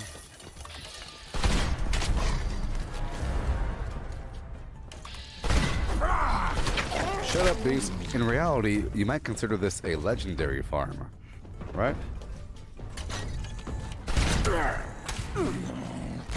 You all part. Limb from limb from limb from limb.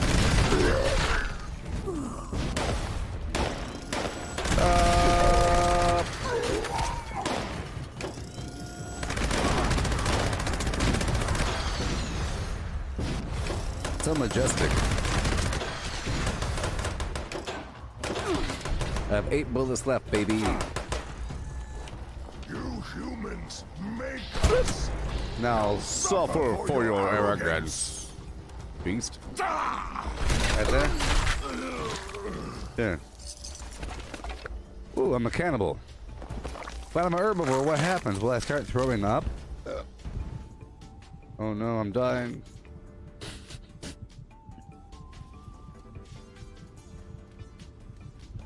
Hey, Conan, Otto, I'm Kia. Honklo. Hey. Eye tracking. Watch. Whoa! Whoa! See? Eye tracking. It's so that you know what I'm looking at. Watch this.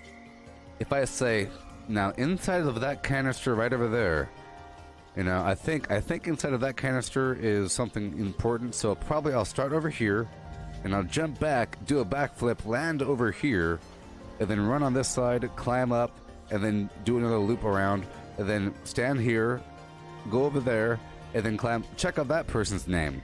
Whoa, look at my life. Oh my gosh, where the heck am I going? Look at my charge level on my rifle. Oh, my Gauss shotgun.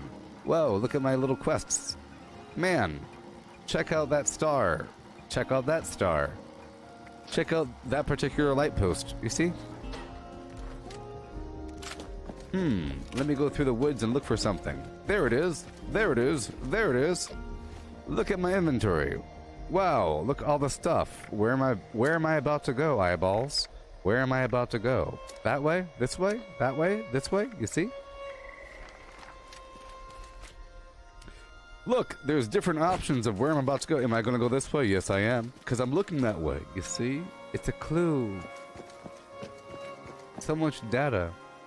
Think about all the data involved in eye tracking. Huh?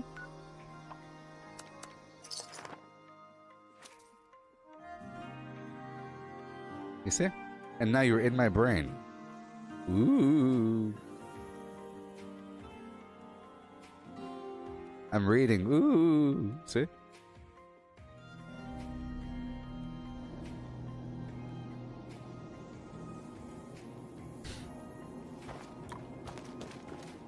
Okay. Better get your motor running. Let's not die in 3 seconds.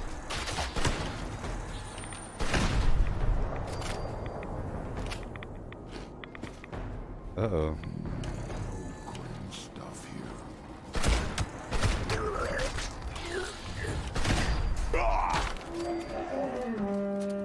Vampire. Whoa!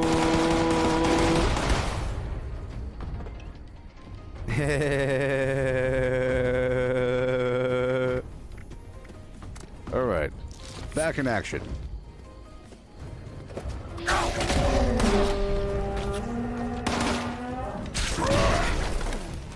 So, I'll do this really quick. If I'm going melee, I'm going melee.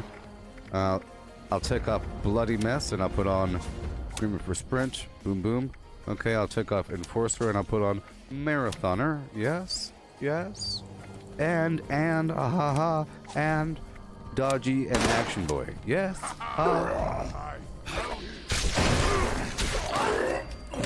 Here I come, baby. You ready?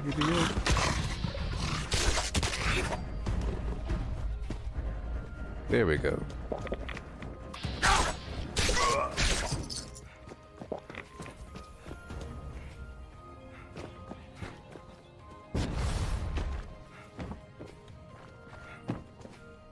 Alley-oop.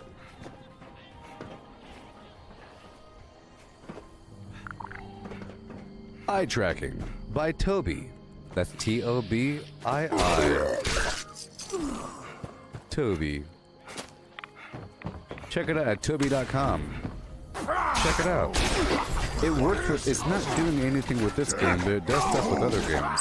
Like Assassin's Creed Odyssey, The Division, Assassin's Creed Valhalla, The Division 2, and more. It's pretty cool. I just can't stream it. But for the most part, it's just an overlay that goes on top of the screen. It's not doing anything in the game, but it's just there to help you see what I see. You can see if I get tunnel vision, start spacing out what I'm looking at, what I care about, how often I check my health, for example, how often I check my AP. You know, I look at things. And you can see my hand. You can see my hands down here. See? So you see what I'm doing. You can see what I'm about to do and why I'm doing it. Soon I'll have Neuralink enabled for streamers. It's a free program. Yeah, I should start writing Elon Musk and say, what do you think about me being a test subject for using Neuralink to provide more feedback and data while I'm streaming a game? You know?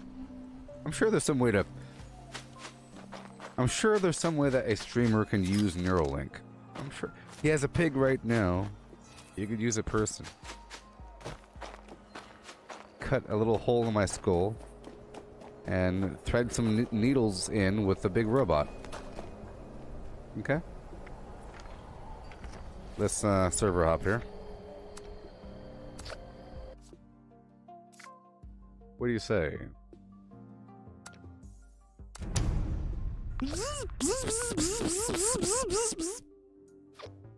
Nothing wrong with that. Yes, Elon Musk does like Cyberpunk. Apparently, the current version of the car can play Cyberpunk. It has a bunch of games. It has a very powerful gaming computer inside the darn thing because it needs that for the smart car garbage. And you play the car while it's charging.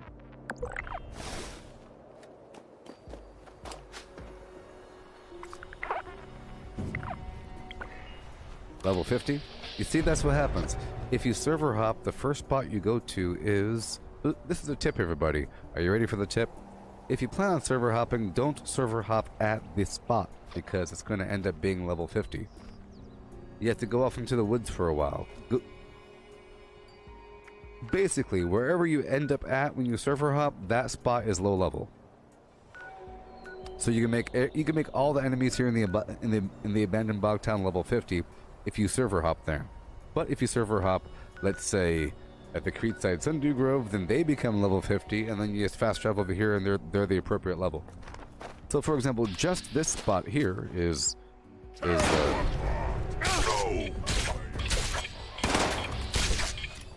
me do one more thing here. I'll take off this and put on Ricochet. There we go. I took off Grimmer for Sprint and put on Ricochet.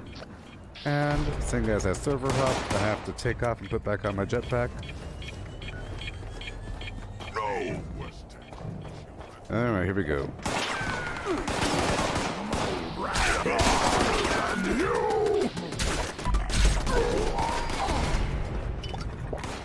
I am using dodgy.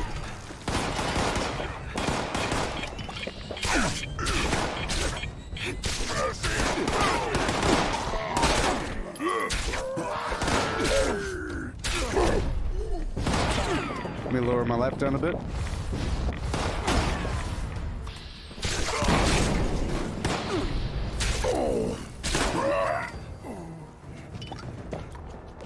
Let me get some ammo out.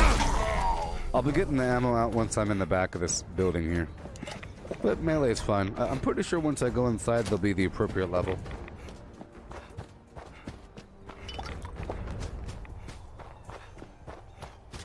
Yeah, you can only play the game when the car is not running, when it's at a charging station, because sometimes it takes an hour or two.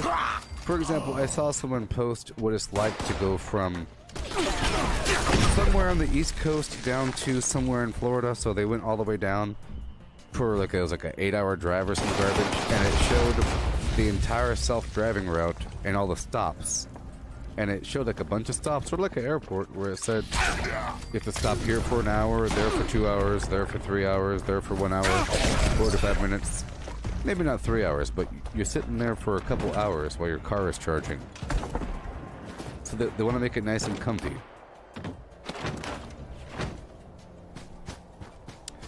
But it's cool that it's all worked out like that. They have this network of charging stations, self-driving between each point, and you don't play while it's running.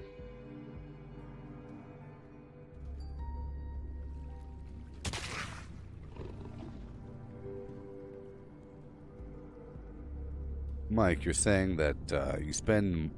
Okay, sometimes you're using your monitor audio, then you want to chat with your buddy. You'll always end up having to quit to the desktop to reset the audio. Yeah, I find that if you have to make any audio change, sometimes it takes up the game.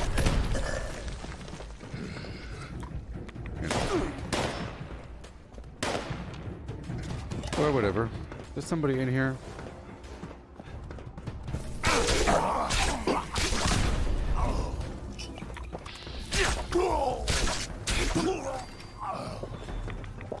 Okay. See, I don't have adrenaline on. I just have the dodgy and the everything else. Let's see dodgy work. Hit me, hit me. Dodgy and ricochet.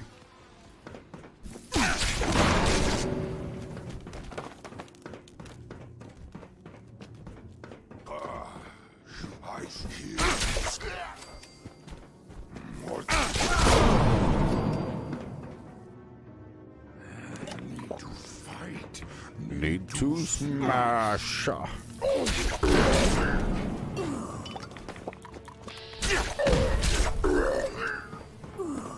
if I slam into him, or if I do a stealth hit, or if I do a power attack, or a double hit.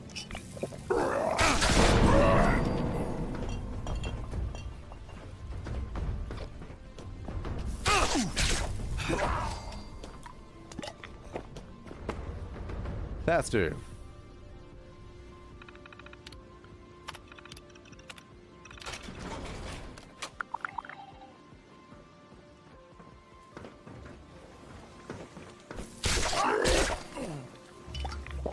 I'm still not quite sure of your question, Mike, in terms of the mic and the whatever. You have a question for me?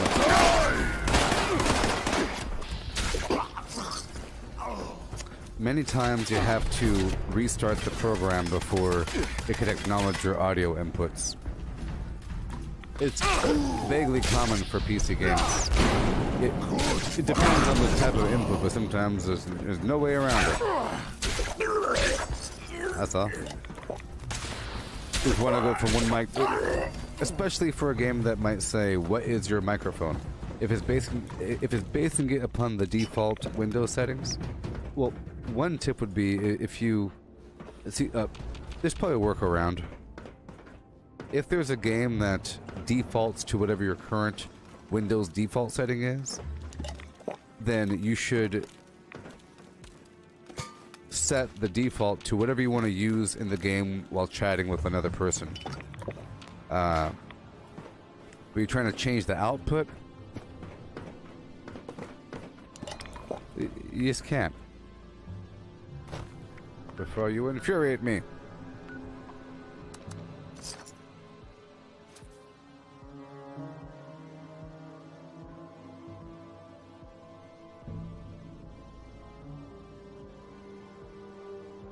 Sometimes you're using your monitor audio and then you want to chat with your buddy and you always end up having to quit to desktop to reset the audio. That's just how it is.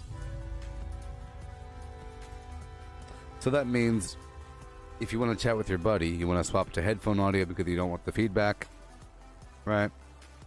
Zip, and the game's like, no, I don't know what you're talking about, right? You go over here to audio, and the game's like, nope, I don't know what you're talking about. There's just master. There's no input method here, so it's using your default. So this is what we can do. Well, yeah, there's nothing you can do about it. Nothing you can do about it. If you're going from... So let's just say that you were... The way the workaround would be, you're watching YouTube or something, and somehow you can get the audio to come out. I don't know, there's no real workaround because you either have whatever your audio is set to, your output for your Windows, or you have individual programs asking for what your output and input are. Usually they default. And if they default, sometimes they don't acknowledge you changing those defaults while the program's running, and you have to restart it, and there's nothing you could do about it. That's it.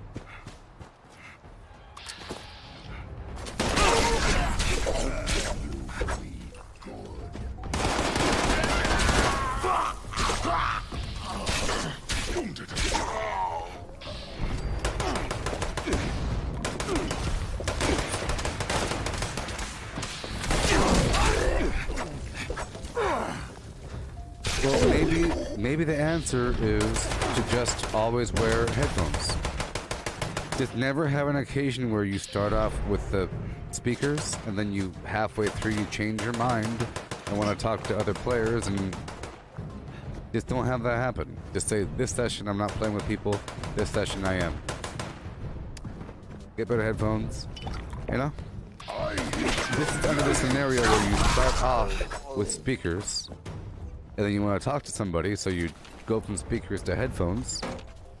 You know, just stay with headphones or get better headphones. There's really good headphones that have like 7.1 surround sound and they have noise canceling and they feel comfy. I don't think mine has all that, but they're very comfy and big noise canceling.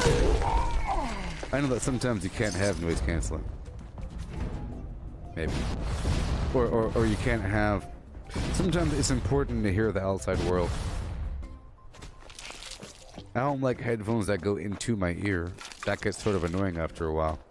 But something that is kind of soft, that goes around the entire outside like that, pretty nice. I'm sure you have that as well.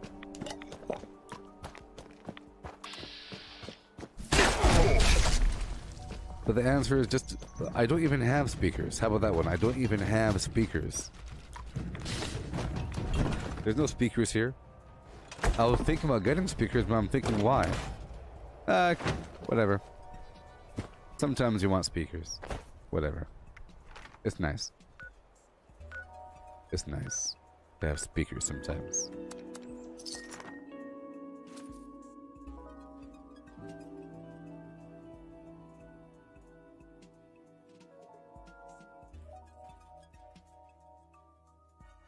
I know that it's nice to have actual speakers. For example, if you're at your house and you have a big TV, are you a weirdo that sits across the room with headphones on because it sounds better? And because it's... No, you listen to speakers. It's like a movie theater. Come on. And it sounds better because it's in the room, you get the bass and everything, and kaboom, ah, boom, boom, kaboom, boom, boom. Yeah. But you just have to sacrifice that aspect in a multiplayer game where there's people to talk to. So, I just recommend to never use your speakers ever again while playing Fallout 76. Or maybe reserve your speakers for the private server. Private server speakers, public server headphones.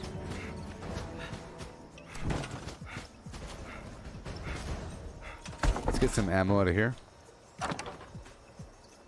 I know I have some, and I do. Goodbye.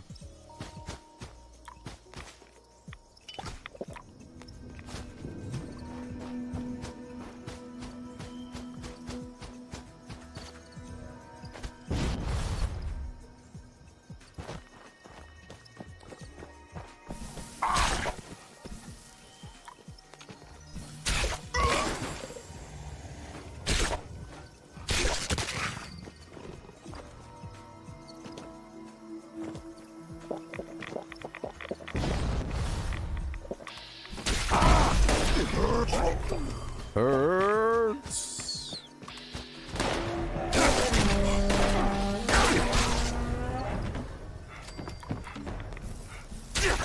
They're all gone.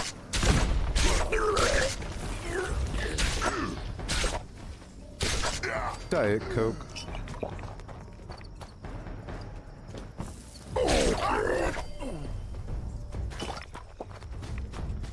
Getting that sweet XP because I need Gunsmith 3.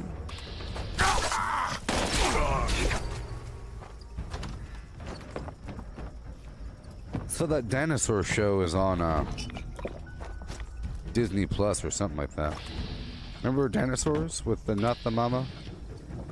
It's pretty good. Really good puppets and suits and animatronic faces and so forth.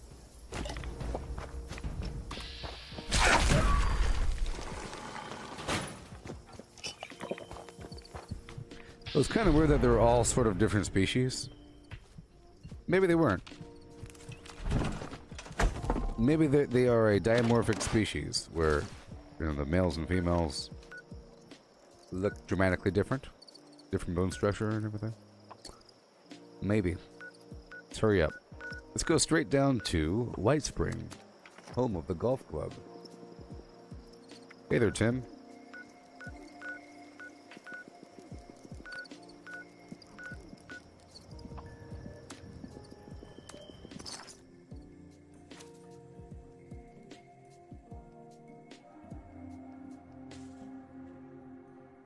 Where was this picture taken? Do you know? I know. I know. I know. I know you know. I know that some of you know. First person to guess correctly gets a golden Zagnut. Thems are rare these days. Here we go. I have the 3 perks. I have Plague Walker. Or I have a disease. You hear that sizzle? That means I'm tagging them, baby. So if a player were to come in here and steal my kills, then we're already good to go. Maybe. I'm waking them up, causing a bit of damage. Waking them all up, and then I'll kill them all in one fell swoop. Behold the XP that shall be gathered. Beasts.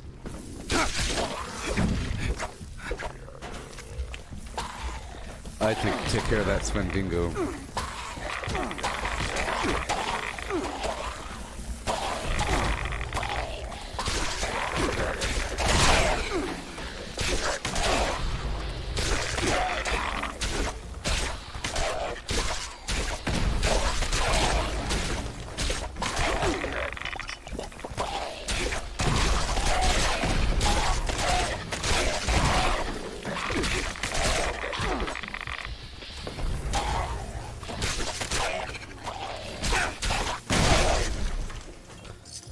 Oh boy. That's almost like a version of ASMR. If you could hear the sound of a person tearing through a pack of ghouls for 3 hours straight, like smoothly, with the occasional explosion, man oh man.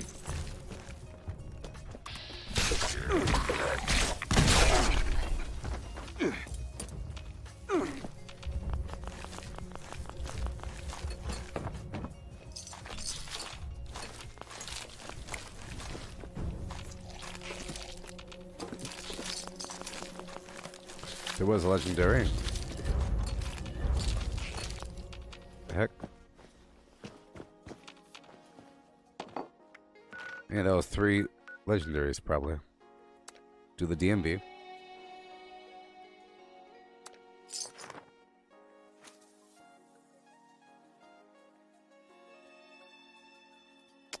Ah, yes, yes, yes, yes, yes. Yes! It's like a symbiotic multi-species relationship that first involves stealing an egg. Ah, yes, so you have species A, species B, species C. Okay?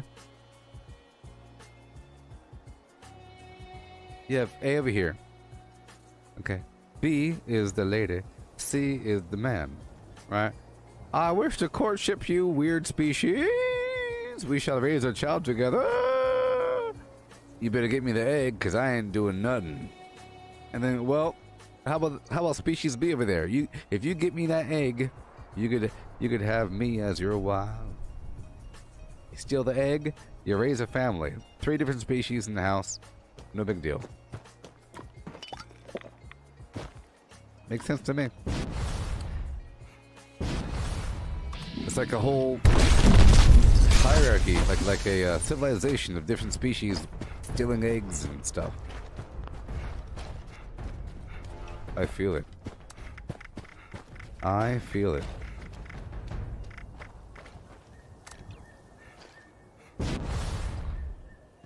If you steal my egg, I will call you friend. You stole my egg.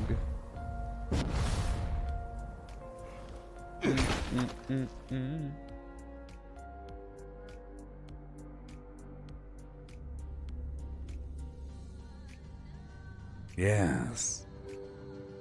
Yeah. Dinosaurs, those romping, stomping dinosaurs. It's a dinosaur bunch. Captain Boyardee. Dinosaurs. Tell you what, pasta shaped like dinosaurs, I'm in. You ever had that? Fun shapes. Dinosaurs. They had the best commercials. Man, oh man. They had the best commercials. In America.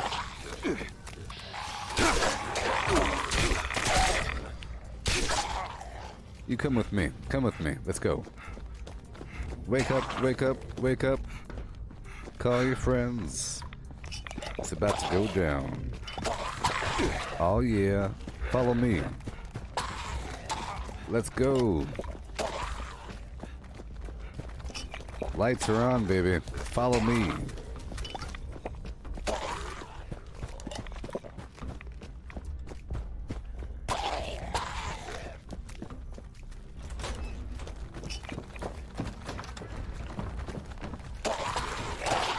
American commercials.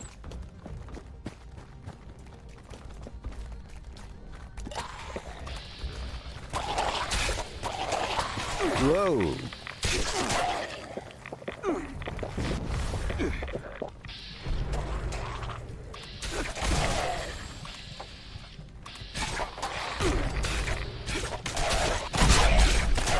Oh yeah.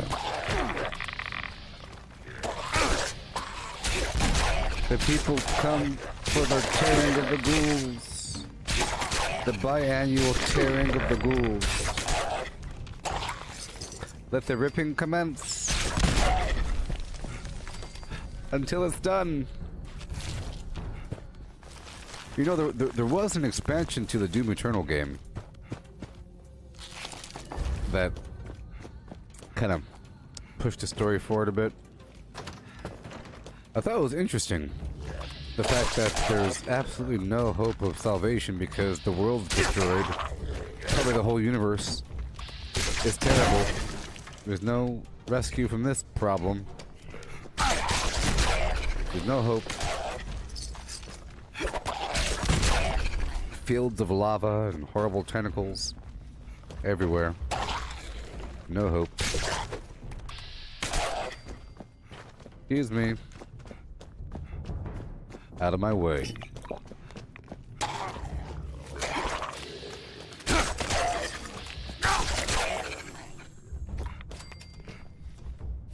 Alright, done. Done. I want you out of my way. I'm coming through. Come on, man. Well, stick around or I'll run over you. Come on now. Come on now. Come on.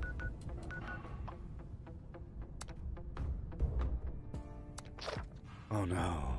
I don't like when that happens.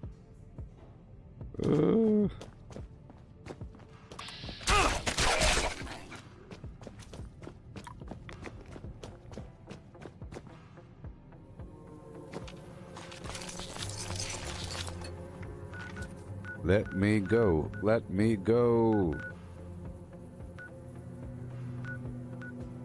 Let's go. Please? No. Yeah.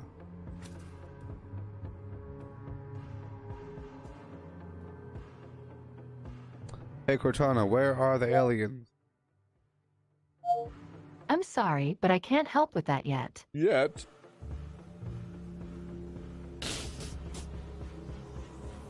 Yeah.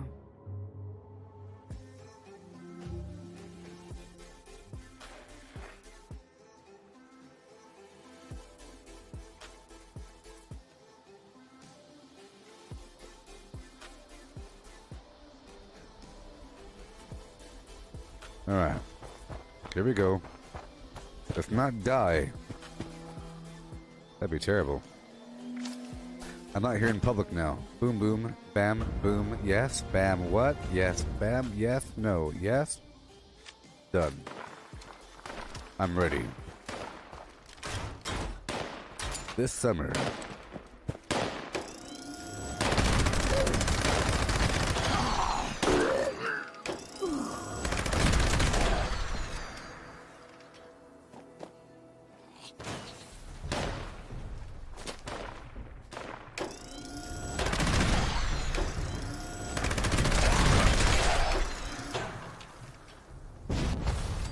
Faster, beast.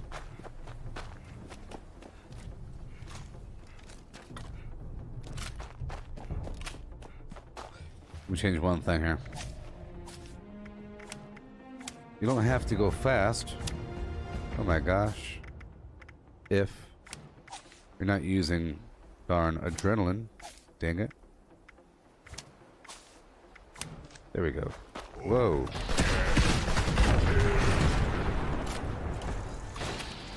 Left leg for political reasons.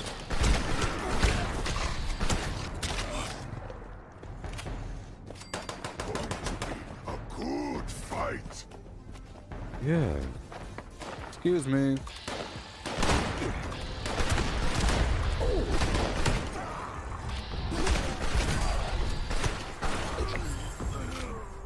Oh yeah.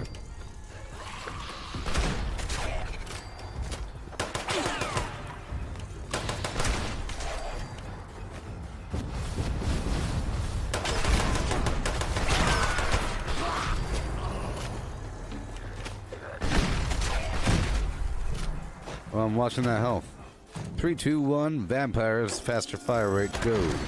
They're about to spawn, watch. Spawn, beasts. Spawn!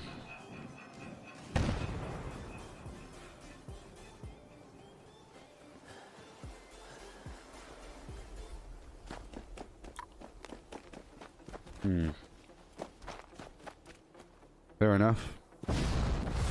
Goodbye, beasts.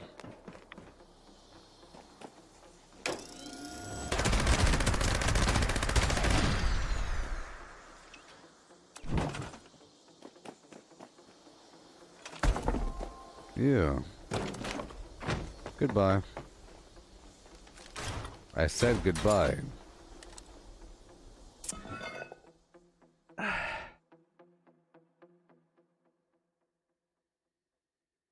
Oh boy.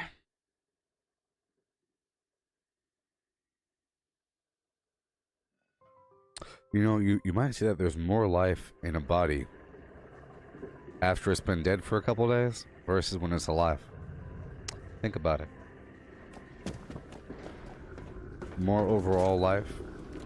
All the weird, horrible black molds and horrible, horrible things living in and around the body. Think about it. Oh boy, you really gotta think about it. You gotta visualize it.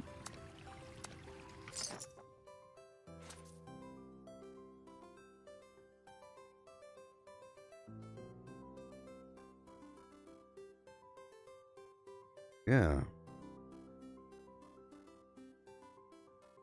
Okay. Oh, yes. Who would win, Godzilla or King Kong?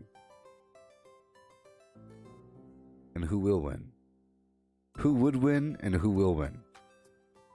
You know, if it were just a simulation, you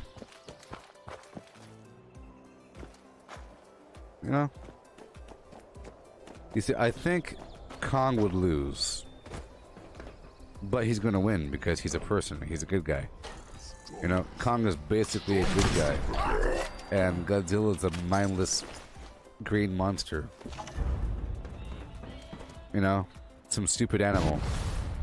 He just wants to go home and lay its eggs like a stupid animal, but King Kong has a purpose and, you know, he's basically a person. Kill! Kill! Kill! He's like a big dumb person. It's like it's almost like a mice and men situation. Lenny, whatever his name is.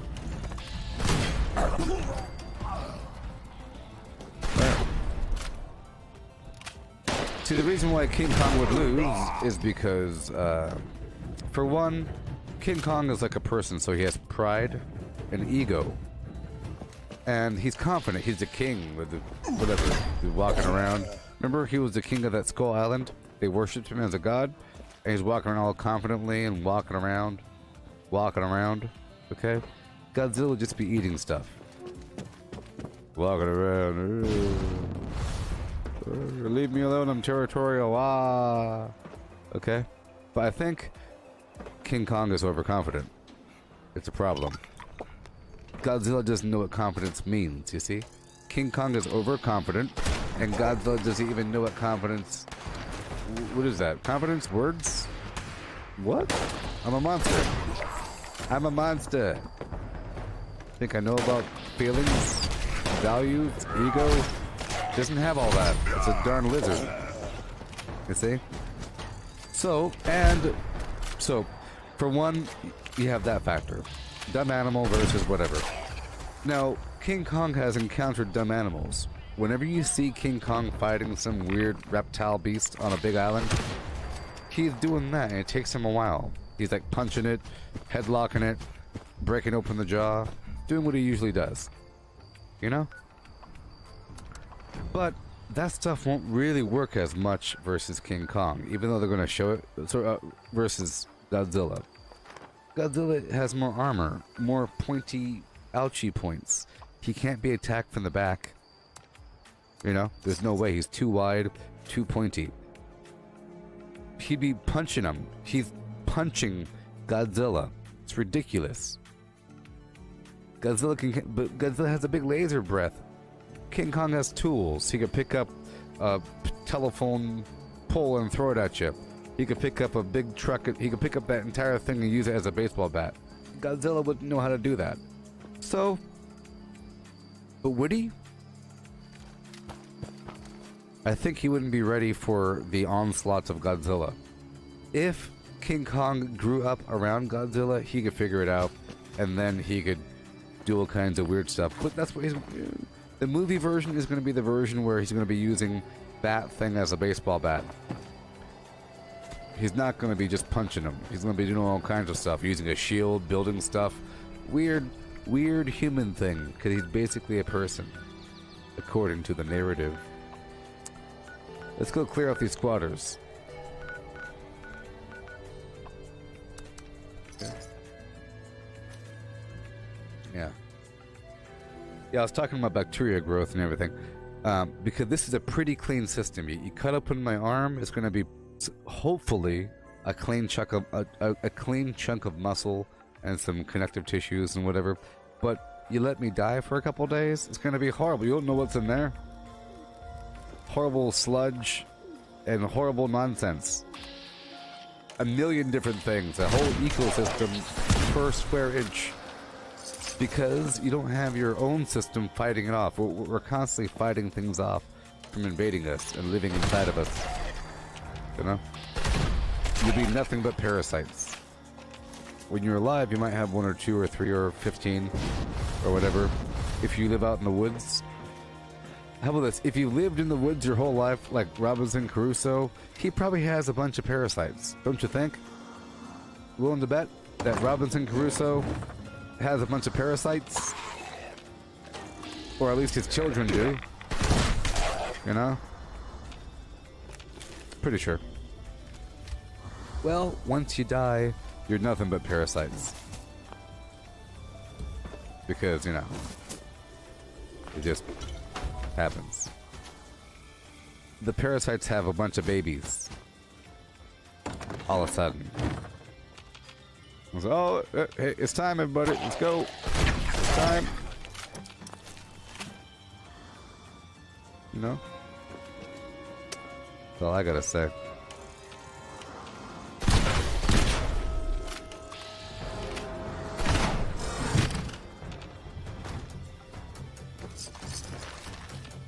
Yeah.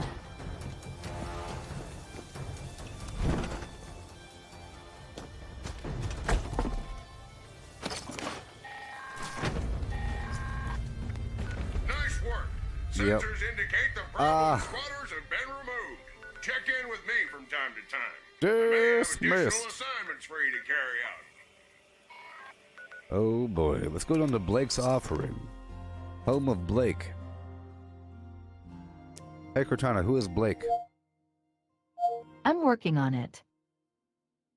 According to Wikipedia.org, William Blake was an English poet, painter, and printmaker. Largely unrecognized during his lifetime, Blake is now considered a seminal figure in the history of the poetry and visual arts of the Romantic Age. Hey. Hey Cortana. Hey Cortana. Thank you. Hey Cortana, thank you. Anytime. Anytime, huh?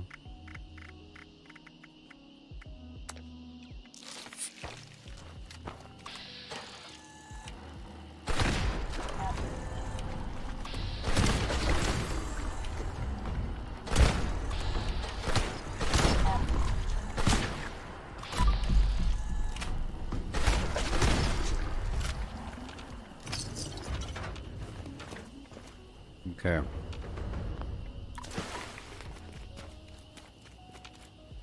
Hello? Hello?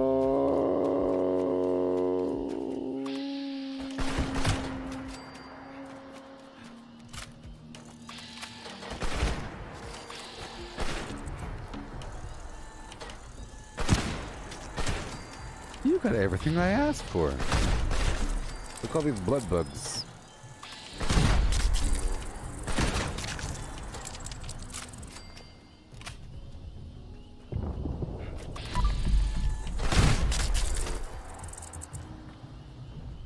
There's one more. Maybe. I'm just trying to take it over, man. You're wasting my time.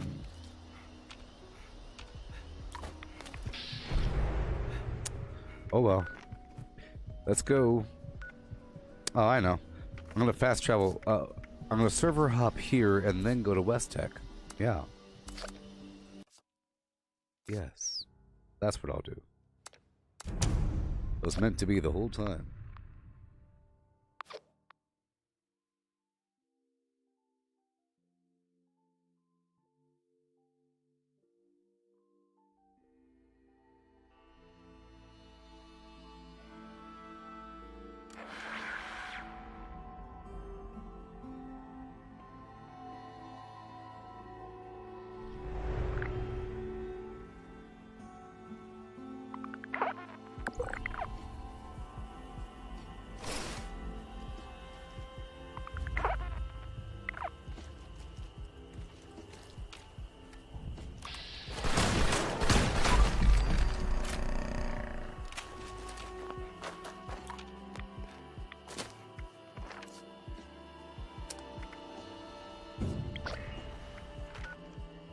Let's roll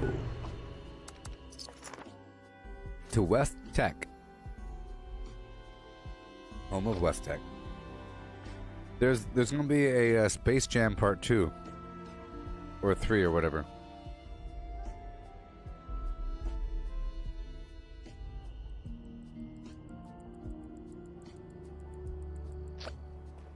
Oh God, no. Oh God, no. These people shouldn't have such distinctive names. Like Kev Onage with the Mr. Fuzzy icon.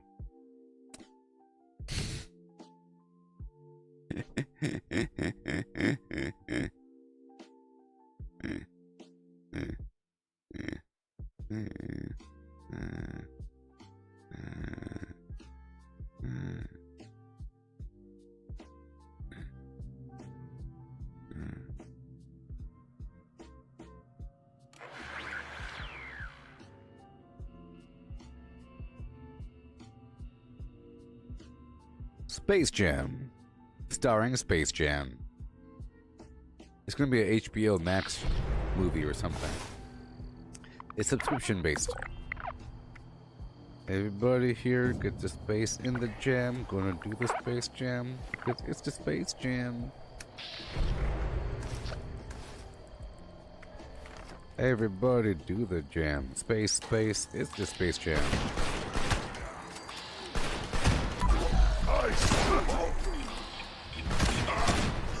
So weak. What's that?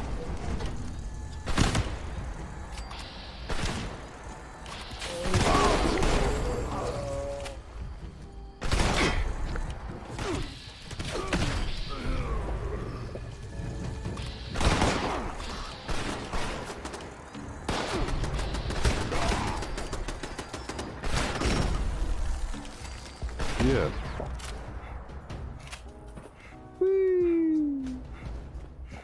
This way. I'm out of strawberry juice, but I still have a touch of candy. Oh yeah.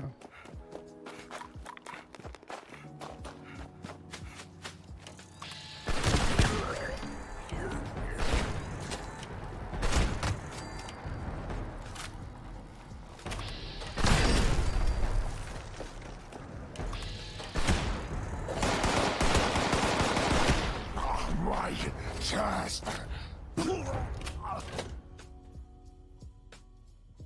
I just need to level up a bit so I can use this darn pistol.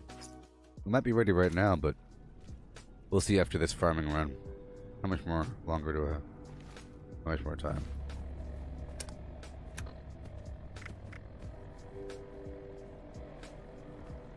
Eight minutes.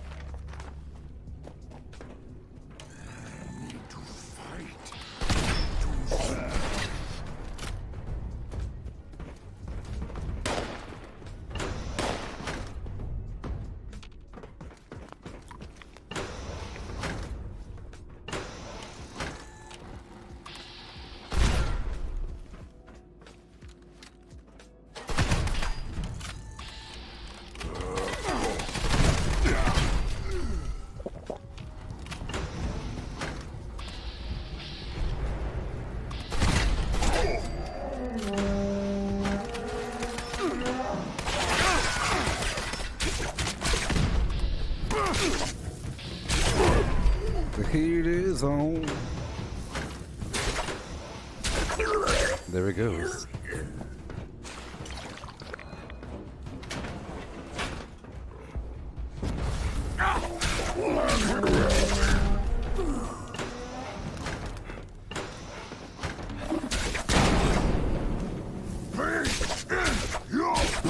Pain in my belly.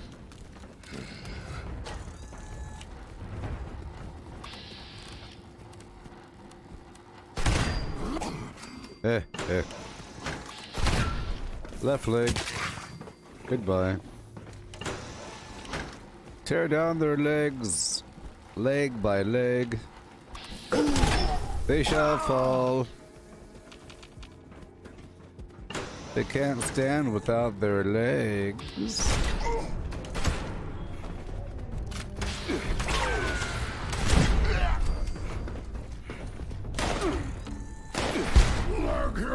Exactly. Oh no. I took off Master Infiltrator for a second. We're going for the XP. Pow.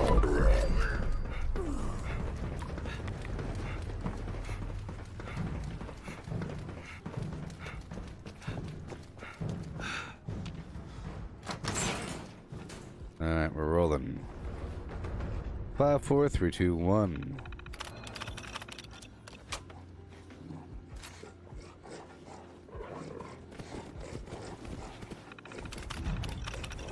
Close the door, it wasn't even open.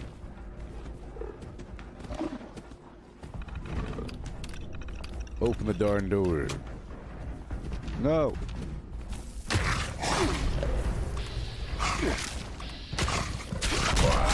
I'll go the other way then. Wasting my time.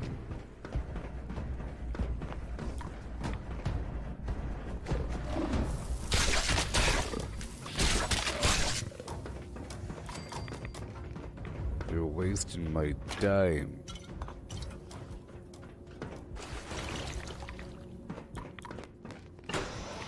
Making me go the other way. Wish a buckethead would show up. Got your wish. Rip his legs clean. So small, so weak. Let me in.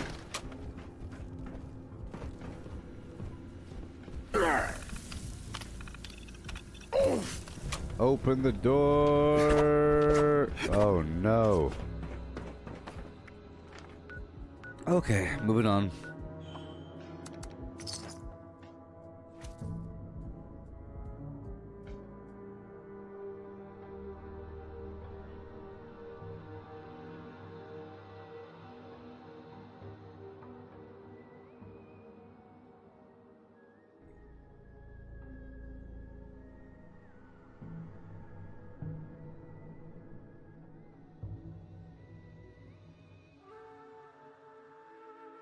Alexa. Alexa. Oh no. Maybe that's why. She's mad at me for messing up every so often. Hey Cortana. Hey Cortana. Will the aliens save us? I've got this for you on Will the Aliens Save Us? Oh no. Oh no. No! What?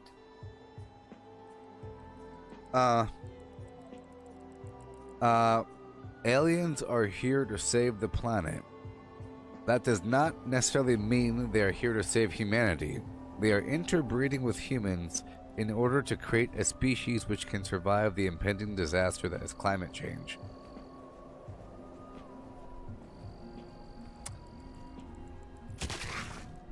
Sounds about right. Kill.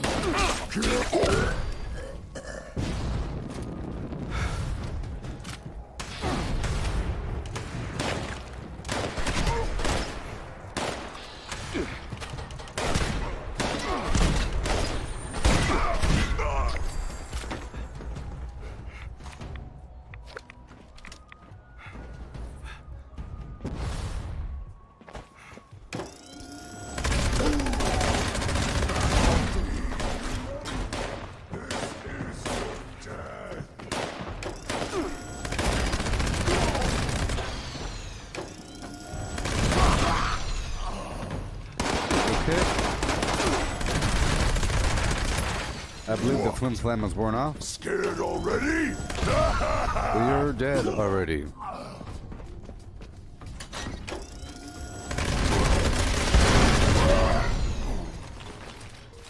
Got 85 left hand.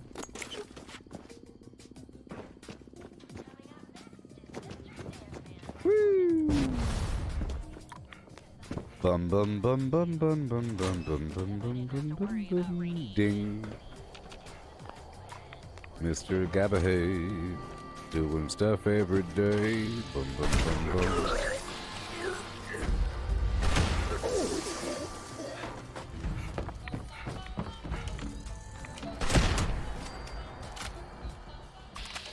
Mr. Sandman, bring me the dream that I've ever seen.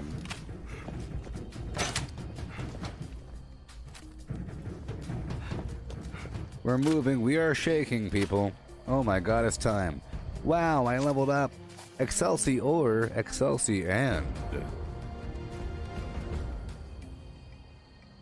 Check it out, baby. Uh-huh. Check it out. Check it out. Yeah. 3, 2, 1. And I'll be able to put the prime receiver on my Zealot shotgun now. Zoom. No, I won't. Not yet. But soon. And now I have a level 3 like I wanted. Oh my gosh. Oh no. I'm excited. I'm so excited that I have a bathroom emergency. You ever get so excited that you have to empty your bowels? You ever had that happen to you? I have it happen to me daily. On the daily. Gotta change my diaper. Alright, I'll be right back, I promise.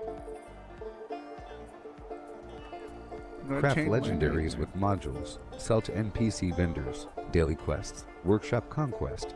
I'm excited because I'm about to use the Crusader pistol. Or sorry, yeah, Liberator. Crusader? Liberator. Liberator? Liberator? Crusader. Crusader. One of those two. The new pistol. I unlocked it and I'm about to use it, baby.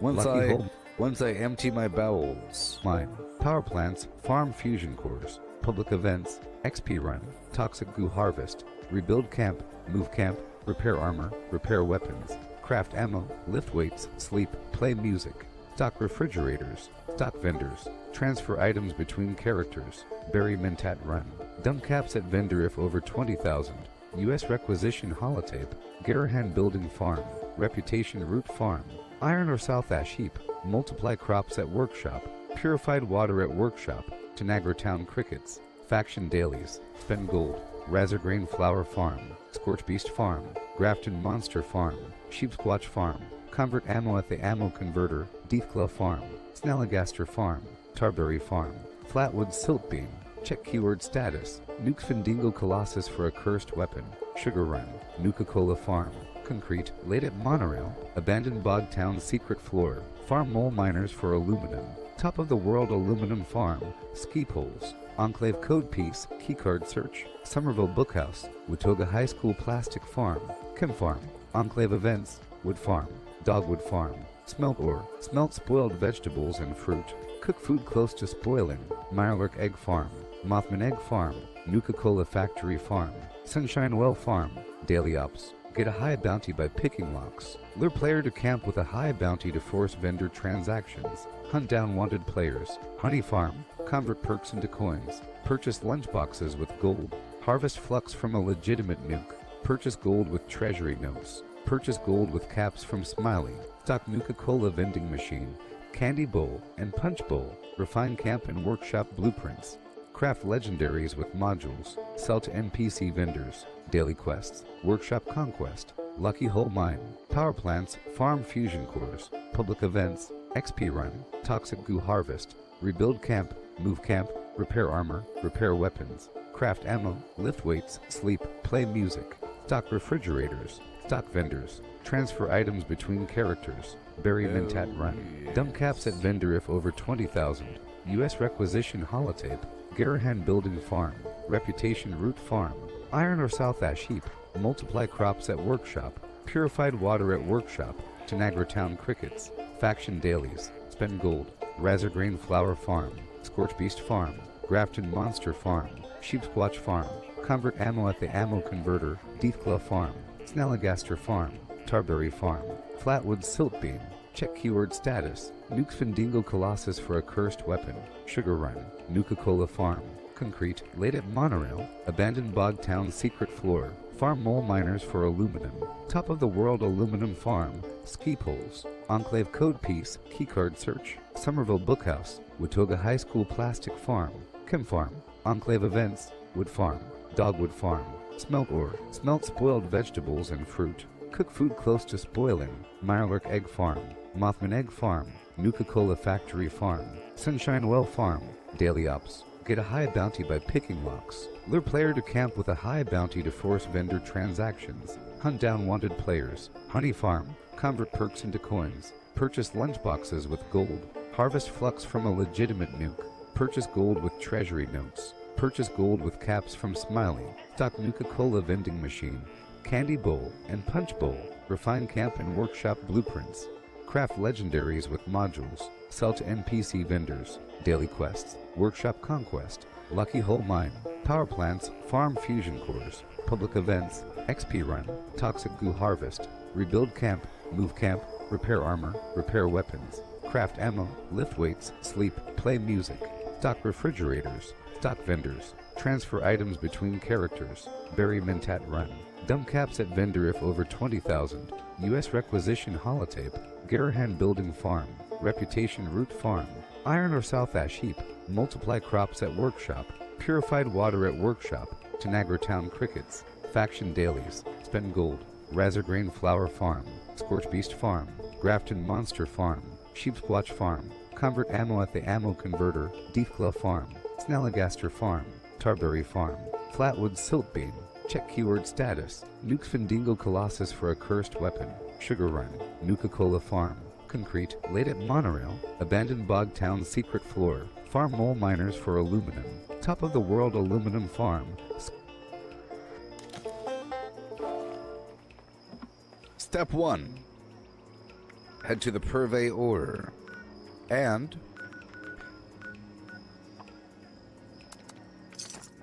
get some modules. I'm so excited right now. It's time for the Crusader/Liberator pistol. And yes, Jesse, this game is big. Such a good game. It really is the portal into the Fallout world. It's going to become more and more and more in-depth and more immersive. And then once it becomes VR, there's no turning back. There's no Fallout 5. Maybe there is. But anyways. Will there be a Fallout 5? I hope not. I hope not. Okay.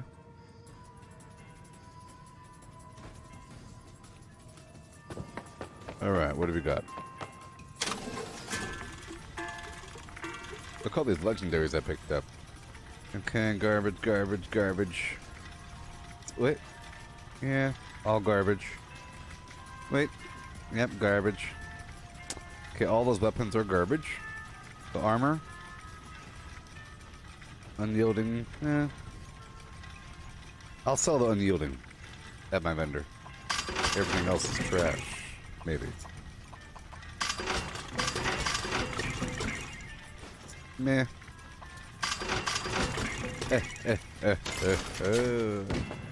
I'll get a bunch of modules. And then I'll make a bunch of weapons. Yeah. There we go. Now let's go down to the pit.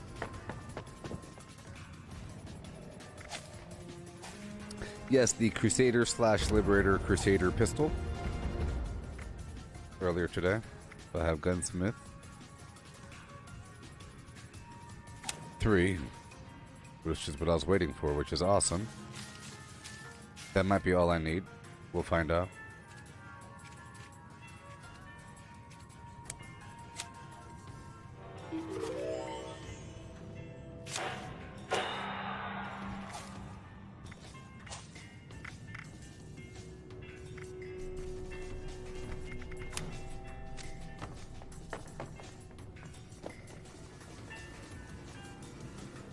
Alright. Normally I make armor. So, it's under machine guns or something? There it is. Oh boy. I haven't even taken a good look at it. I've seen other people use it, but I try to look away. I try to look away because I want to really experience it for myself. Okay. Oh my god, that's 1. Wait, what? Oh, it doesn't take modules. It's not like a legendary weapon. It's just like, you know, you unlock the plan, which means now I can get it as a normal drop. It's just like a normal thing. It's just a normal weapon. It's just like, you know, it's just like the other stuff. You unlock the ability to get it as a drop, is all. That's all. But it's fun to play with. So I have the receiver. I have the 5.56 receiver. And it's standard 65.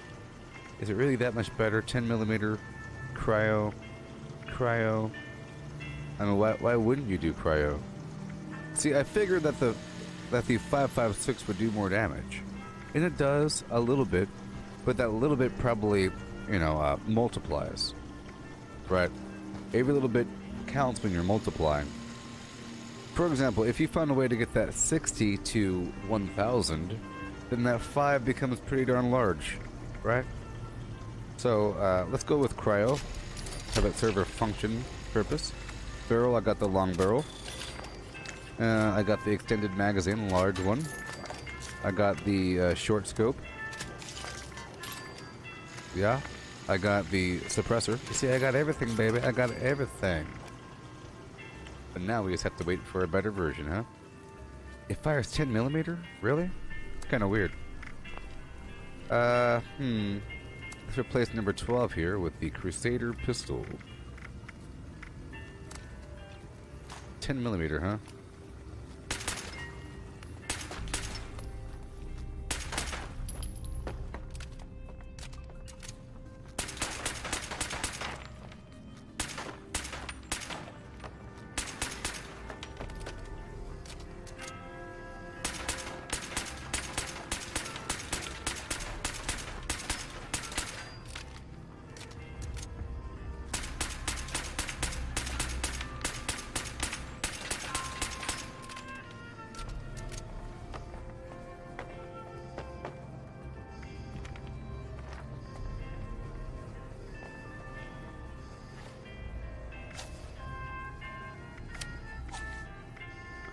You see, I got rid of that weird pistol perk. I had it for a bit, and then I got rid of it again like a weirdo. I had it for a bit and got rid of it. I have to grind forge that as well. But if I just used a pistol in a functional role, I don't need anything else. We'll see. The problem with the Gauss pistol is that it's relatively inaccurate and, you know, just a big old pile of garbage. Big old sack of garbage. I need to compare the damage between my current Gauss pistol. Well, I guess with the Gauss pistol you could craft a random legendary. That's the bonus.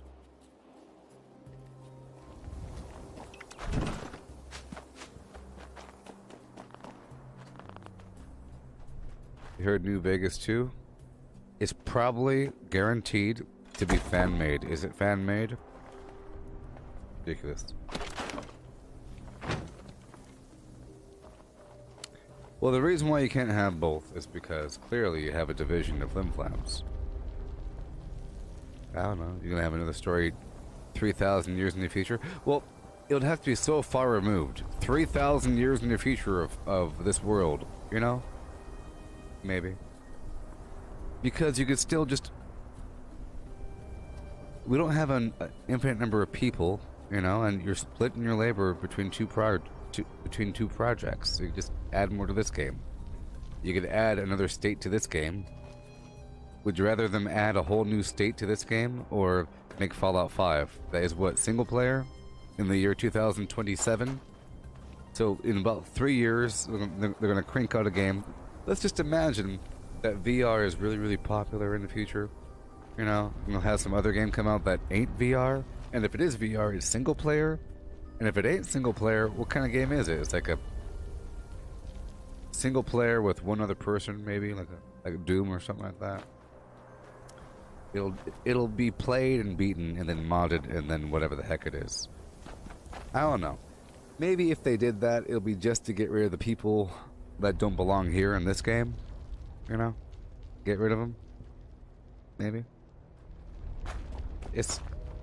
You have a creative team and they're working on different Fallout projects and cool Fallout stories. You can't have the same Fallout story in both Fallout 5 and Fallout 76. You gotta pick one. And then that just means they either hire 30 more people or something, or they split their stories down the middle and you get less stuff. Or you have the same thing on both games, and that's kind of weird. It would kill it. It's bad. No Fallout 5. It's patooey. I think so. But see, no, Elder Scrolls Online is different. Elder Scrolls Online is not an Elder Scrolls game. I've mentioned this before in my little examples. How it's like a different thing. You know? That it's not the same. It's not like it's here for arguing with me. Stop arguing with me. I've mentioned that thing before. Stop it.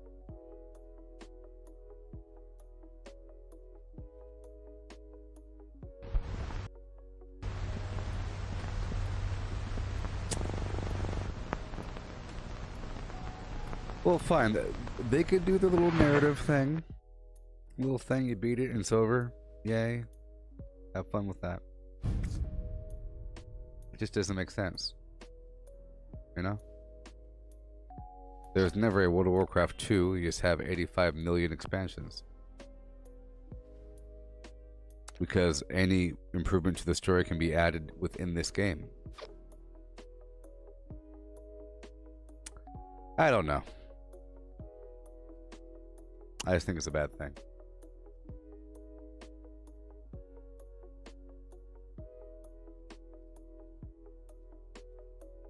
I just think it's a bad thing. Elder Scrolls is different. They should totally make a new Elder Scrolls game. Because Fallout 76 is basically like an improved Fallout 4.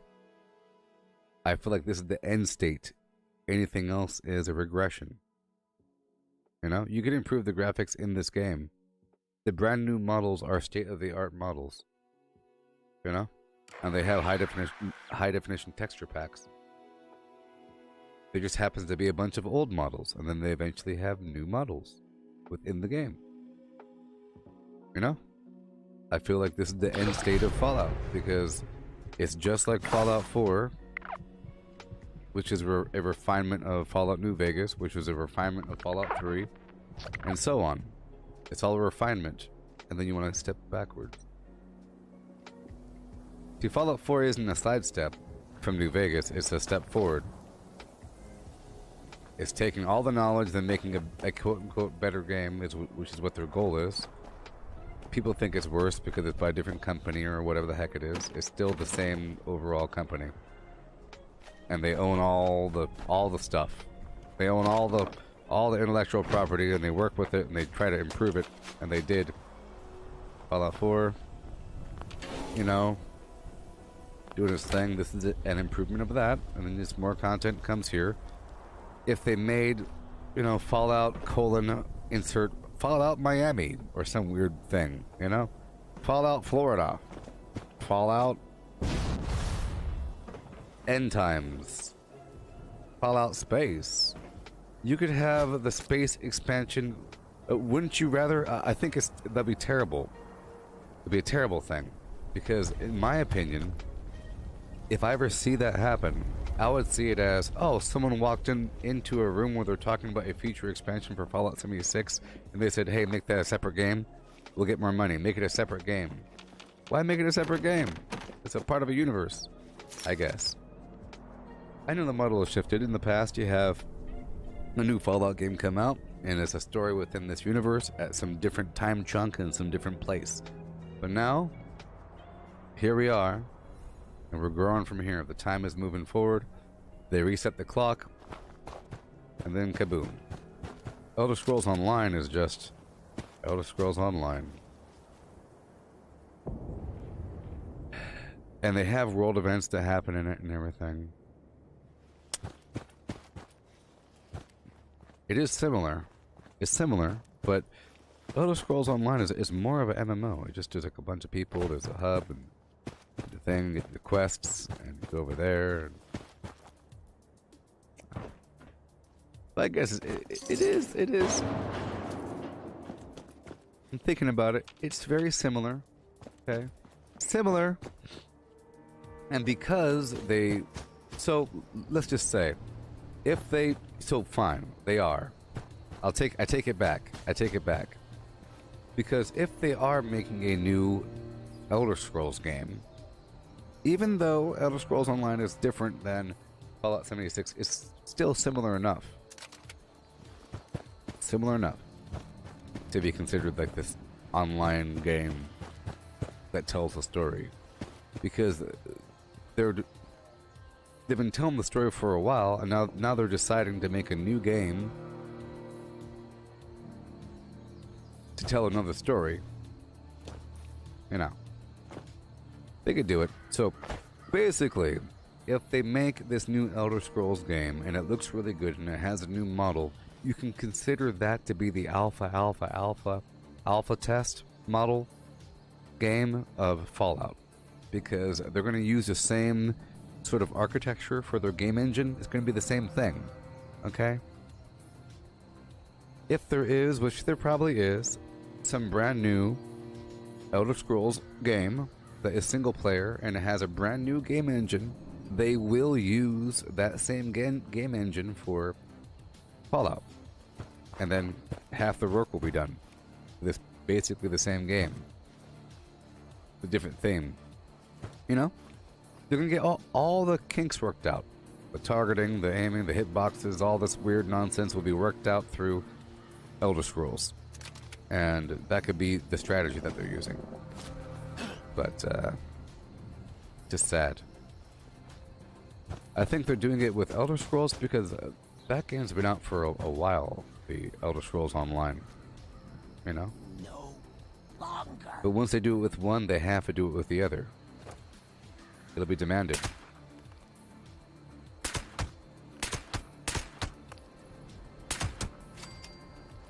Right? Well, I mean traditional MMO. It's not really an MMO, you know, because the servers are kind of small.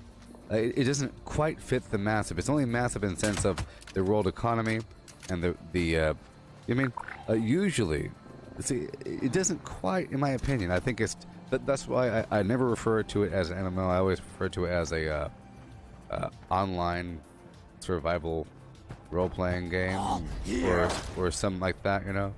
It's definitely online, or it's definitely multiplayer, but it's not massively multiplayer. Yeah, it sort of is. It's sort of, you know, it sort of is. Sort of, but it's not. It's becoming that more so now that they have these hubs here. Now that they have the Raiders and the Settlers hub, it's a little bit more. Let's just say that there's a spectrum. It's definitely on the MMO spectrum. Okay? But it's more towards the left side than the right. So.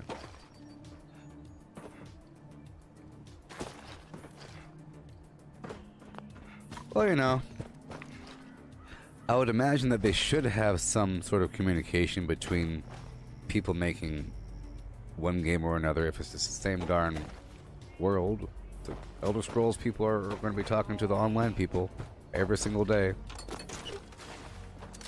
exchanging ideas and ruling stuff out, rolling some dice and saying, okay, in your game you have this, in my game I have this. High five. I also like the creative director is probably the same person, but the actual talent and the nitty-gritty are different people. Those are a dime a dozen coders and weird random artists.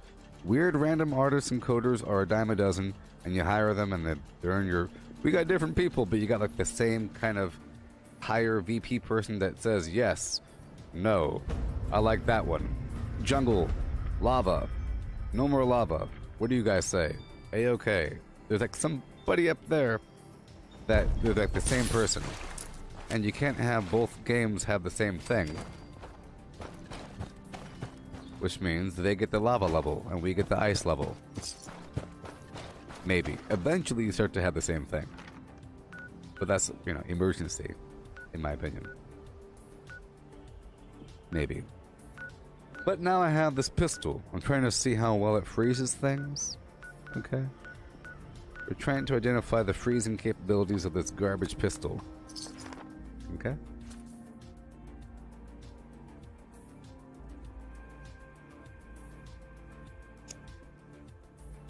...2022 is right around the corner. Elder Scrolls 6. And they are making Starfield.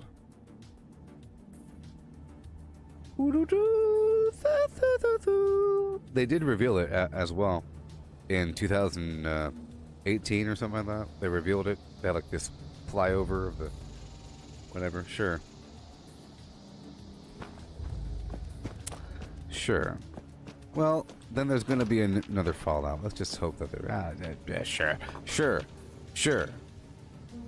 Sure. It's my ignorance. Well, not so much ignorance.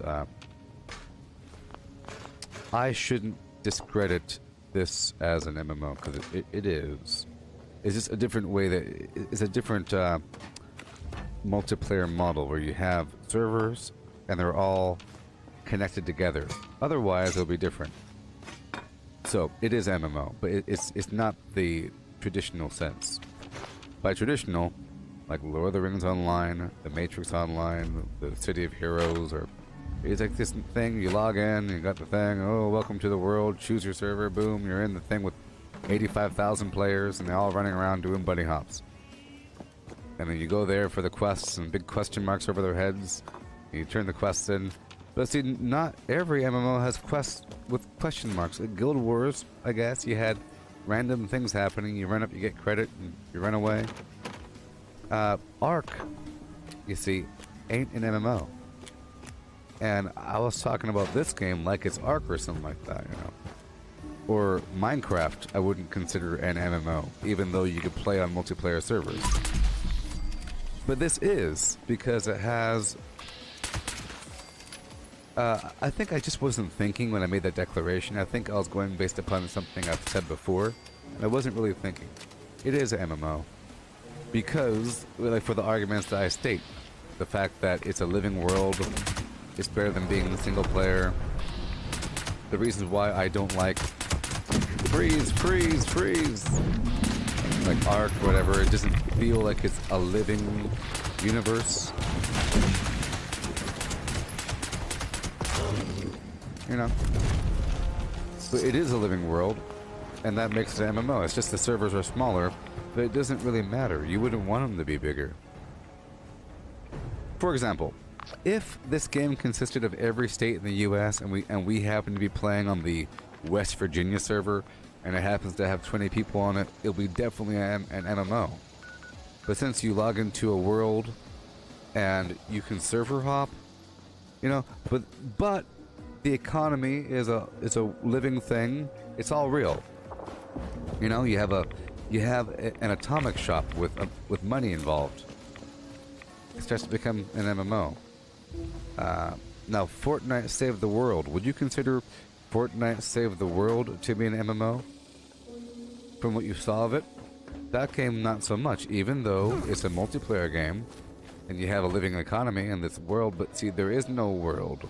The reason why it's not an MMO is because you choose from the map where you want to go, a spot opens up, you say you go there, and it's a randomized city.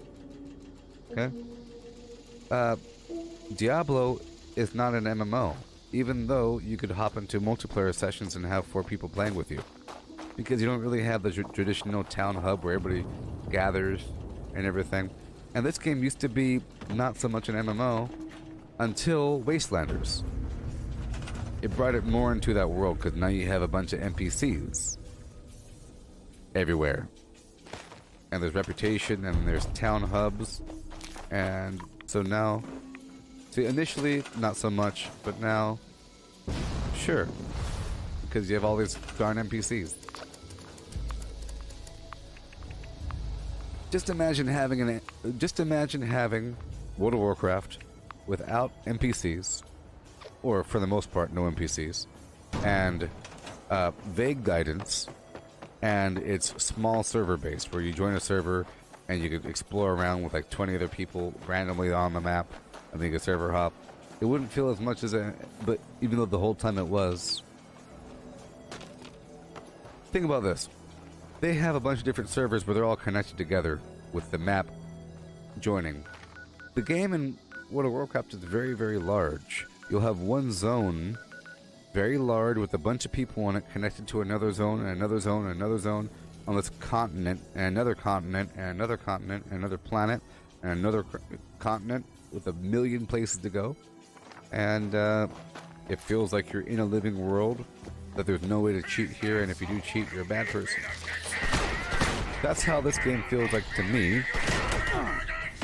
Therefore, it's an MMO. Minecraft doesn't feel that way. Even if you join somebody's multiplayer server.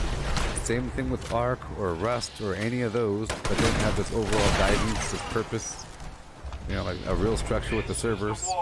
You're just doing some stuff. Our last prisoner count came up woefully short. You know? Obviously, there's been a mass strikeout. I'm authorizing prison marshals to seek out escaped prisoners. Yeah. Due to overcrowding and the logistics of caring for live prisoners, immediate use of lethal force Yeah. is authorized. So I'm trying to see if this darn thing is effective. Now, it might be more effective to use the fire version. I'm trying to see just how effective the cryo is on these bad guys. Visual recognition system. Not the most effective. No time to fix it now. I must stop those escapees. 16 bullets, huh? Let's aim at their leg. Maybe one day I'll get a limb damage weapon.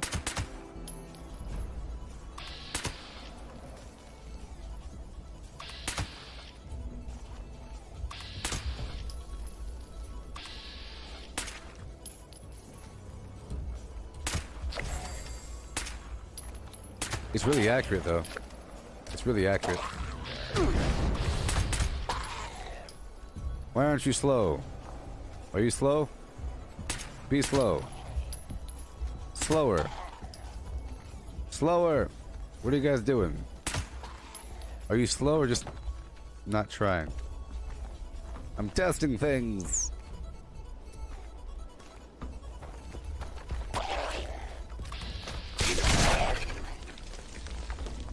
Alright.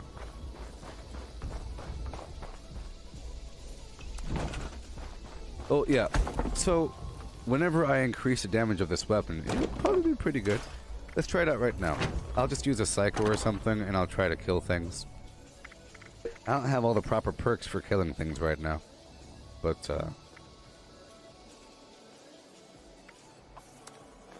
overdrive is up in here. And I'll put you right over here.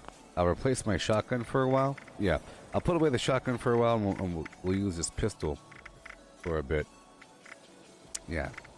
It'll be fun. Kind of like the good old days of who needs legendary weapons? Those are for stupid people. Those stupid people using legendary weapons are so stupid. Can you imagine how dumb they are? Remember those good old days? Hey.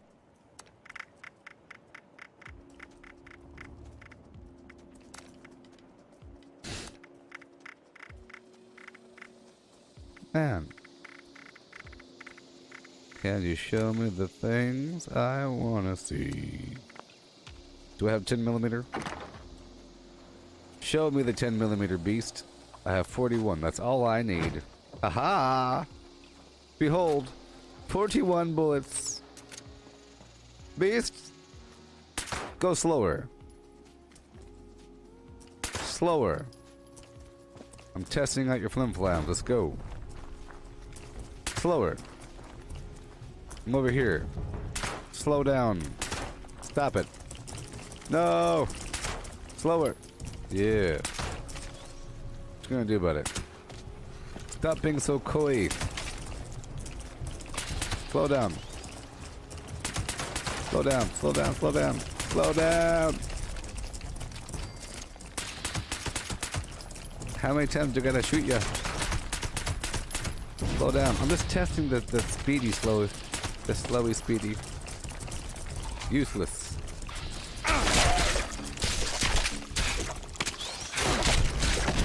I was just trying to see, because sometimes you can make them go really, really slow, like brrr. I'm sure they slow down a little bit, but it's not tremendously obvious.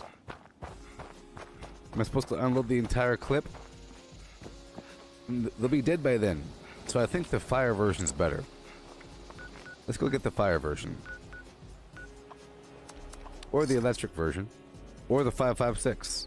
Dude, don't you know the 5.56 is way better? You stupid idiot. I bet you the answer is 5.56. Hey, man. Well, 5.56 is a big old fat bullet. It's a big fat horrible bullet. 10mm is a little tiny thing. It's not just the fact that it does more damage. It's just, I think it's more accurate. Probably. And probably it sounds different. What are you looking at? Shut up. you don't have the gold bullion, I can't requisition any equipment for you. Oh, hey, Brayden, you have snowfall and accumulation? Oh, That's amazing. yes.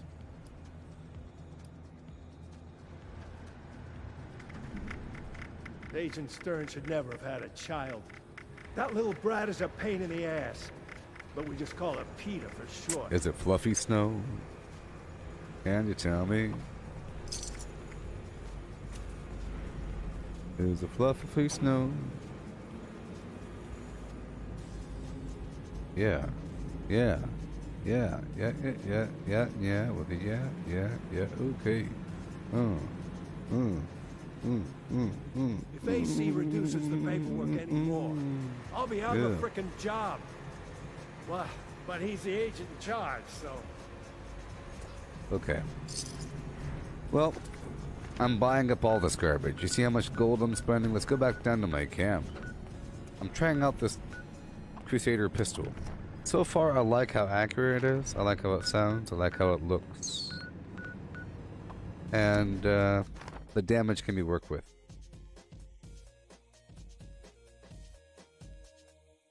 Your roads are coated, Brayden, with snow, and the trees, the grass, but it's rather fluffy.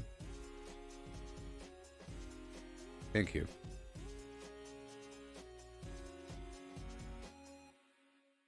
I think it's a nice time whenever the snow starts to pack and accumulate. Don't you? You're in it right now. You're in it right now.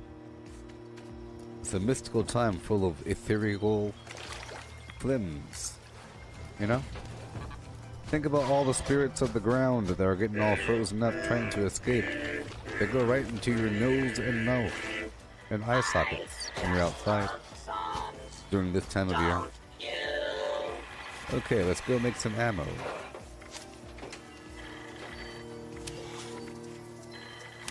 I don't need to put on the ammo factory perk right now. Or do I?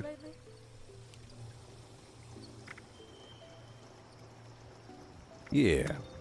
You're right, Brayden. The covering of snow muffles sound propagation. So let's make the well, I shouldn't make ammo just yet. I have these different mods I just purchased. I want to try them out. Let's try them out now. Project Cheesesteak is officially on hold. I have the Gauss pistol. No. Pyro.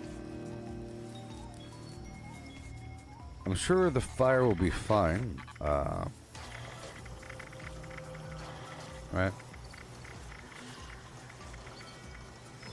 Here we go. Cryo, pyro. I probably need fuel or something, or Gunsmith 3 needs to be on, of course. I bet you the answer lies in the 5.56. Because, you know, that's the answer.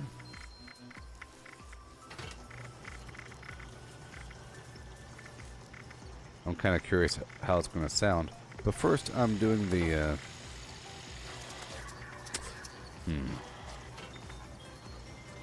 Let's do pyro first. Okay. It has a cool look to it, maybe. Okay. And, I will fire a bit, maybe, after making a few, dozen quadrillion 10mm. I should probably sell a bunch of 10mm, huh? Oh look, I have no gunpowder. Alright, I really hope I use this stuff because it'll force me to get more ammo. Alright, so we have fire. Ooh. I wish it looked a bit better, like back here. It's kind of pixelated. But, if your goal is to set things on fire, I wonder if there's AoE. Doesn't appear to be. No AoE. Let's go over here for a second, just to light this enemy on fire. But I really think the answer is 5.56. Either way, I have that, I have this. I'll slap on Bloody Mess, and I'll put Serendipity on, take off Ammo Smith. I'll put on adrenaline, and boom. See, it's not explosive, so maybe if I get an explosive version, it could be explosive and fire producing or something. Oh. Where are you, beast?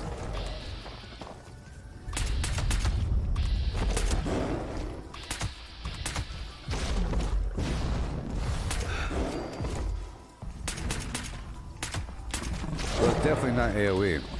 Okay, let's just see if I aim at his leg. I don't have any crippling. Right here at his left leg.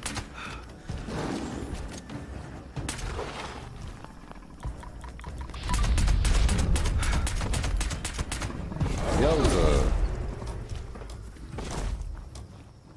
Well, you know, it's just for lighting them on fire.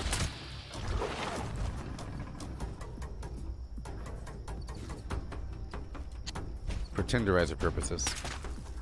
I'm gonna see if AoE works. I'm gonna try to aim next to him. Nope. Alright. 0 damage. Alright, let's go back to my camp. Well, fine.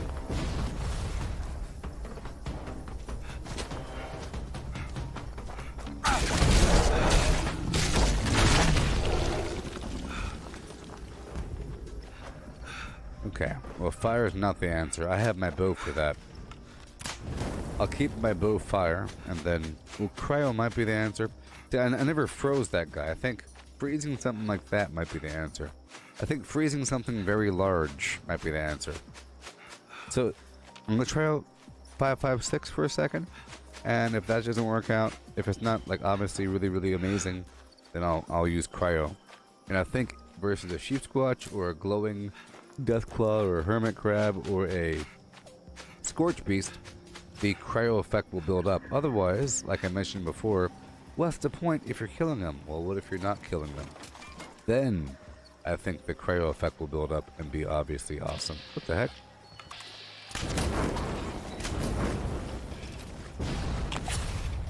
Whoa. I put my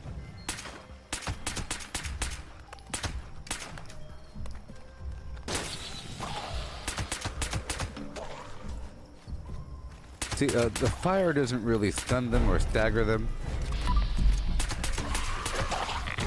You know? Fire doesn't stun or stagger, but I think the electric does. Maybe. Maybe the fire staggers you? Maybe you think it should. Maybe. I understand why the electric would, because that's how your muscles work. No matter who you are or what you are, I think if you have muscles, electrocuting you will make your muscles twitch, which will make you stagger, because that's how your muscles work. Fire, you could ignore that garbage. And cryo, I think being set on fire ain't as bad as being frozen. If you're frozen, you just can't move, so. Let's swap this back over for 556 for a second.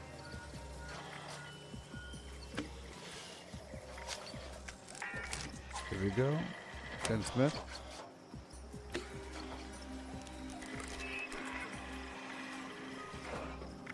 Yeah. Do you know that way? Are you from that place? Tell me now. Oh. Do you know that way, baby? Where is it? There it is. So, let's go to 556. Alright. Hamburger? Time to get your motor on. Oh. All up in that highway, plural. Doing all kinds of stuff. Alright. One more second. We're not using the shotgun right now, so I'll put on Dodgy and moving target.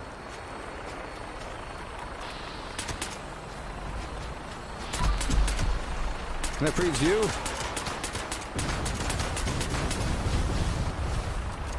Can I freeze you? What happens if I freeze you? You ain't going nowhere, Palio.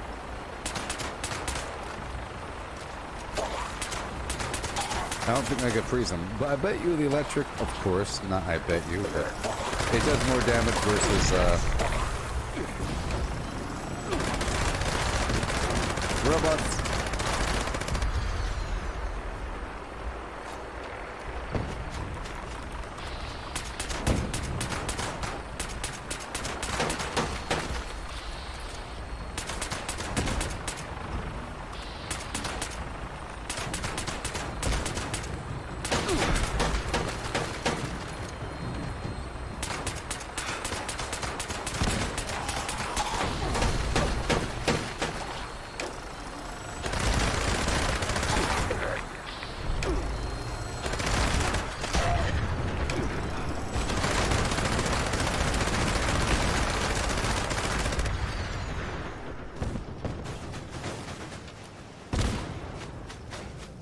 Yikes. Oh, this is not the freezing one. This is 556. Well, there you go. Right? Yeah. Normal pistol. I guess so. We'll see. I'll use it a bit more. Let's go through. I also have to kill a bunch of enemies with my darn rose thing here. I haven't done that for the day, have I? Have I? Nope. Daily. Spread the love. Kill 5 things for a perk card pack. What?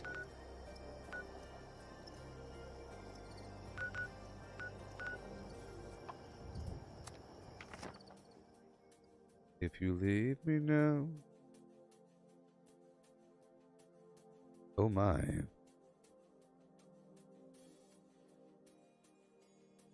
Oh my.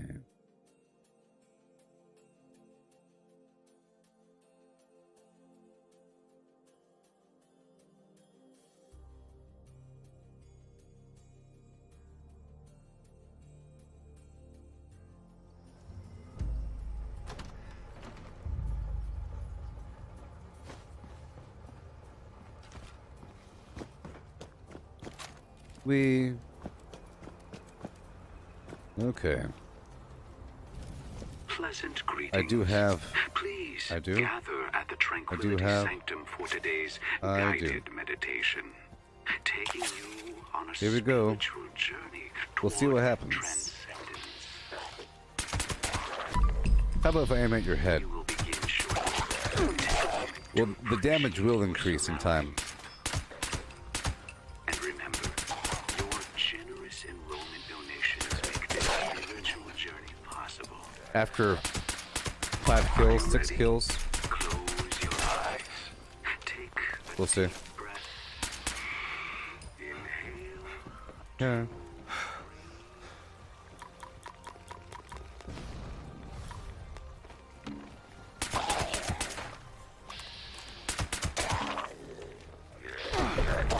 Well,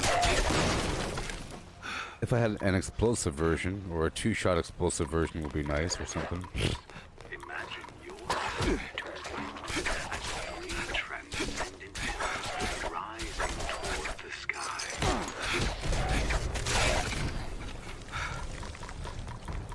Now, imagine orbs of sublime energy around you. Reach out and gather them. Bring them. This is how we obtain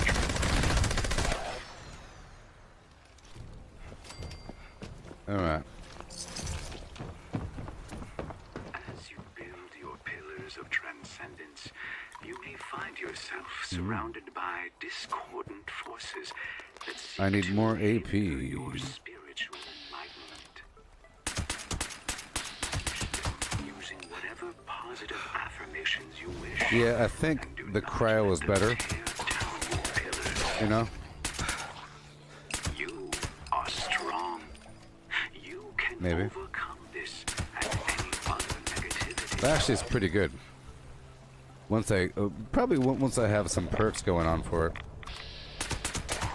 Sometimes I'm not using any pistol perks right now. It's definitely accurate. and your pillars of transcendence may falter. Take solace I would like a limb damage version. Okay, now I have to run over here. Fast.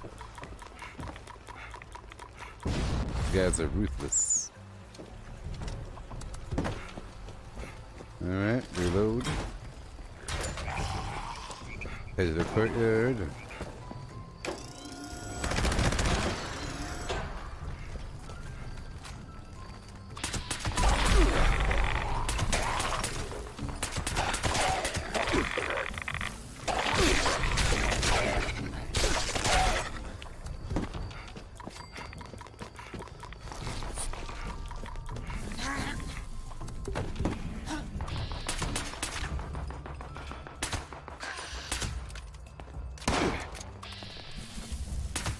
So of course I'll probably need to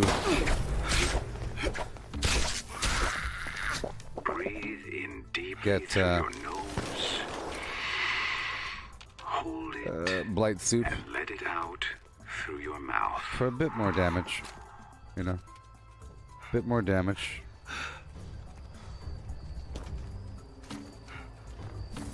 But I think cryo's the way to go. The difference of damage ain't all that significant. Mm-hmm.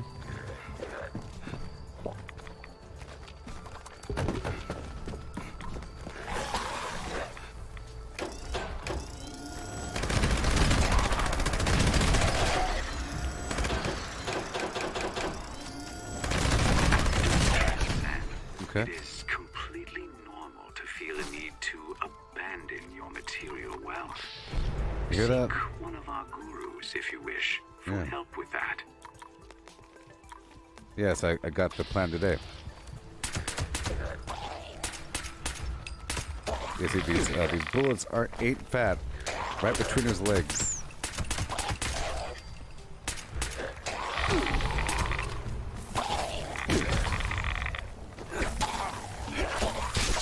Yeah, I think the cryo effect is the best bet. You see, if I was using the cryo, they wouldn't be rushing me right now, would they?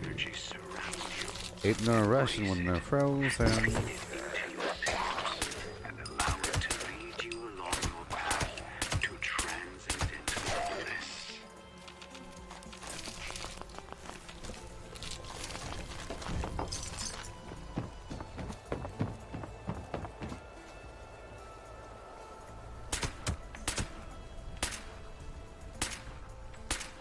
See, also you have the fact that it's a. If I was using sneak attack damage, I'll be doing double damage. So a true test would be going into some place where you could kill them quickly enough so that you could get them with that double sneaky damage. But see, I'm not doing enough damage for that because it's taking too many shots for them to die. Alright. Now, I'll put this perk back on. Enforcer's back on. And I'll take off Bloody Mess and I'll put on...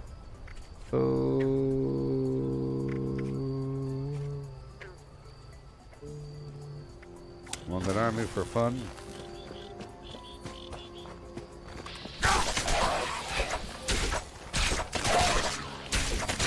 I'm gonna put my shotgun back on, and now I have to change my flim flam back out. I have to change the mod back out for cryo, and I'll try something else out and see how it feels. And then I will grind the purveyor for 3-star ranged weapons and hope we get one. Now that I had the plan. Has anyone been successful with that? Like getting the plan for the Crusader pistol and then grinding the purveyor until you get a legendary version? Has that actually worked out? That's my plan. I just bought a bunch of modules.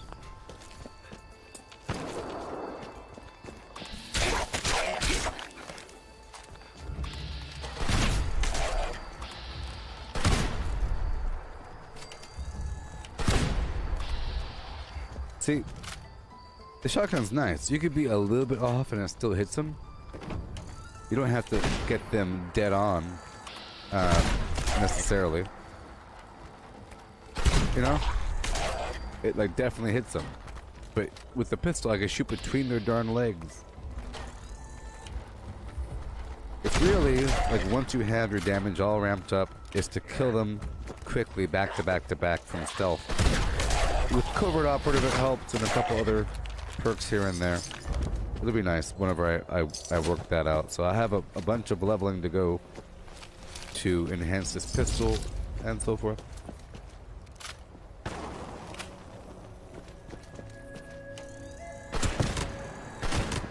Another legendary.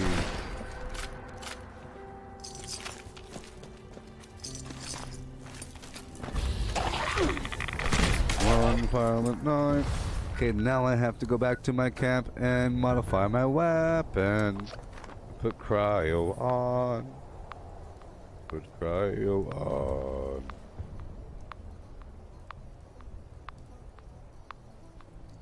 Shawshank Redemption. Ah! That's the magic words. We found the magic words, people. It's Shawshank Redemption. Alright, let's go modify my weapon here. And then do one gun army.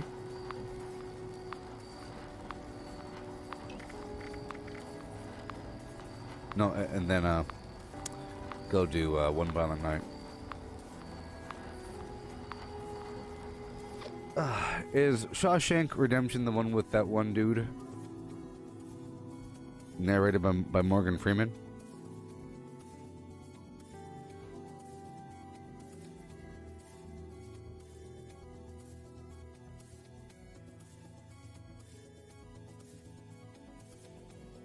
They drank some soda pop on top of the roof? Is that part of it?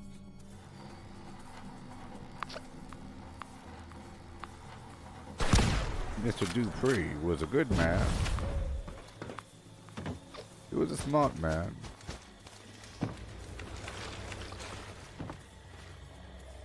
Okay. Gunsmith. Okay, we're going back down to cryo. How you doing? You know, that one guy with the face? You know what I'm talking about? Like the... You know what I'm talking about? He has that face. You know. Brr. He doesn't have a name. No one knows his name. No one. Okay, where are you? It was a 556. There it is. So it's going to become cryo once I get myself the cryo of Flim Flam.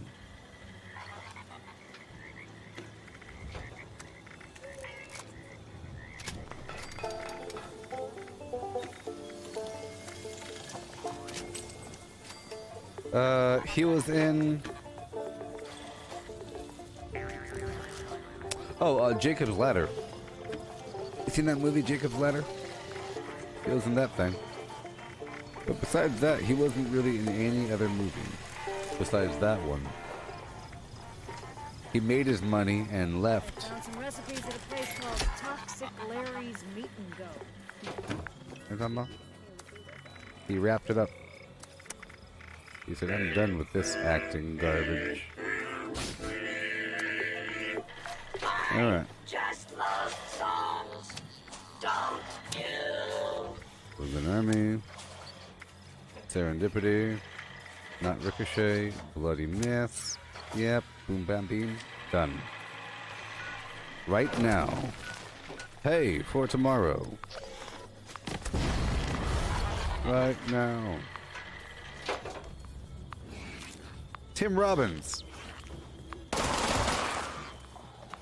Hey there. Poseidmaro Wild. Poseidmaro Wild. Poseidmaro Wild. Tim Robbins. Thank you. Hey Cortana, who the heck is Tim Robbins? I'm sorry, but I can't help with that yet. This is Dane Rogers with an automated alert. An unknown dangerous creature has been sighted in the vicinity of the Sons of Dane compound. I can't help with that Been yet. attacking the Buck's Den beer house I'm every just a night while we party. robot. We call it the Night Stalker. Oh my God, where is it? Best guys. Okay, we're good. Paulie says the loud music is what's pissing it off. So we can make a ruckus to draw it here, set up an ambush. Tell us some beast's gonna put it in our good time. So we're fixing on blasting the jukebox and jamming on instruments loud as we can.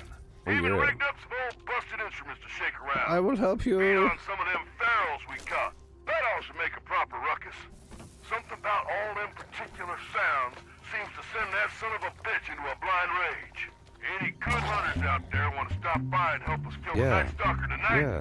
You'll be rewarded in all the beer and partying you can handle.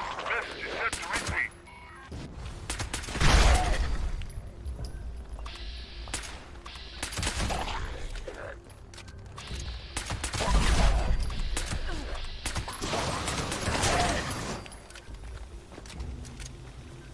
Oh, the world don't poop all in the morning time. Why isn't the music on? Turn the music on, beasts.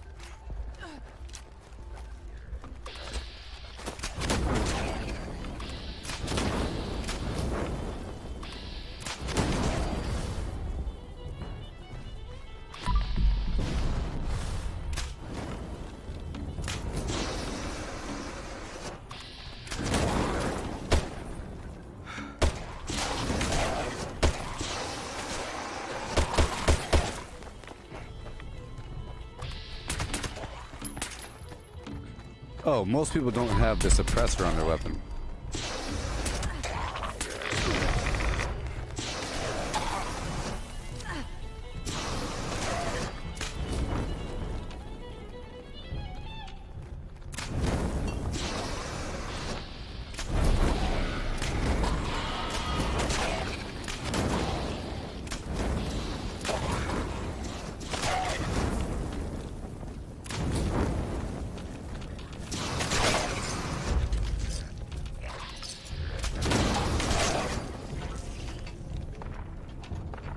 We have to make raucous noise.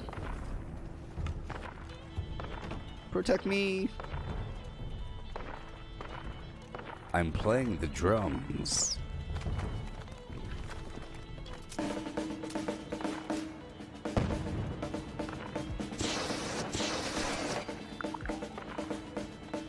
Up until we get to the. Up until the and attract the Night Stalker.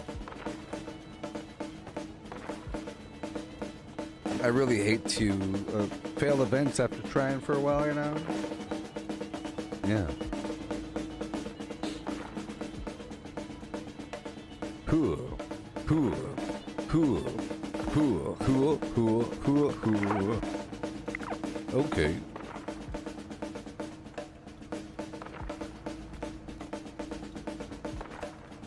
So, you know, I think it's best if I take the silencer off the pistol.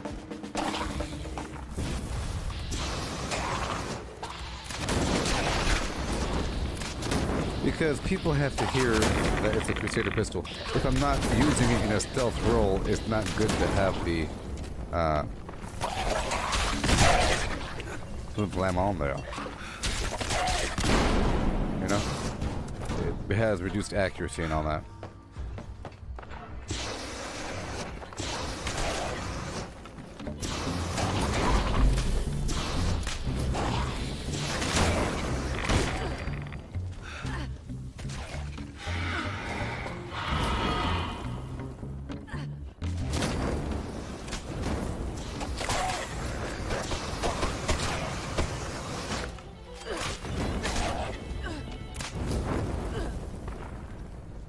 This little wild, little strange, yeah.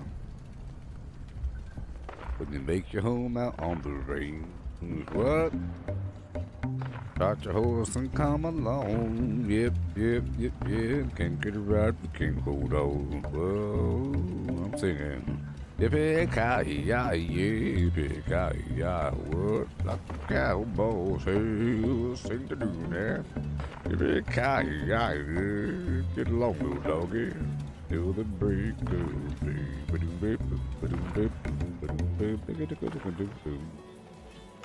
Hey, dude. Better watch out for those man-eating jackrabbits and that killer cacti.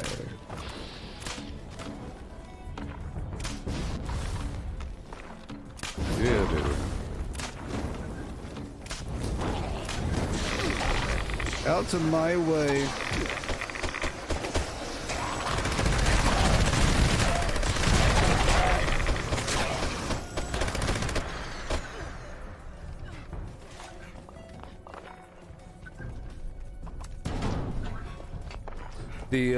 The Little Things movie on HBO is gross. Probably is. These people are gross these days. What's happening to the world? Is it gratuitous? Is it full frontal? Does it involve cannibalism?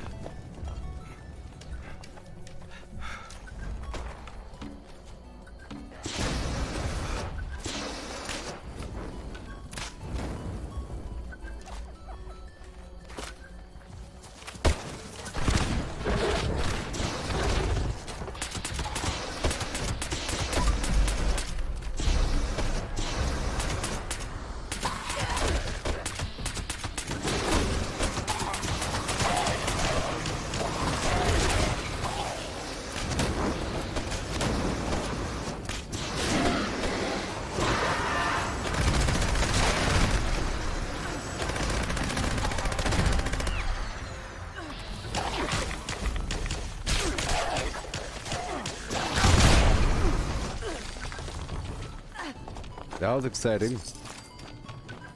All kinds of endgame stuff going on, backflipping. We're all backflipping at the same time, holding hands somehow.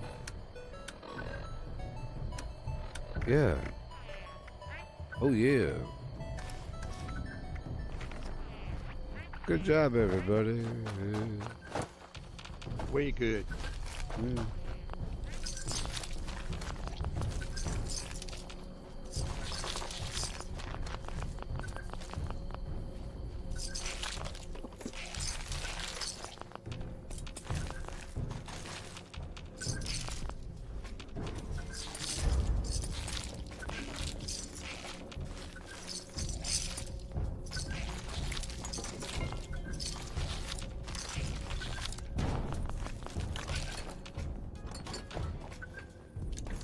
A lot of garbage here. A lot of Gorbachev going on over here. Full frontal murder? Oh no. Starring Tim Robbins? Oh no. Let's continue on. I have to test out this pistol here, there, and everywhere. It'll be good once, you know. I think it'll be really obvious versus certain enemies. Big old enemies. Okay? Big old enemies. So, that could be a rule. Versus big things, I cripple and freeze. During a bunch of small things, with a bunch of small things, I light them on fire. Everything in between, I shoot them and I punch them. Sometimes I Gatling gun them.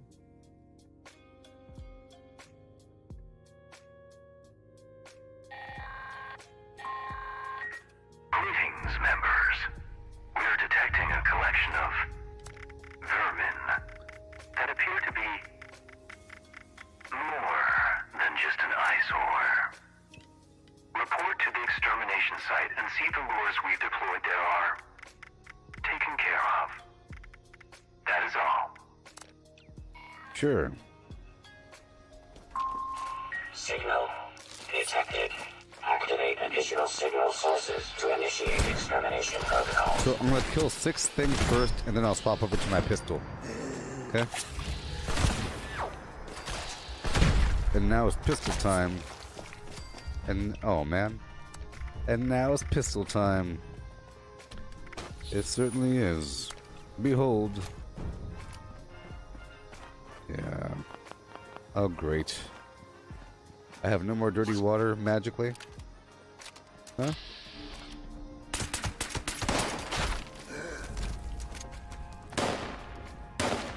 Oh no, there's no time for this. There's no time for this. Oh no. Fine, I'll take off Enforcer for a second. And I'll put on Through Hiker 2 and Moving Target 1.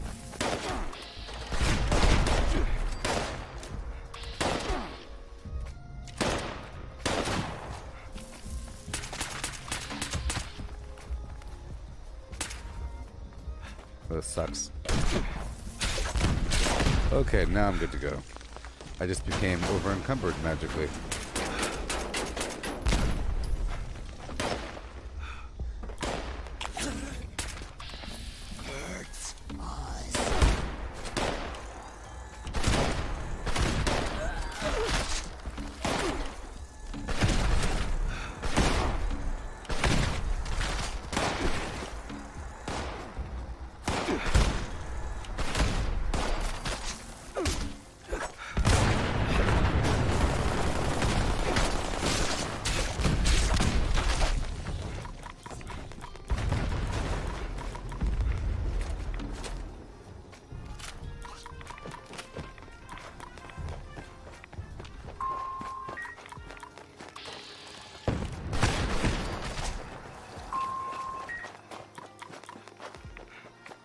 Oh boy.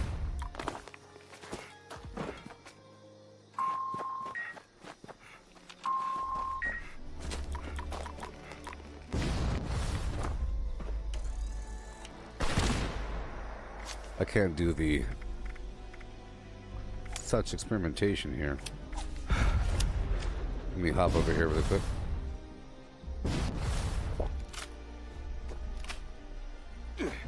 Oh boy, come on.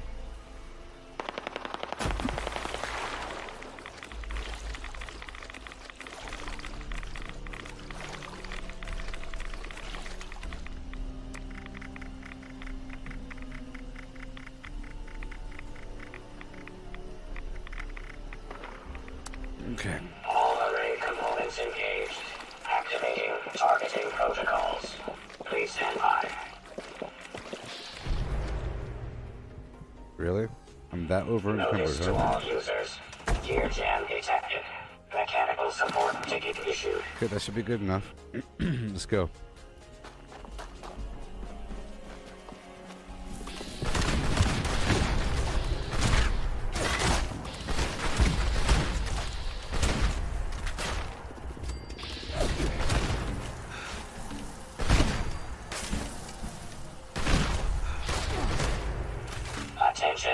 Attention.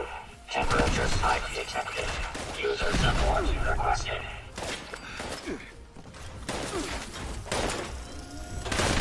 Issuing user notice. Signal connection unavailable. Amplitude boost requested.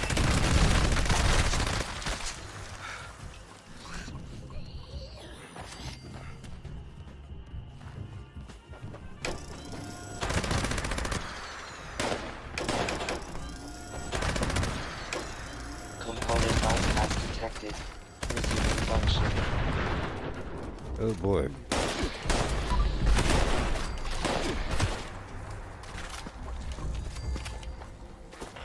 Restored. Resuming connection process. Repair detected. Resuming uplink A protocols. whole lot of flim-flam E going on here. Well, how much is the Gauss shotgun plan? Well, it requires ally rank with the settlers. That's the most expensive part. So I think 750 or something? Immediate evacuation. I'm not too sure off the top of my head, but 750, 200 for the plant for the mods. But the real cost is the max rank of the reputation. You know?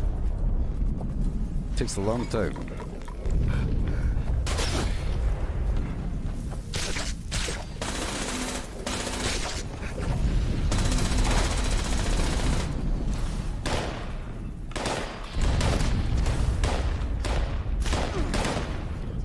attack these guys if you want to kill them. For your XP.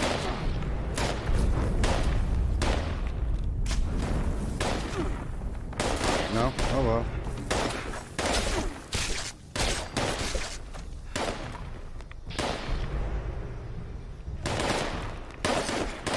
Specified hostiles. Eliminated. Infestation cleared. Oh, cool. I got a Brotherhood Recon arm from that quest. Pretty cool. Let's put on the... I'm going to take off Barbarian for a second and put on Pack Rat for 3 moments. It'll help us run around for a little bit. Whoa.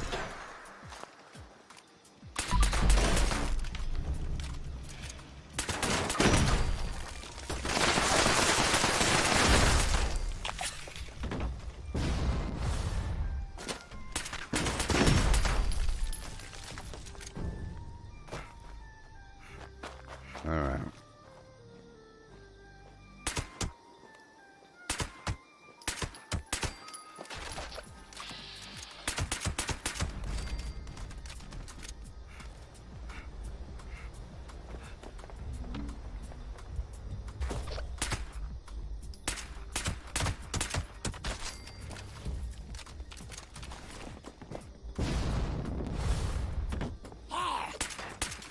Wow.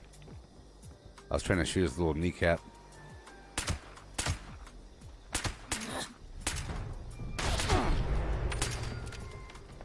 I sure want a bunch of headshots.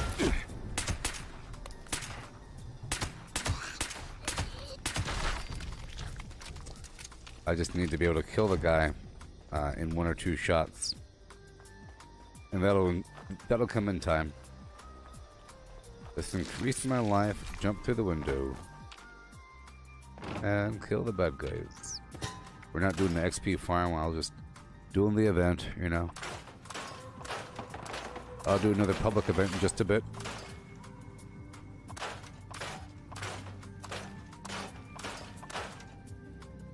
Yeah.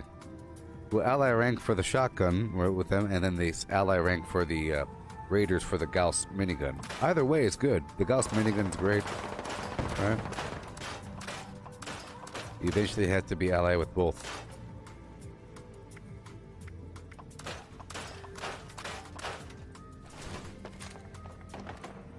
But remember, with the settlers, you also get the flammable tiles and the turbo fertilizer grenades. Pretty good stuff. Why am I alone? The heck? Crazy.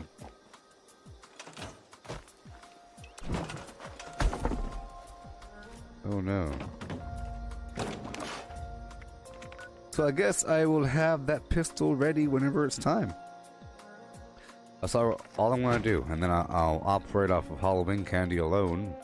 And yeah. I think it's important for me to kill these enemies, so let's go find some low-level enemies to kill. I'm going to go kill 5 enemies over here at the Groves family cabin. Multitasking by way of Hemlock Holes. I'll use my heart wrencher for a bit. Yes, Braden, it's a massive, massive grind. Just remember, you're able to go around the map to do these random event locations, and you'll find a pack of raiders or settlers trying to fight some creature. If you go there and help them, they'll give you credit. I have this map right here at the Gooboberti Way Facebook group. That white line going across with those white boxes, that's the spots you can go to farm reputation.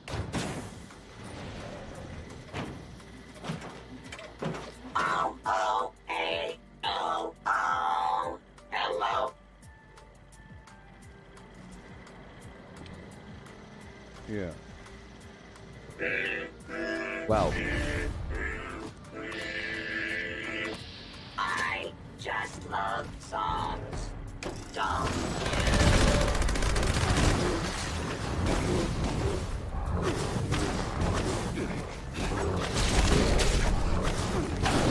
Go.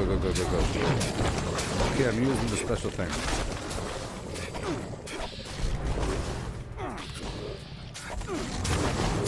hardly any damage until it's time. Let's get a few more damage. And you try to weaken them down. There we go. Nice and weak.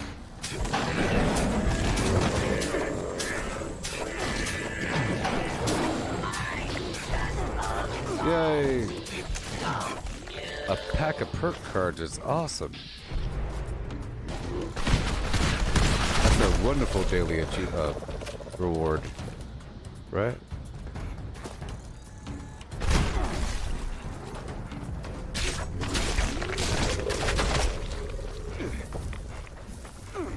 Okay, go get the grafted monster.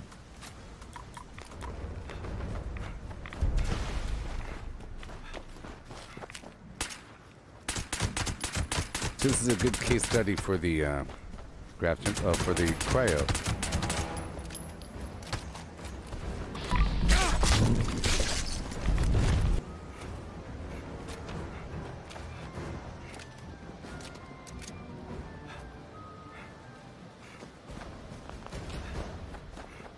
Okay. Coolio and coolie air. What you know? What you really know. Okay. Let's go down to the Enclave for a second, and I'll go for another code piece. You say? I've done the things I had to do, sort of. I got my pistol. I decided on the cryo, because at least it does something. If it's not, remember, if something ain't strong enough, at least it does something. You could have it like that. And I could grind for some, maybe even just 1 star. Sometimes all you need is just a 1 star. So I might do that. I might grind for a bunch of 1 star ranged weapons, hoping for a Crusader. Right? A 1 star anti-armor, bloodied, anything really. Anything. Is better than nothing.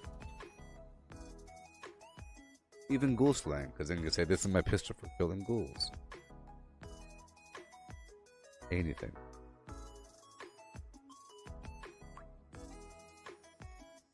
Yeah.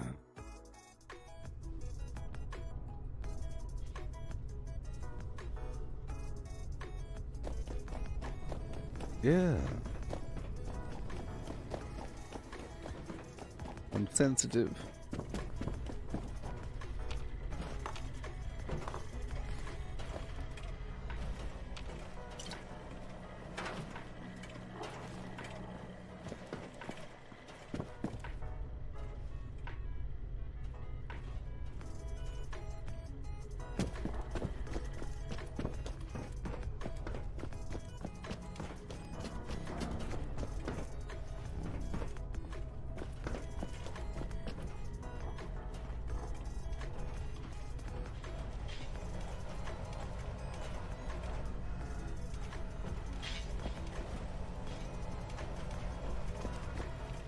Alright, moving on. Go for Alpha. Oh, yeah. Error. No target available at this time. Please try again later. Oh, you got exploding, reduced weight, ghoul slang, handmade. That's pretty good. It would be a fun weapon to kill ghouls. Pair that bad boy up with a magazine and get yourself an hour of ghoul slaying fun. Just 1 hour. That's it. You hear me? Okay, let's move on and get our code piece. Exciting. And then I'll go on down to the Purveyor and I'll try to grind for a bunch of 1 stars. And once I get myself a 1 star Crusader pistol, I'll go straight for 3 star. Maybe.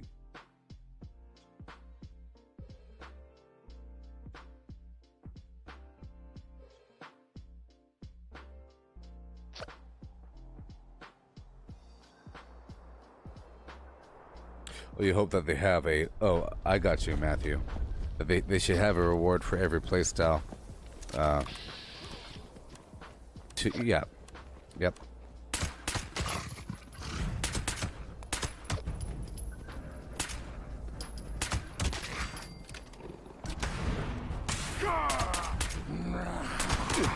Go ahead and hide,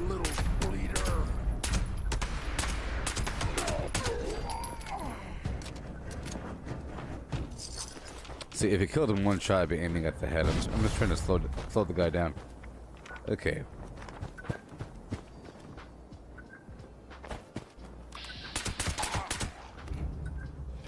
Well, the fact is, it fires very quickly, and it stays on target, and it has a very large magazine. You know? So, yeah, for a Scorch Beast, it's probably perfect. Maybe. Freeze! Freeze!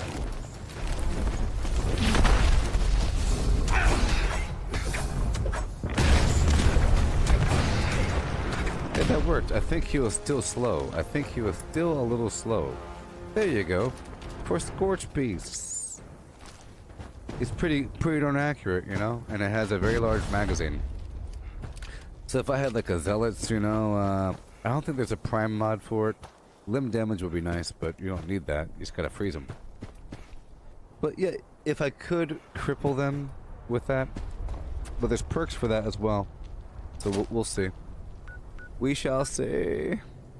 Alright, let's go over here. To the Purveyor. Yeah.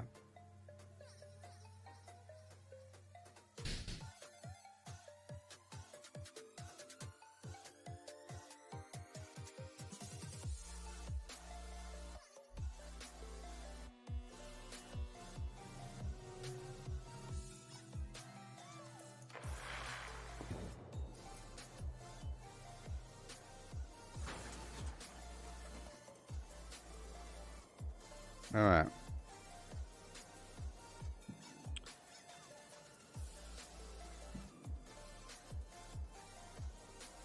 I should stream myself playing Minesweeper. What do you think? What do you think?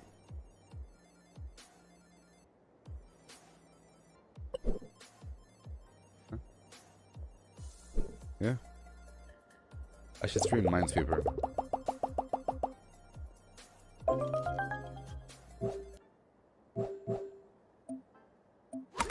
Wait a minute. Wait a minute. Oh, I'm sorry. I'm sorry. I'm sorry. It's been a while. Back in my day, this is all we had. This is all we had, people. This is all we had growing up. Well, not growing up, but, you know, in high school and...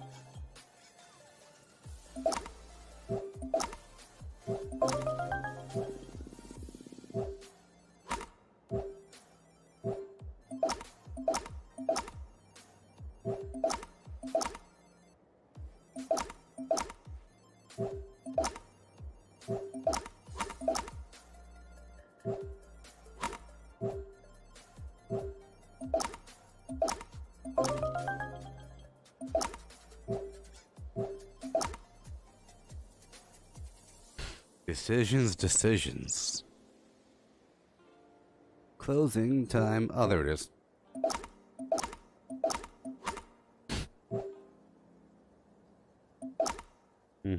And... oh, almost done. This whole upper corner.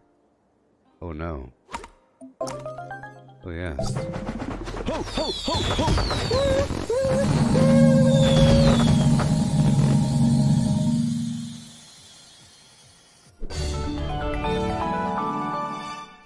Alright, back to the game.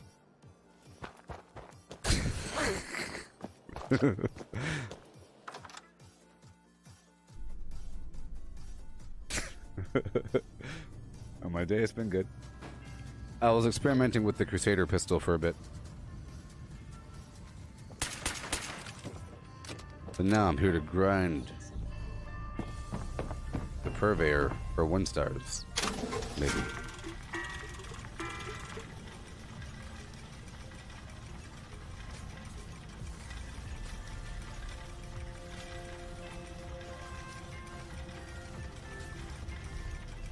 Okay, well, people think you're... Let's explain how to play Minesweeper. After a successful round, I'll show you how to do it. Let me show you how to do it. Let me show you how to do it. It's quite easy. You first start off by randomly clicking. Random click. Okay, obviously, the number indicates how many tiles around that central tile have a bomb. So, around this one, there's only one bomb next to it, so I right-click to indicate that there's a bomb. Okay? Now, this one here, if there is a bomb in this tile, then there cannot be a bomb in this tile. So I could either left-click it, or you can left and right-click together on that number to reveal all tiles. You see? If you've already marked one adjacent. So, boom, boom, Shazam, boom, boom, and a Shazam, and a boom, uh-oh. See, uh-oh. If you mark it wrong, see, here's an example. I know that there's no bombs here, but if I mark it wrong, and then go kaboom, it might, ooh, do something bad. Because, see? You can't mark it wrong. Just keep on going through left and right click, gabba gabba. See, look, there has to be a bomb right here, obviously, because there's a 1, there's no other tiles around it, 1. And if that one's already marked, that means that there can't be a bomb here, you know, or here, or here, or here, or here, right? There has to be a bomb there. So I could double click or left and right mouse click on this number to reveal all 3 of these, see? And then if there's an open gap, it'll jump. So then you go kaboom, right? Kaboom, Shazam, kaboom. 3, 3, double click, boom, 1, gabahi, jump across, get the thing, boom, right? Easy. Now you know how to play Minecraft. Minesweeper. Minecraft. Sort by value.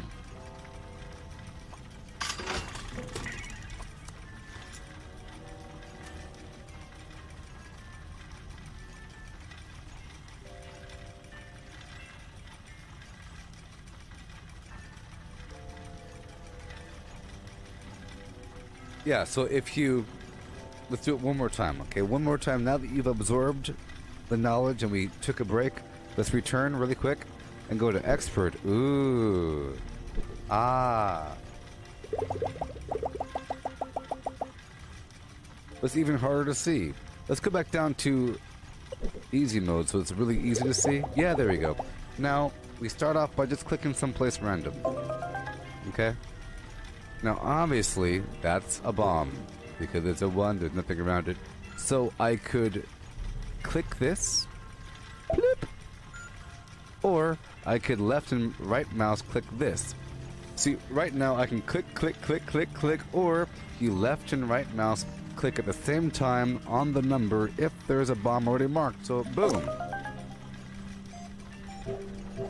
See?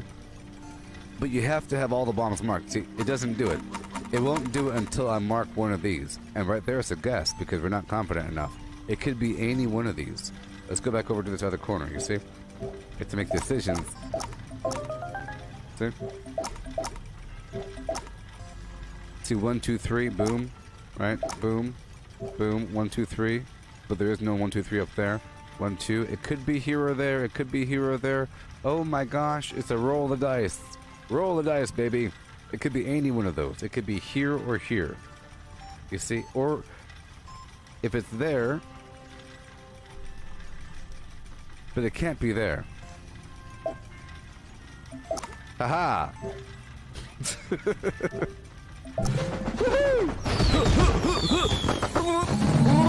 See? Fun times.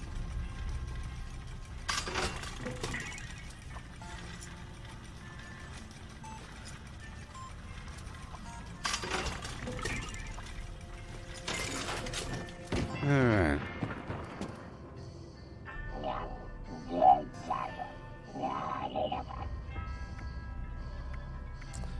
Go for that 1-star range. That's where the money is, baby. 3. Boom! No. Boom! No. Boom! No.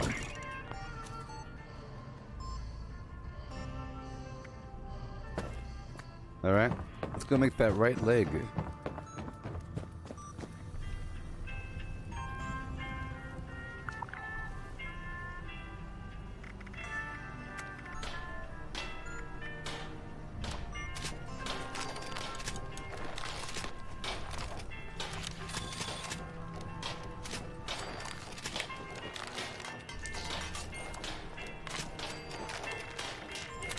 Alright, what you got? What you got? Nothing, nothing, nothing. A whole lot of nothing.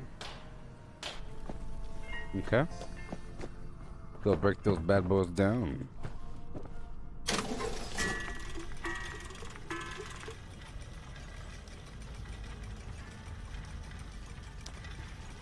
Well, you know, I'm just trying to go for a 1-star legendary Crusader pistol because I'm using a 1-star darn shotgun. If I want just the effect, it's better just to go for a bunch of the 1-stars. But once I get that, I can replace it with something better. You know, sort of like if you're going for a full set of unyielding, you might as well grind for a bunch of 1-stars versus 3-stars. If you're going for just that, and then you can start replacing pieces, right? Here we go. Go straight for the armor. Goodbye.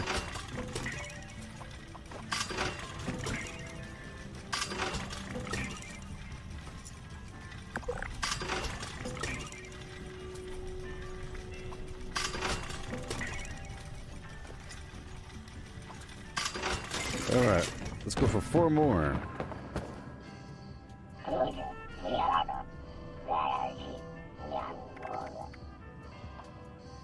Yay, no. Yay, no. And no. I was trying to say no before I got it, just to cancel it out, but... Oh, 1 more. Huh! No, I got melee. No! Alright. Moving on. Put away all these legendary... No! Put away the legendaries.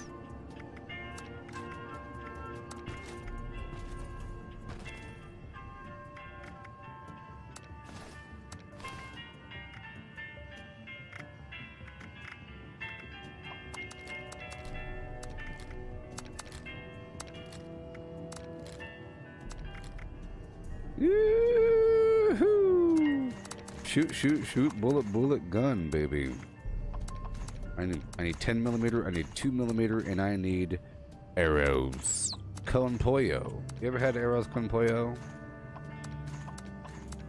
With white sauce? Disgusting.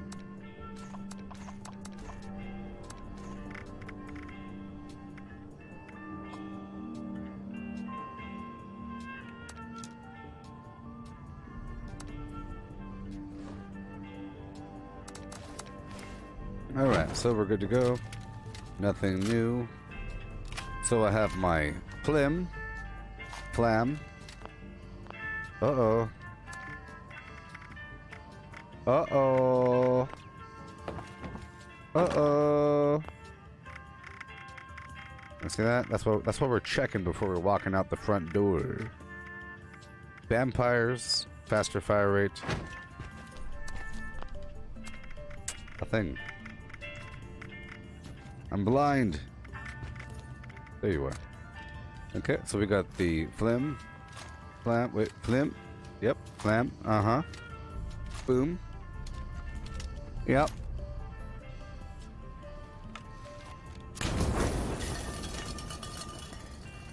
And boom.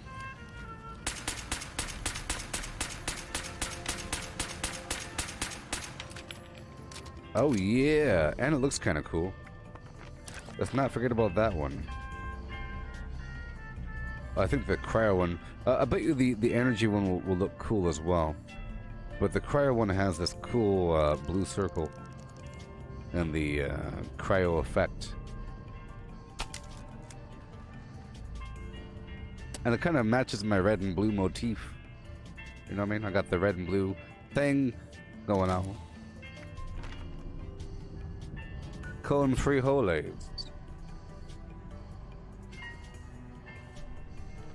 What is a Crusader pistol? It's the new pistol plan that's available through the daily ops. You know? That one and the Hellseeker, whatever the heck it is, and then the Plasma Cutter. You had the Plasma Cutter one-handed weapon, the Hellseeker, Hellfire, Hellbreather, Hell Striker, what is it called? Something. Rocket launcher. And then you have this pistol here. You get the plans from daily ops. I was trying to hope for this pistol and for the I already got the Plasma Cutter plan, and then for the Hellseeker, whatever, rocket launcher. But this pistol has a couple different mods. It has Cryo, Pyro, 5.56, and Electric for the main mods here. I'm trying out Cryo, and so far so good. I got it today, and I had to grind some XP to get Gunsmith 3 in order to craft it. But it's not legendary. You don't craft it with modules. It's just a plain old weapon. So I was going there to grind for a legendary version, just so you're.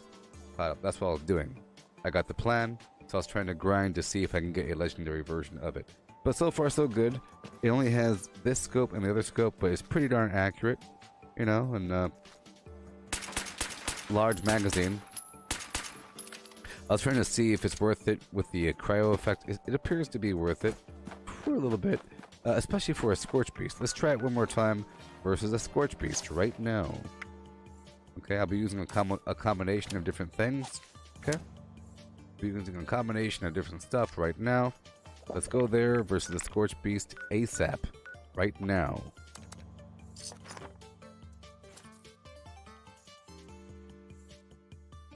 Hellstorm. Yeah.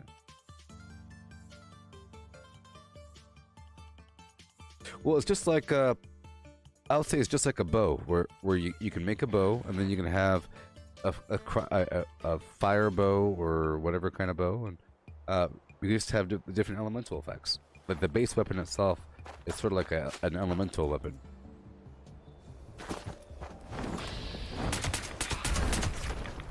Let's see if this freezes them. That's what I'm trying to see. See, it fires quickly. Oh, maybe freezing the Scorch Beast makes him land. Maybe even, perhaps, maybe even faster than crippling. Right? And he wasn't punching me as much. So maybe freezing the Scorch Beast makes him land faster than crippling. How about that one? Wouldn't that be interesting?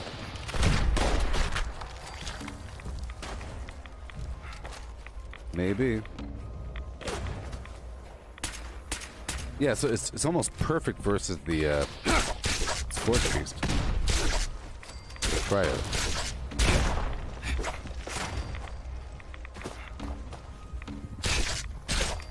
Well, I saw all of the pistol mods available over there in Vault 79, and there's no sort of like a scatter shot or, you know, like what you're implying, like with the laser pistol or the plasma pistol.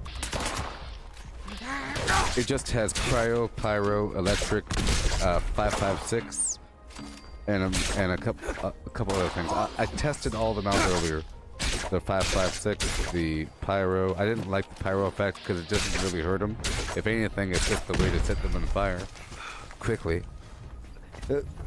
See, you can set individual targets on fire faster if you're fast enough versus a bow, but there is no AoE with the fire, so it makes it kind of worse.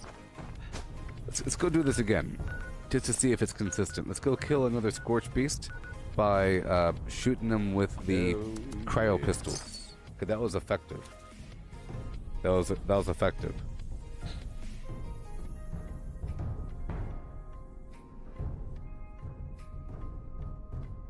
Yeah, I mean, having an ability to place a elemental effect on the enemy is pretty cool. It was probably always like that, like with the cryolator, but the cryolator is kind of slow. Even with the lobber, it's kind of slow. But this is a really quick and easy method. This and the Hellseeker. I bet you he's going to land right away.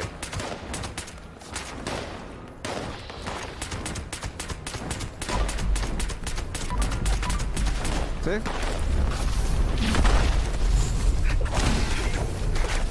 And now he's all slow.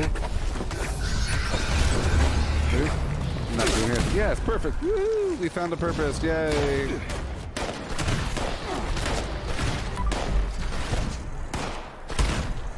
Yay! Who'd have thunk? Who'd have thunk that the pistol would be more effective in grounding the Scorch Beast than the rocket launcher? I was going to use the rocket launcher with the cryo effect to quickly shoot the Scorch Beast, but that wouldn't be as effective as the pistol. The pistol weighs nothing and the ammo weighs nothing. You need to shoot it a million times. The rocket launcher, no matter how good it is, it's still you're shooting a bunch of rockets. Oh boy. Yay.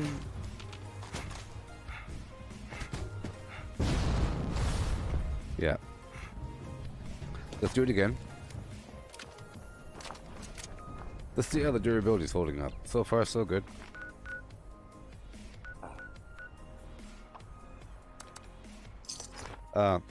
I will be streaming Grounded again after this presentation. I will be with this new game. I started back over again, you know? And because I'm trying to remind myself of how to play the darn thing. Oh boy. Look at that range. So there's a perk to extend the range, and I probably need that perk. If I'm going to be using a pistol to kill Scorch Beasts, I need to use that perk to extend the range.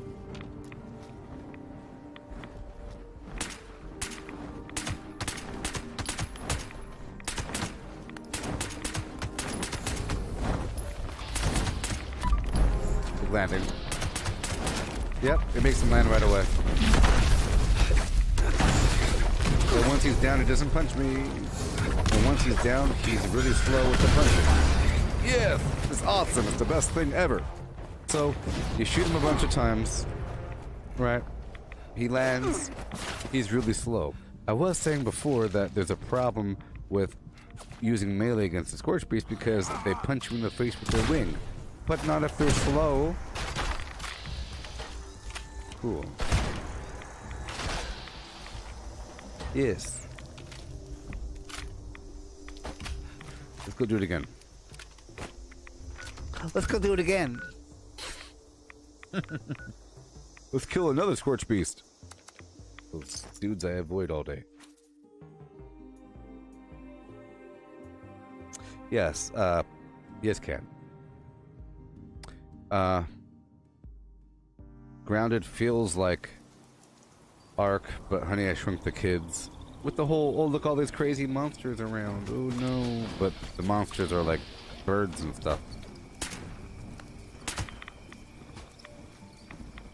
1, 2, 3, 4, 5, 6, 7, 8, 9.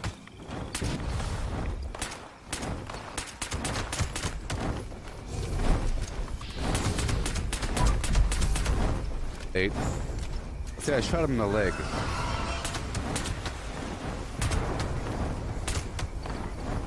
I'm about to run out of ammo here.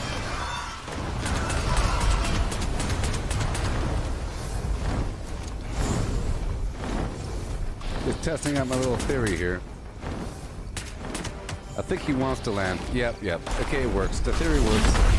The theory does work. Sometimes a creature will lose their opportunity to land because of whatever.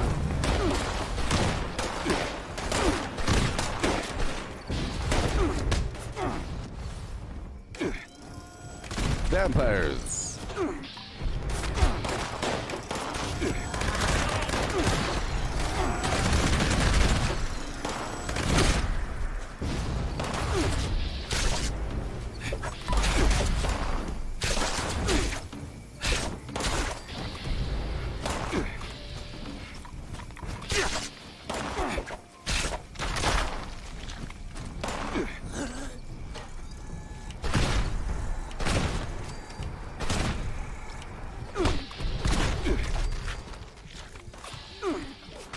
Left arm, please.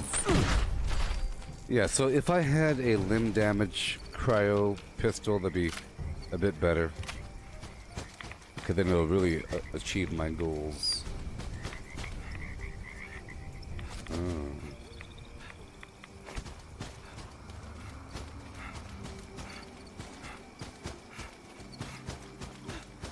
Well, I've ground Scorch Beast before.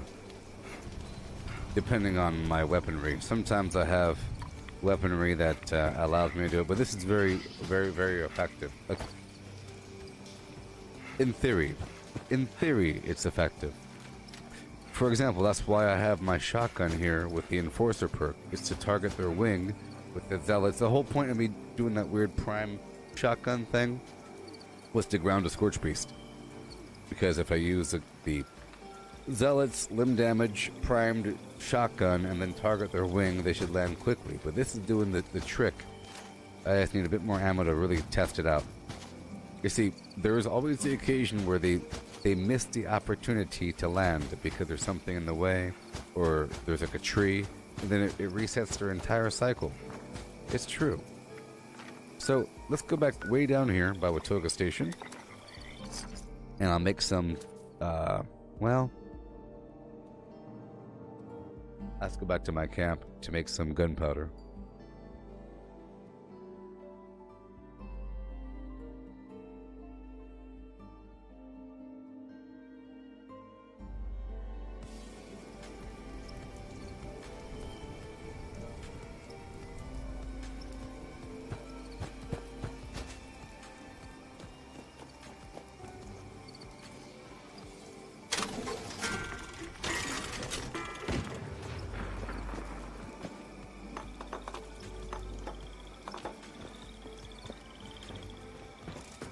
Oh, yeah.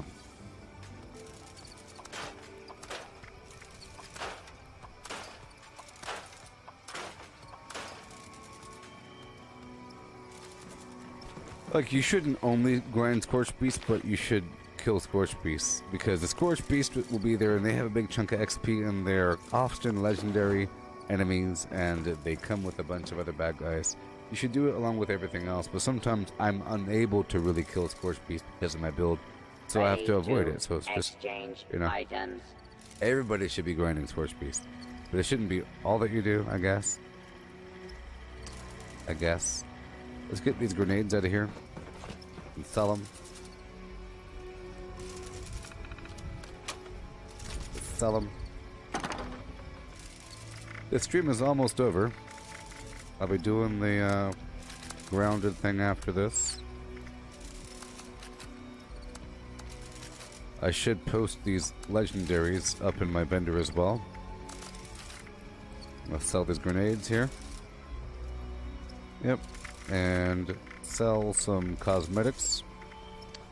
Perhaps. Survey outfit. Hard hat. Eyeglasses. Chef hat. Yeah. Here. Food and drink. Get rid of all the everything. All the everything. Besides something. Or other.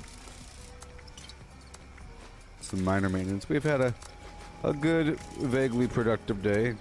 You know, vaguely productive. I unlocked the perks.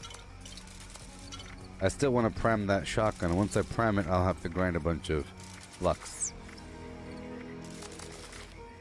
Alright.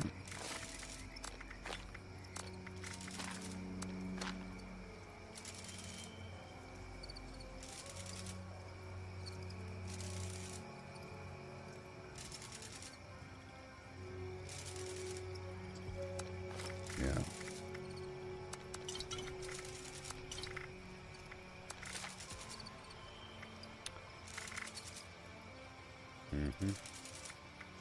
Thank you. Goodbye. I'll make some 10mm in just a bit.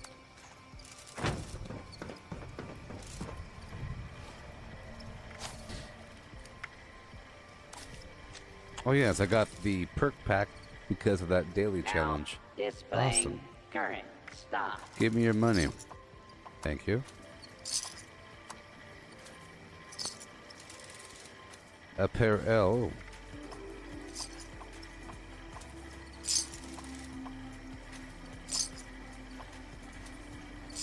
Uh-huh. Ready to The sort by initiate spoilage. trading.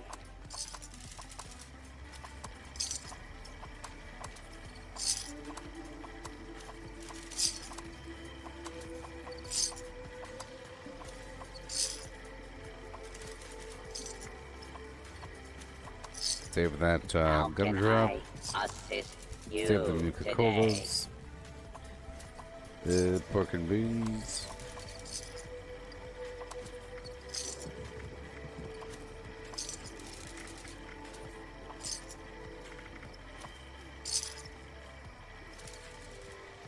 Ready to exchange items. Yeah. Radix. I'll get rid of half of the right away and then dilute the rest. All the stim packs besides the supers. Now I don't displaying plan on spamming them. stock. Well, I should save the glowing blood. I like to save the glowing blood so I can make sunshine oil eventually. Oh, yeah. yes.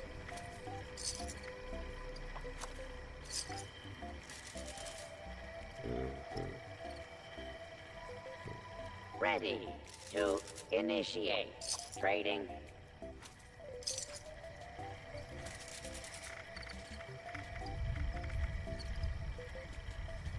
And now I'll get rid of my money. You see, I have 24,000.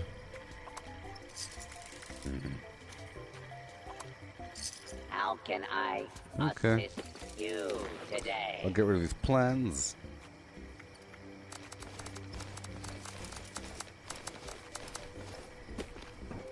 Alright. And now I go back to my camp. Maybe I can get more tarberries before the stream is over. In preparation for next time. Oh no!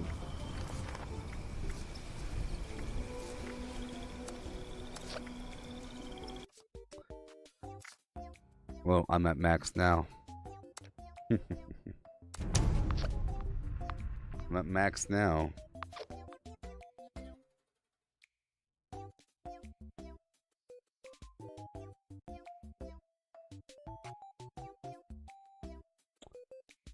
Yes.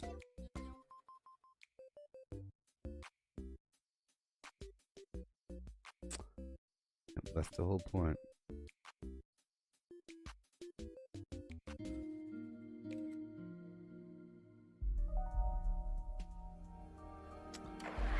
Gotta have the Batman build.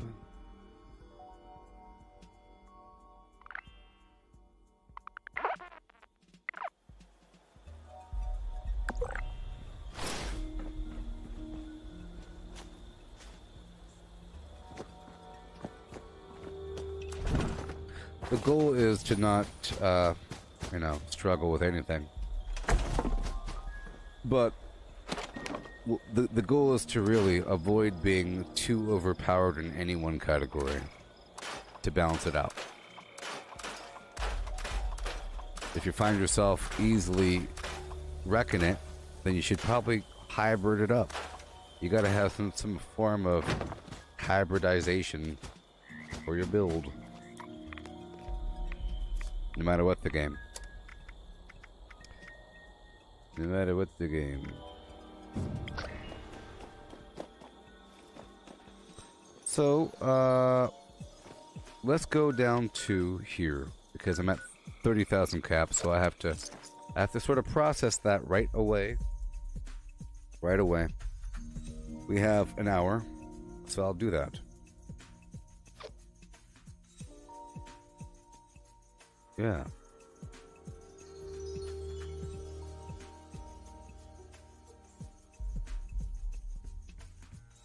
Oh.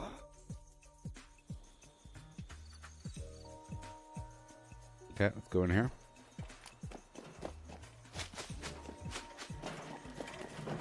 Really quick. I have to process all my money, so I have to make a bunch of helmets, you know. I was going to do it later. I thought that I could survive with the 24,000 caps, but then someone made a transaction. They bought one of my Tesla weapons for over 6,000, whatever the heck price it was. Step 1 is going over here, and while I'm here, I'll make some gunpowder and I'll make more 10mm. I really wish that the Gunrunner perk would stack with Speed Demon.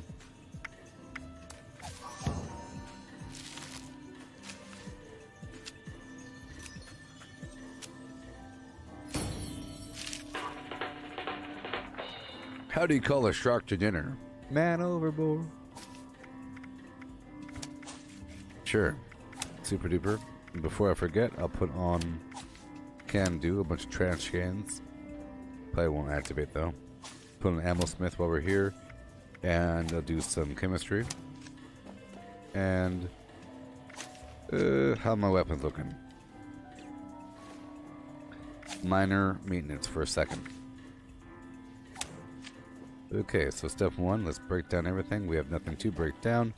I'll make 85 million helmets really quick.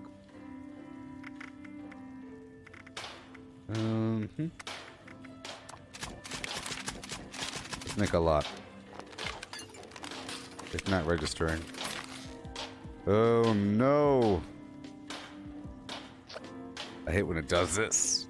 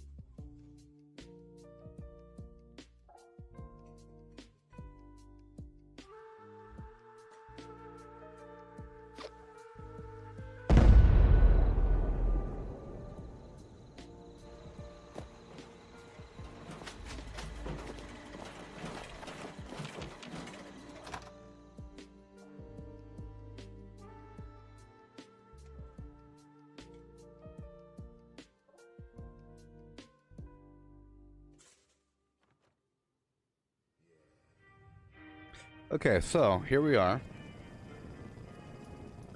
Just so y'all know,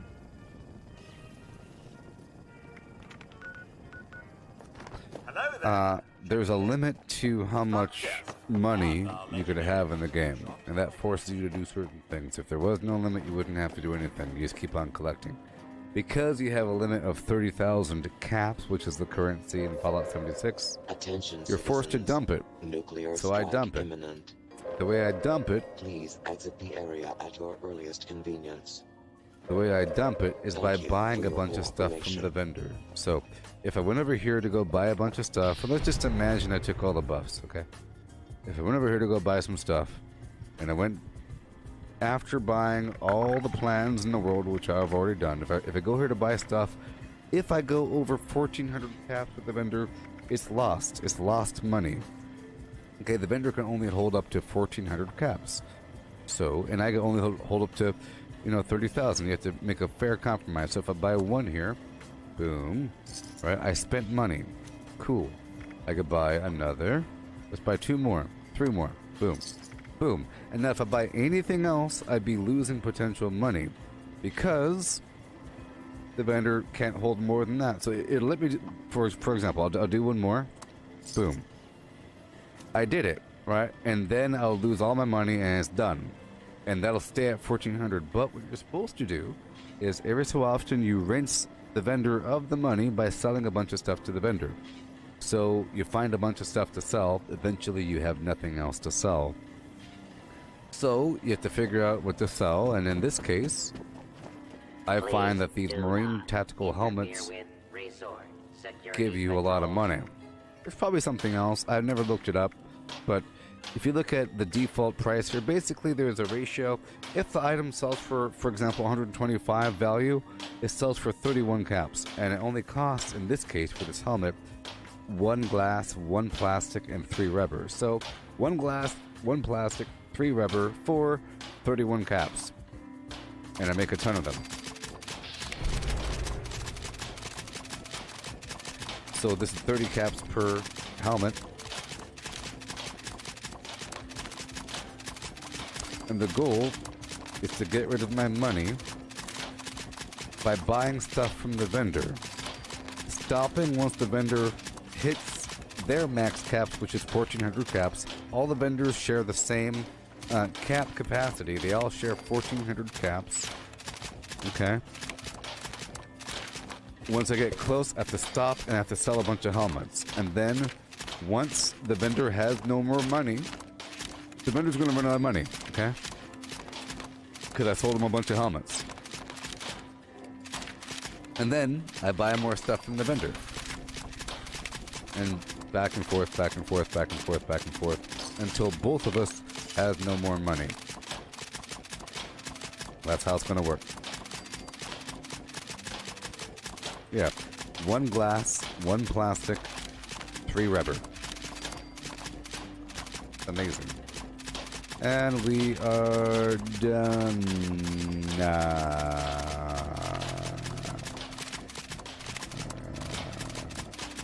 Done.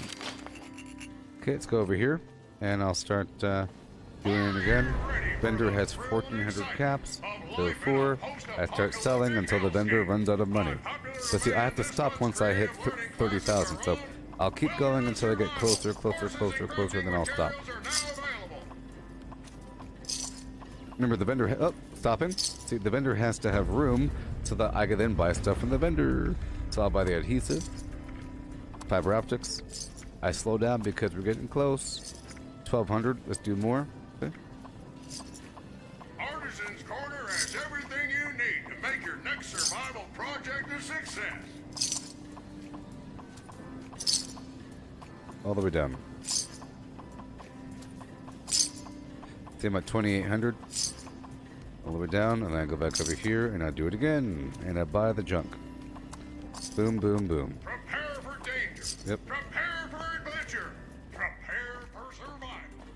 I buy all this guy's stuff until they hit capacity. That's why during the week when they had, or the weekend when they had the vendors have double capacity, that means I could do this twice as much before having to empty things out.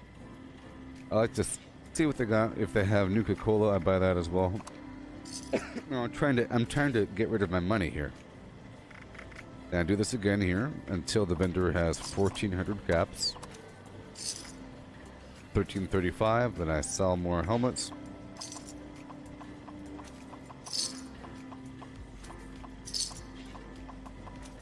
My money goes up, my money goes down, my money goes up, my money goes down until both of us have no money. Because of the assorted taxes and whatnot, eventually all the money is gone. And I end up with a mountain of junk, and they end up with a mountain of helmets. And everybody's happy. And we part ways, and we start dancing as the sun goes down.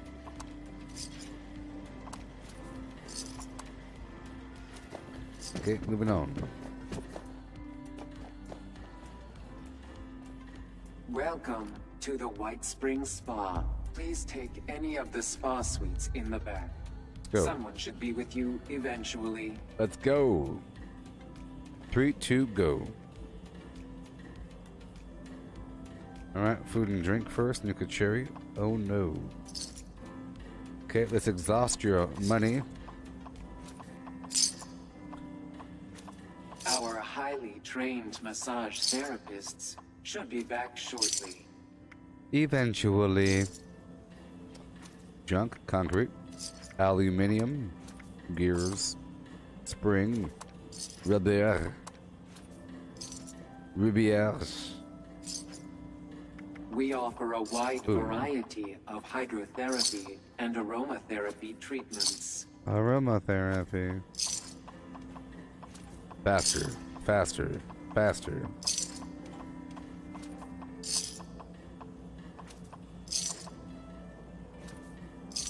Yep. All good to go. Our signature sulfur baths will leave you feeling rejuvenated. Rejuvenated. Okay. Boom, boom, boom. Let me hear you say way-oh. Heidi-ho. Well, this is a good way to end the stream. Normally, I think I should always end the stream this way, meaning with maintenance. I think it's better to end a stream with maintenance than to start a stream with maintenance. Because if I don't end it, I gotta start it, right? If I start a stream with 30,000 caps, that means that the first 2 hours or something is maintenance. Trying to get rid of stuff, moving stuff back and forth, yada yada yada. Mecca lecca high.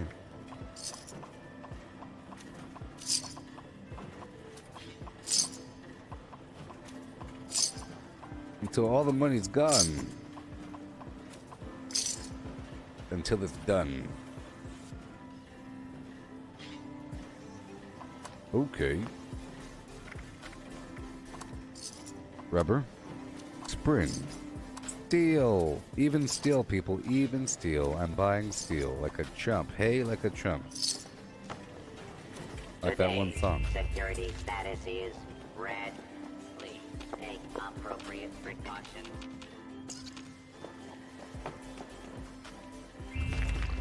Guest security is our priority. I'm a sucker, like I said, effed up in the head. Effed up.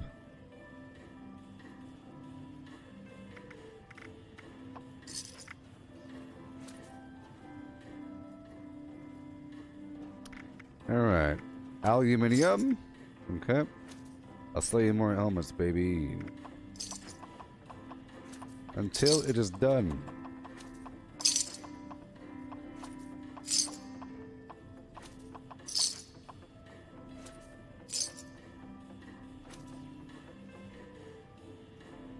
Hey, Melissa. How you doing? I hit 30,000 caps, so I had to quickly swap servers and do this thing here. I'll be live with Grounded next. Right now it's 8:09 p.m., so I'll be live at, oh my gosh, it's 7 p.m. right now. No, we have a whole hour left. Sort of. Whatever. Whenever I'm done.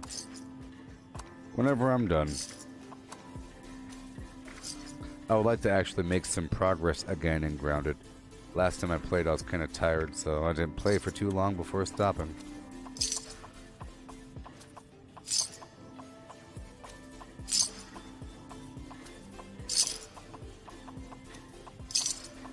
I successfully cleared out a bunch of money. Yeah. Adhesive, rubber, steel, wood. Yeah.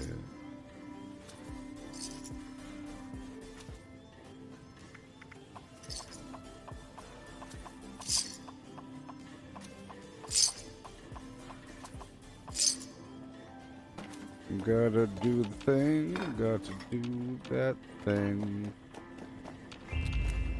Okay. Plenty of time. New patient detected. Commencing introduction. We have chems. Overdrive.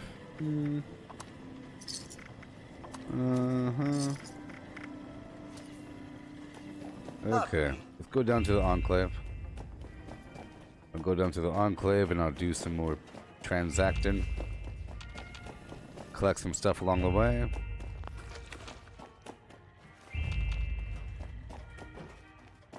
No big deal.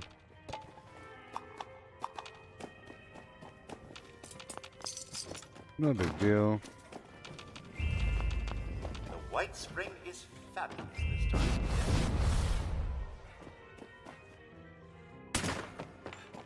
That's sort of why I'm here as well, to make more ammo. I just want to do the transacting first, baby.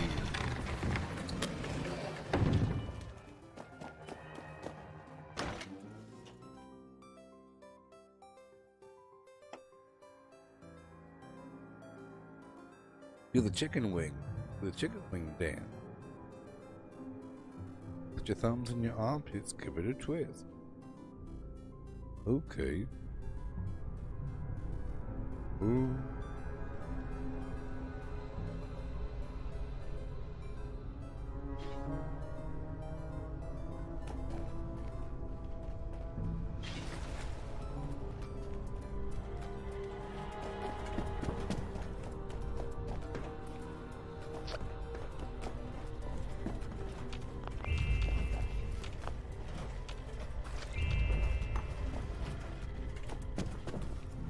Let's go over here first. First, here. There might be something to buy here. There might be. There might be.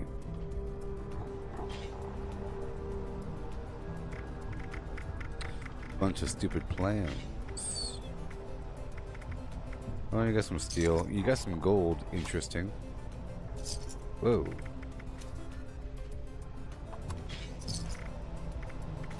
Paddle balls. It's kind of funny how they sell the paddle ball string. You know, like it's worth something. I still have the paddle ball on my other character.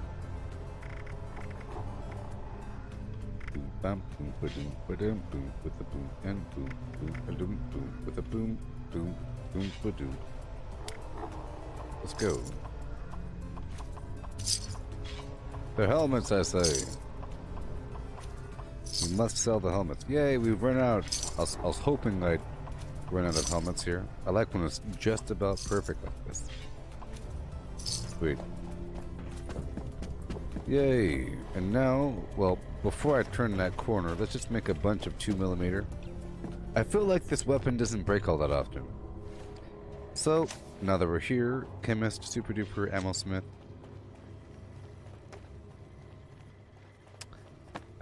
I'll make some gunpowder. Or let's first turn my existing gunpowder into 10mm and go from there. Yeah. I shouldn't need a ton, to be honest. I don't need a ton. Right? Crazy. I'm not using the ammo factory perk. It's okay.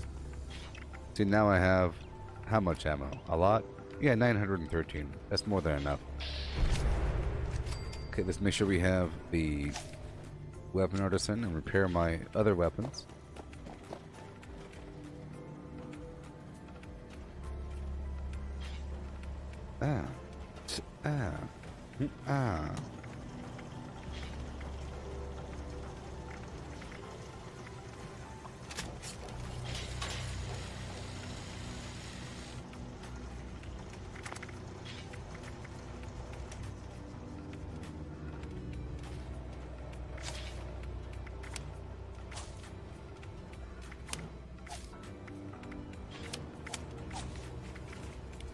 Okay, serendipity, and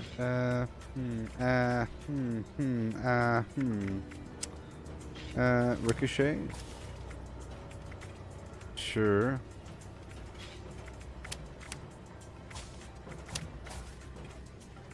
Sure.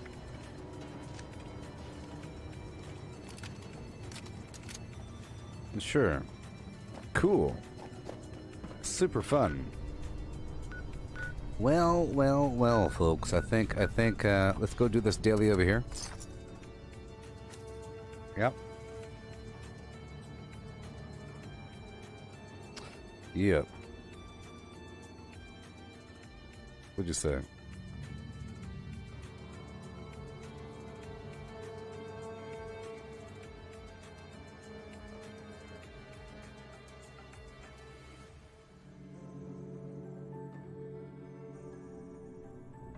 I hear you, Mike.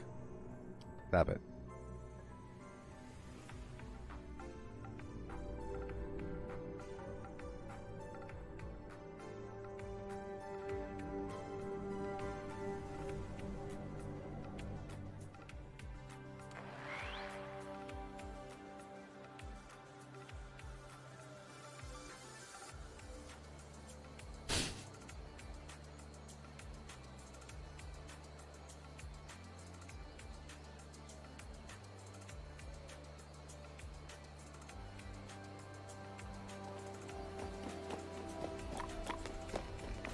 Have it.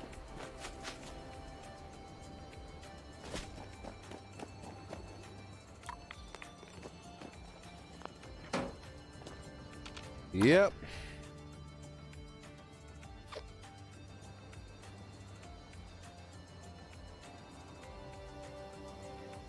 I don't know what you think you said. Maybe you said something bad.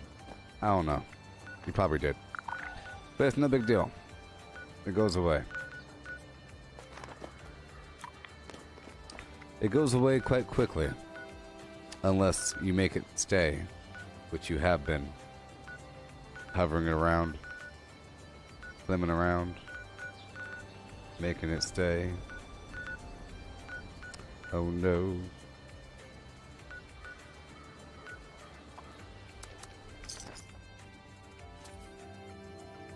The Eye of Sauron pops up, examines, condemns, analyzes, thoughts, you know, but then it goes away.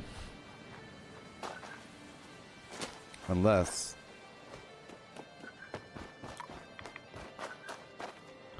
whatever.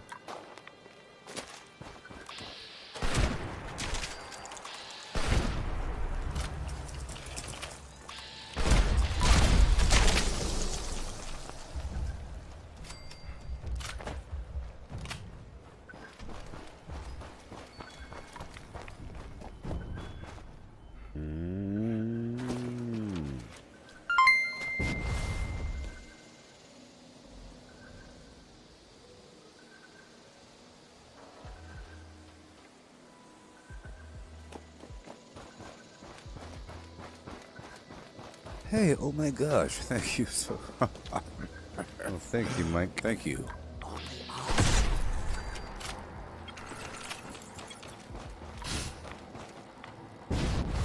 Bam. And bam. Oh, yes.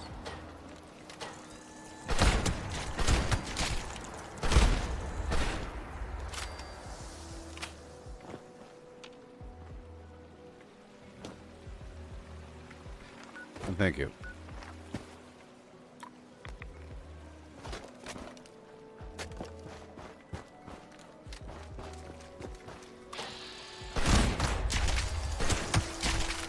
Only reason I'm not doing standing belly tap garbage is because you said what you said. And you ruined it forever. So that's what you get. You said, don't feel the need to do that. You said it more than once. You know?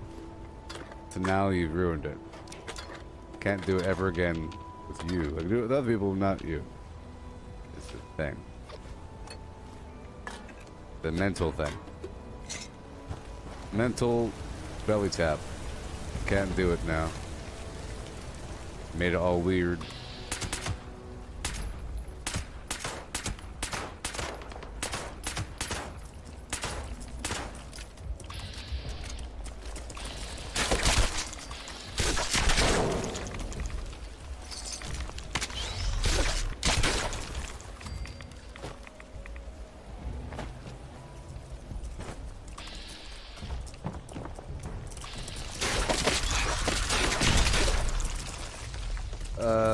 You asked me if I know of any acid or lead nodes. No. Not besides the one I usually go to. But that one's pretty popular. You know, the acid node right over here somewhere. That one's pretty popular, but I haven't, to be honest, I haven't seen a camp. Where is it? It's like, yeah, right over here. Right over here somewhere. I haven't seen a camp there in a while. But it's sort of popular. Look at this acid node there. There's like a junk node up north. I don't know if there's acid. But There you are. not off the top of my head. Yes.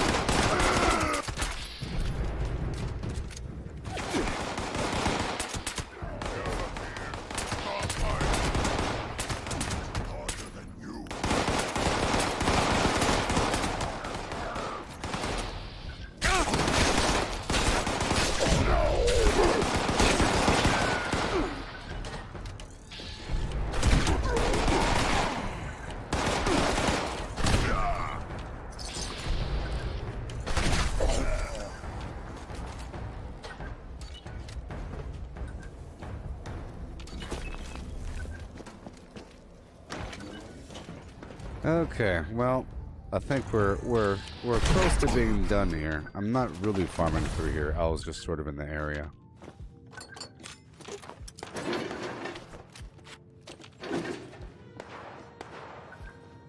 There's a lot of growth in front of me. A lot of stuff I have to do. I just need so much XP that it's not even worth going through that entire area. Not worth it.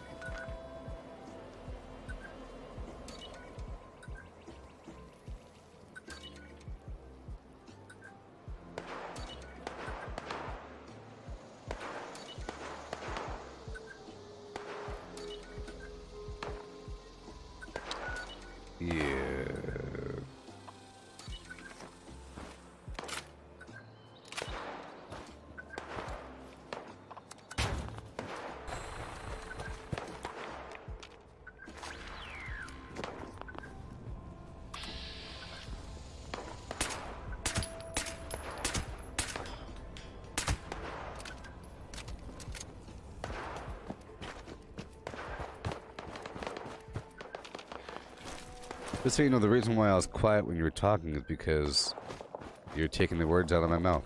So there's nothing for me to really say. You know? You know, the whole jack of trades thing and balance and all that garbage. Nothing for me to really say there. You're saying what I say.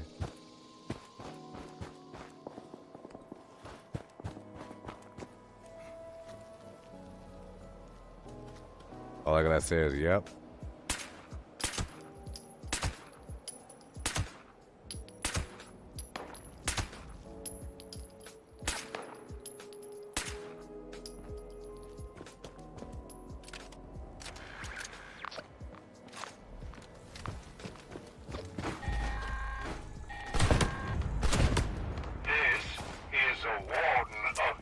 Yeah, I think the cryo is great against the Scorch Beast, but not so much against these other dudes. You know? Doesn't really do much. Maybe it's good against, for example, maybe the boss. Well, any other situation, a cryolator might be better. I was going to say maybe the boss over there at the Project Paradise boss might be good, but a cryolator would be good there. The cryo pistol is good because of the extreme range and ammo capacity. Accuracy. I like how the pistol looks.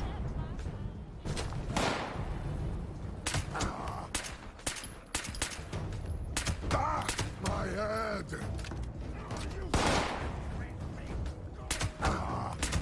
The thing about this weapon versus the shotgun, all those shots would have definitely hit with the shotgun because it's a darn shotgun. And you're aiming at their head. It's really hard to miss. Sort of.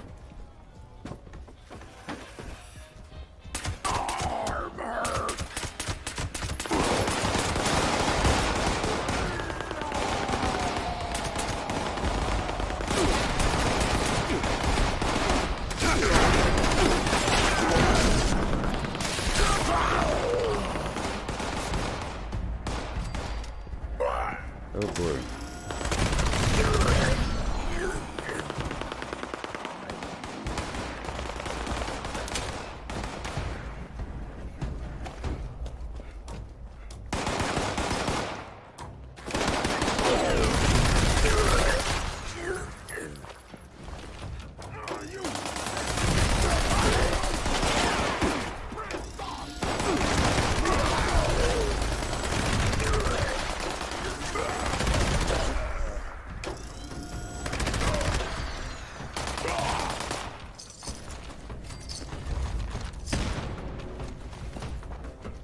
Yeah.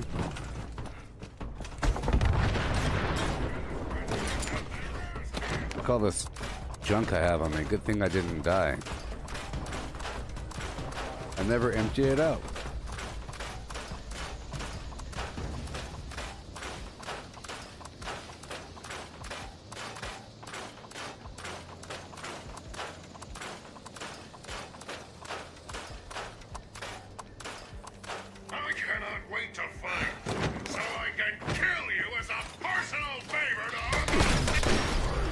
Why not?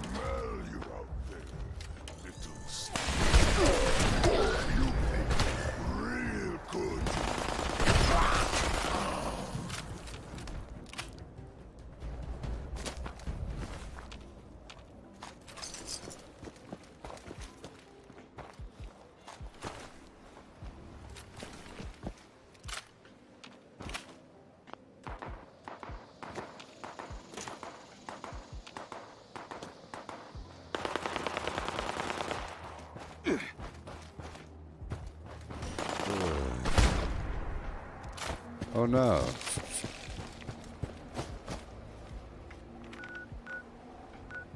I want to fight somebody. I don't want to fight anybody. Oh no. Yeah, I think you know, I think we're about done. I think. That's just what I think. Mm-hmm.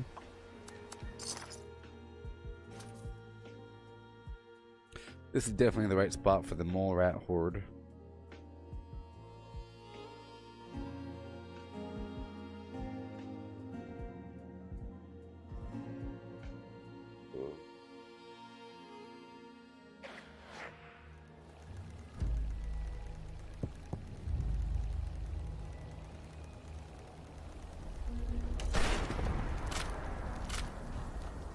I'm on fire.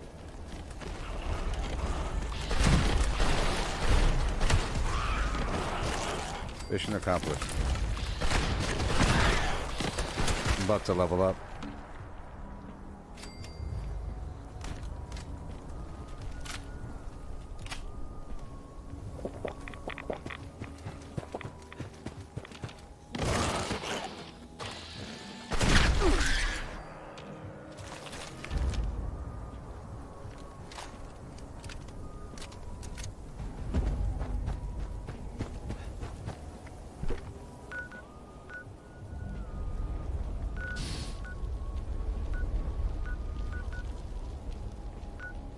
Okay.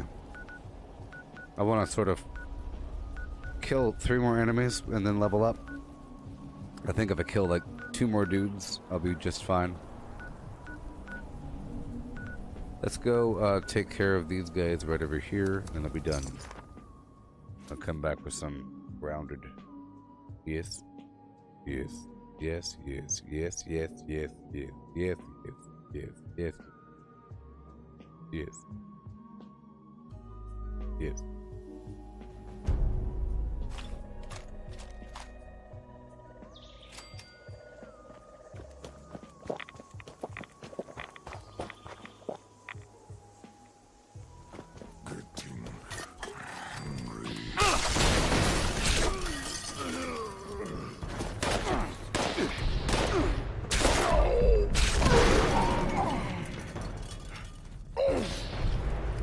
Whoa.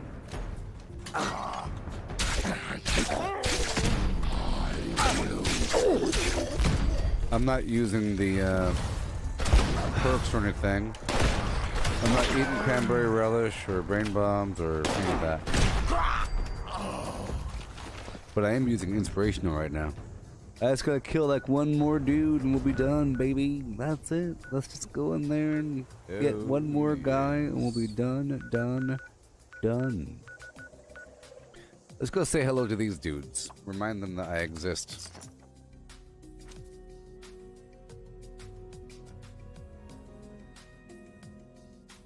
Boom, boom, boom. Yeah.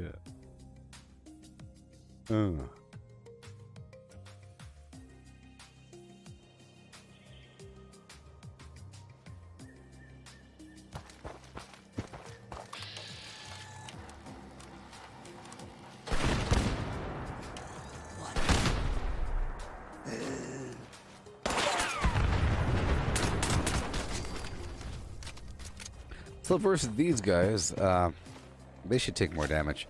So let's I'll take a ricochet off, put bloody mess on, make sure we have adrenaline.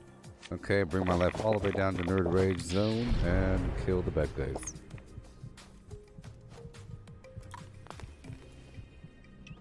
Make sure I have some sort of overdrivey perkle doodle.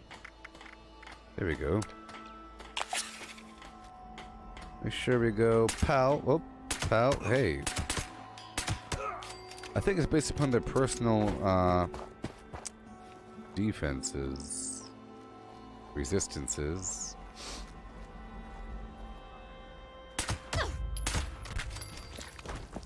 That's 2.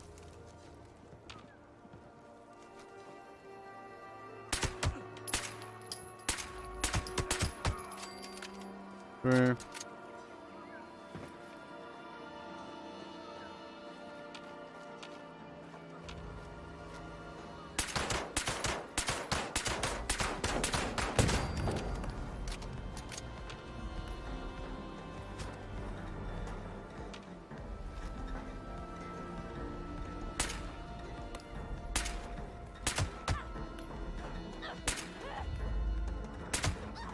Got him.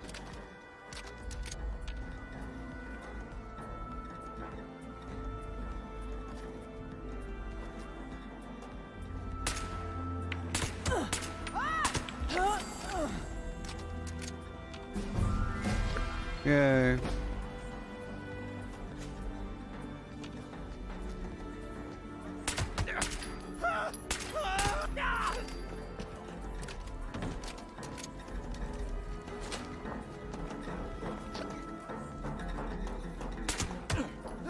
See, it'd be important to kill them on that first hit.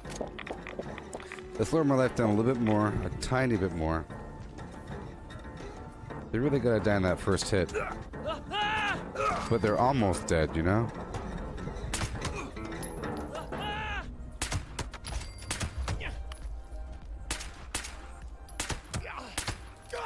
They're like almost dead. So I think, seeing as we're like almost dead, I think they would die with the fire or the electric. But the cryo just makes them slower, you know? Or the 5.56 pistol version would kill them. We got a trespasser? Hey, someone just bought my 2-shot 50 cal for something like 15,000 caps or some garbage.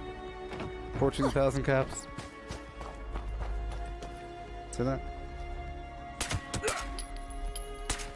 Come back here! I shot you in the face. Stupid. You stupid survivor! I shot you in the face. Yeah.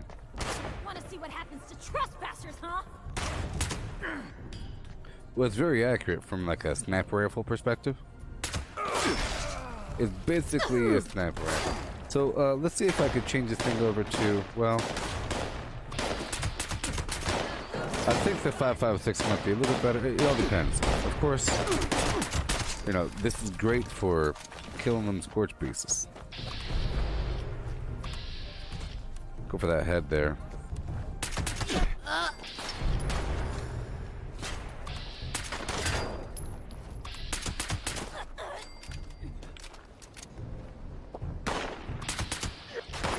Okay, in this regard, if I use bats, it's a lot better. The thing is, that's pretty good. These level 50s though. The Gauss pistol is a lot worse. All around worse.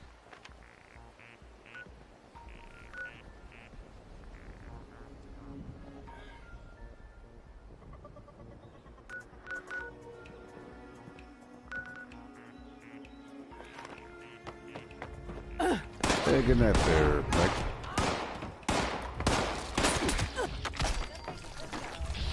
No hard feelings.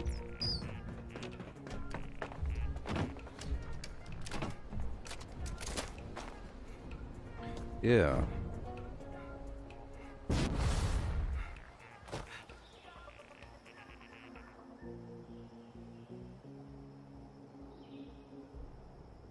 All right, goodbye.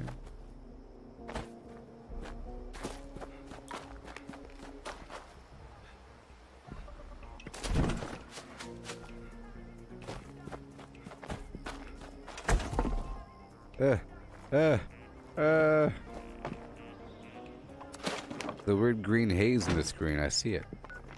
I see it. I'm sure you don't need sneak. Ninja is for melee. Covert operative will be fine. So with covert operative, it'll be fine. That's what I'm saying. A couple ways to increase it. So covert operative is part of it, and then there's a another perk or two. This is without covert operative. Covert operative is for ranged, ninja is for melee. You know? You know? And of course, if you had an anti-armor, 2-shot, instigating would be great. Limb damage, bloodied, anything really. Or ghoul slang, or whatever the heck it is. But you know, I'm just trying to see how the weapon itself feels. Having a tiny bit more damage would be key. So in that regard, having just a lower, tiny bit of covert operative would be fine. You know. But I think we're done now. Okay.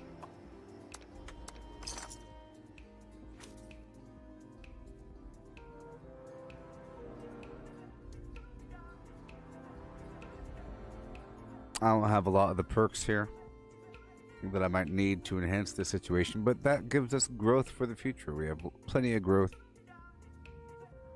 in the future. Plenty of growth.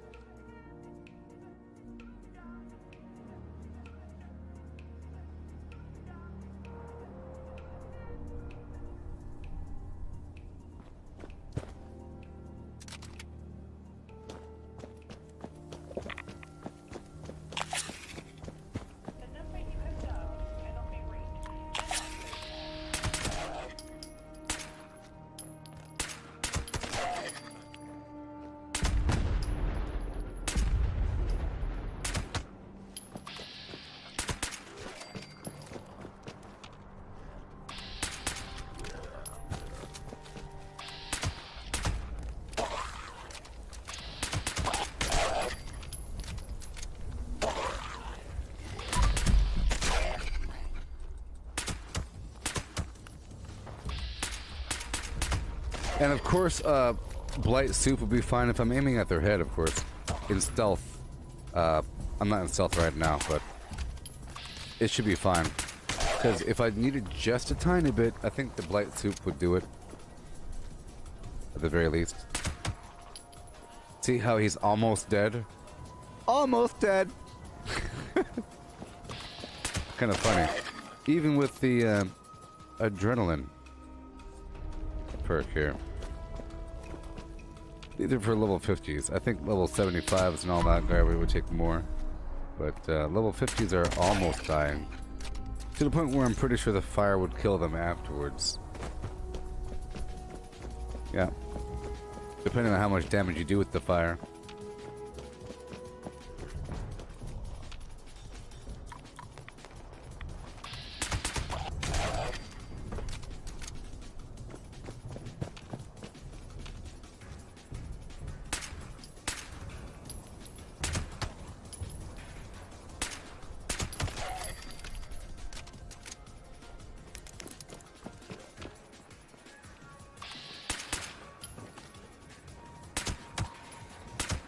Almost dead. That's kind of funny. Kind of funny to the point where having just a single pistol perk will do it. Like 10% more damage.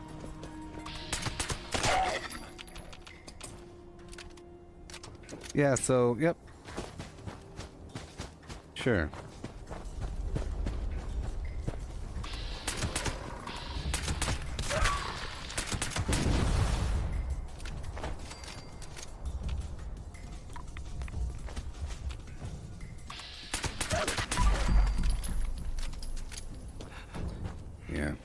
I think, yeah, there's ways to really enhance it.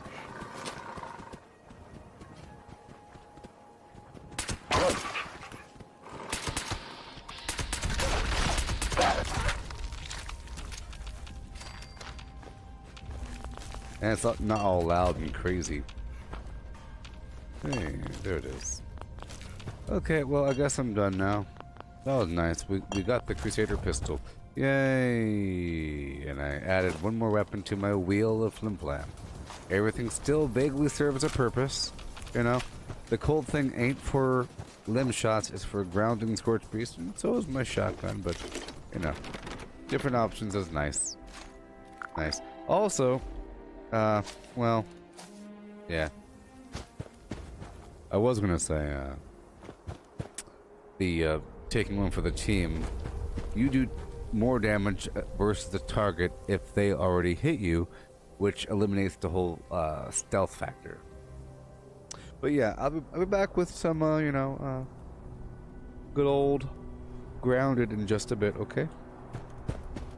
Leveled up to 1309. A couple days, I'll be 1313.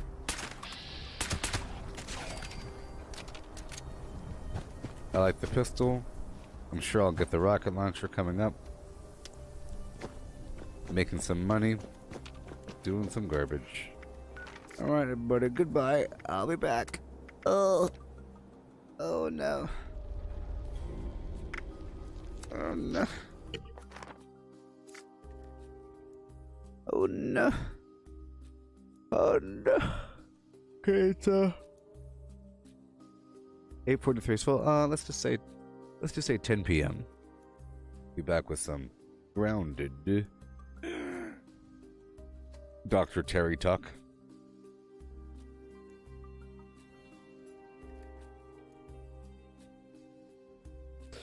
Does every daily op run have a chance to drop the Crusader once you get the planos at once per day? Well, you know, that is a point there. You could grind the daily op for legendaries.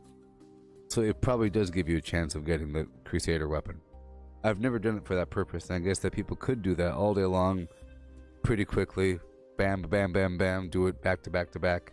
I do it once per day because I think you can still get legend. There's a bunch of legendaries out there in the wild, you know. I think it's an equal chance across the board of getting these weapons, unless items like the bow or the Crusader thing or Secret Service armor, maybe they're considered rare. I don't know. They might be all the same pool. Maybe. I'll be back with Grounded. The game ends, well, I'm going to make a fortress and a habitat and acorn armor and get the fish and kill the bees and tame ladybugs or something. Make them fight. Let them fight. Goodbye. Yeah. Yeah. Goodbye, Cesaris. Grounded. Honey, I Shrunk the Kids survival game.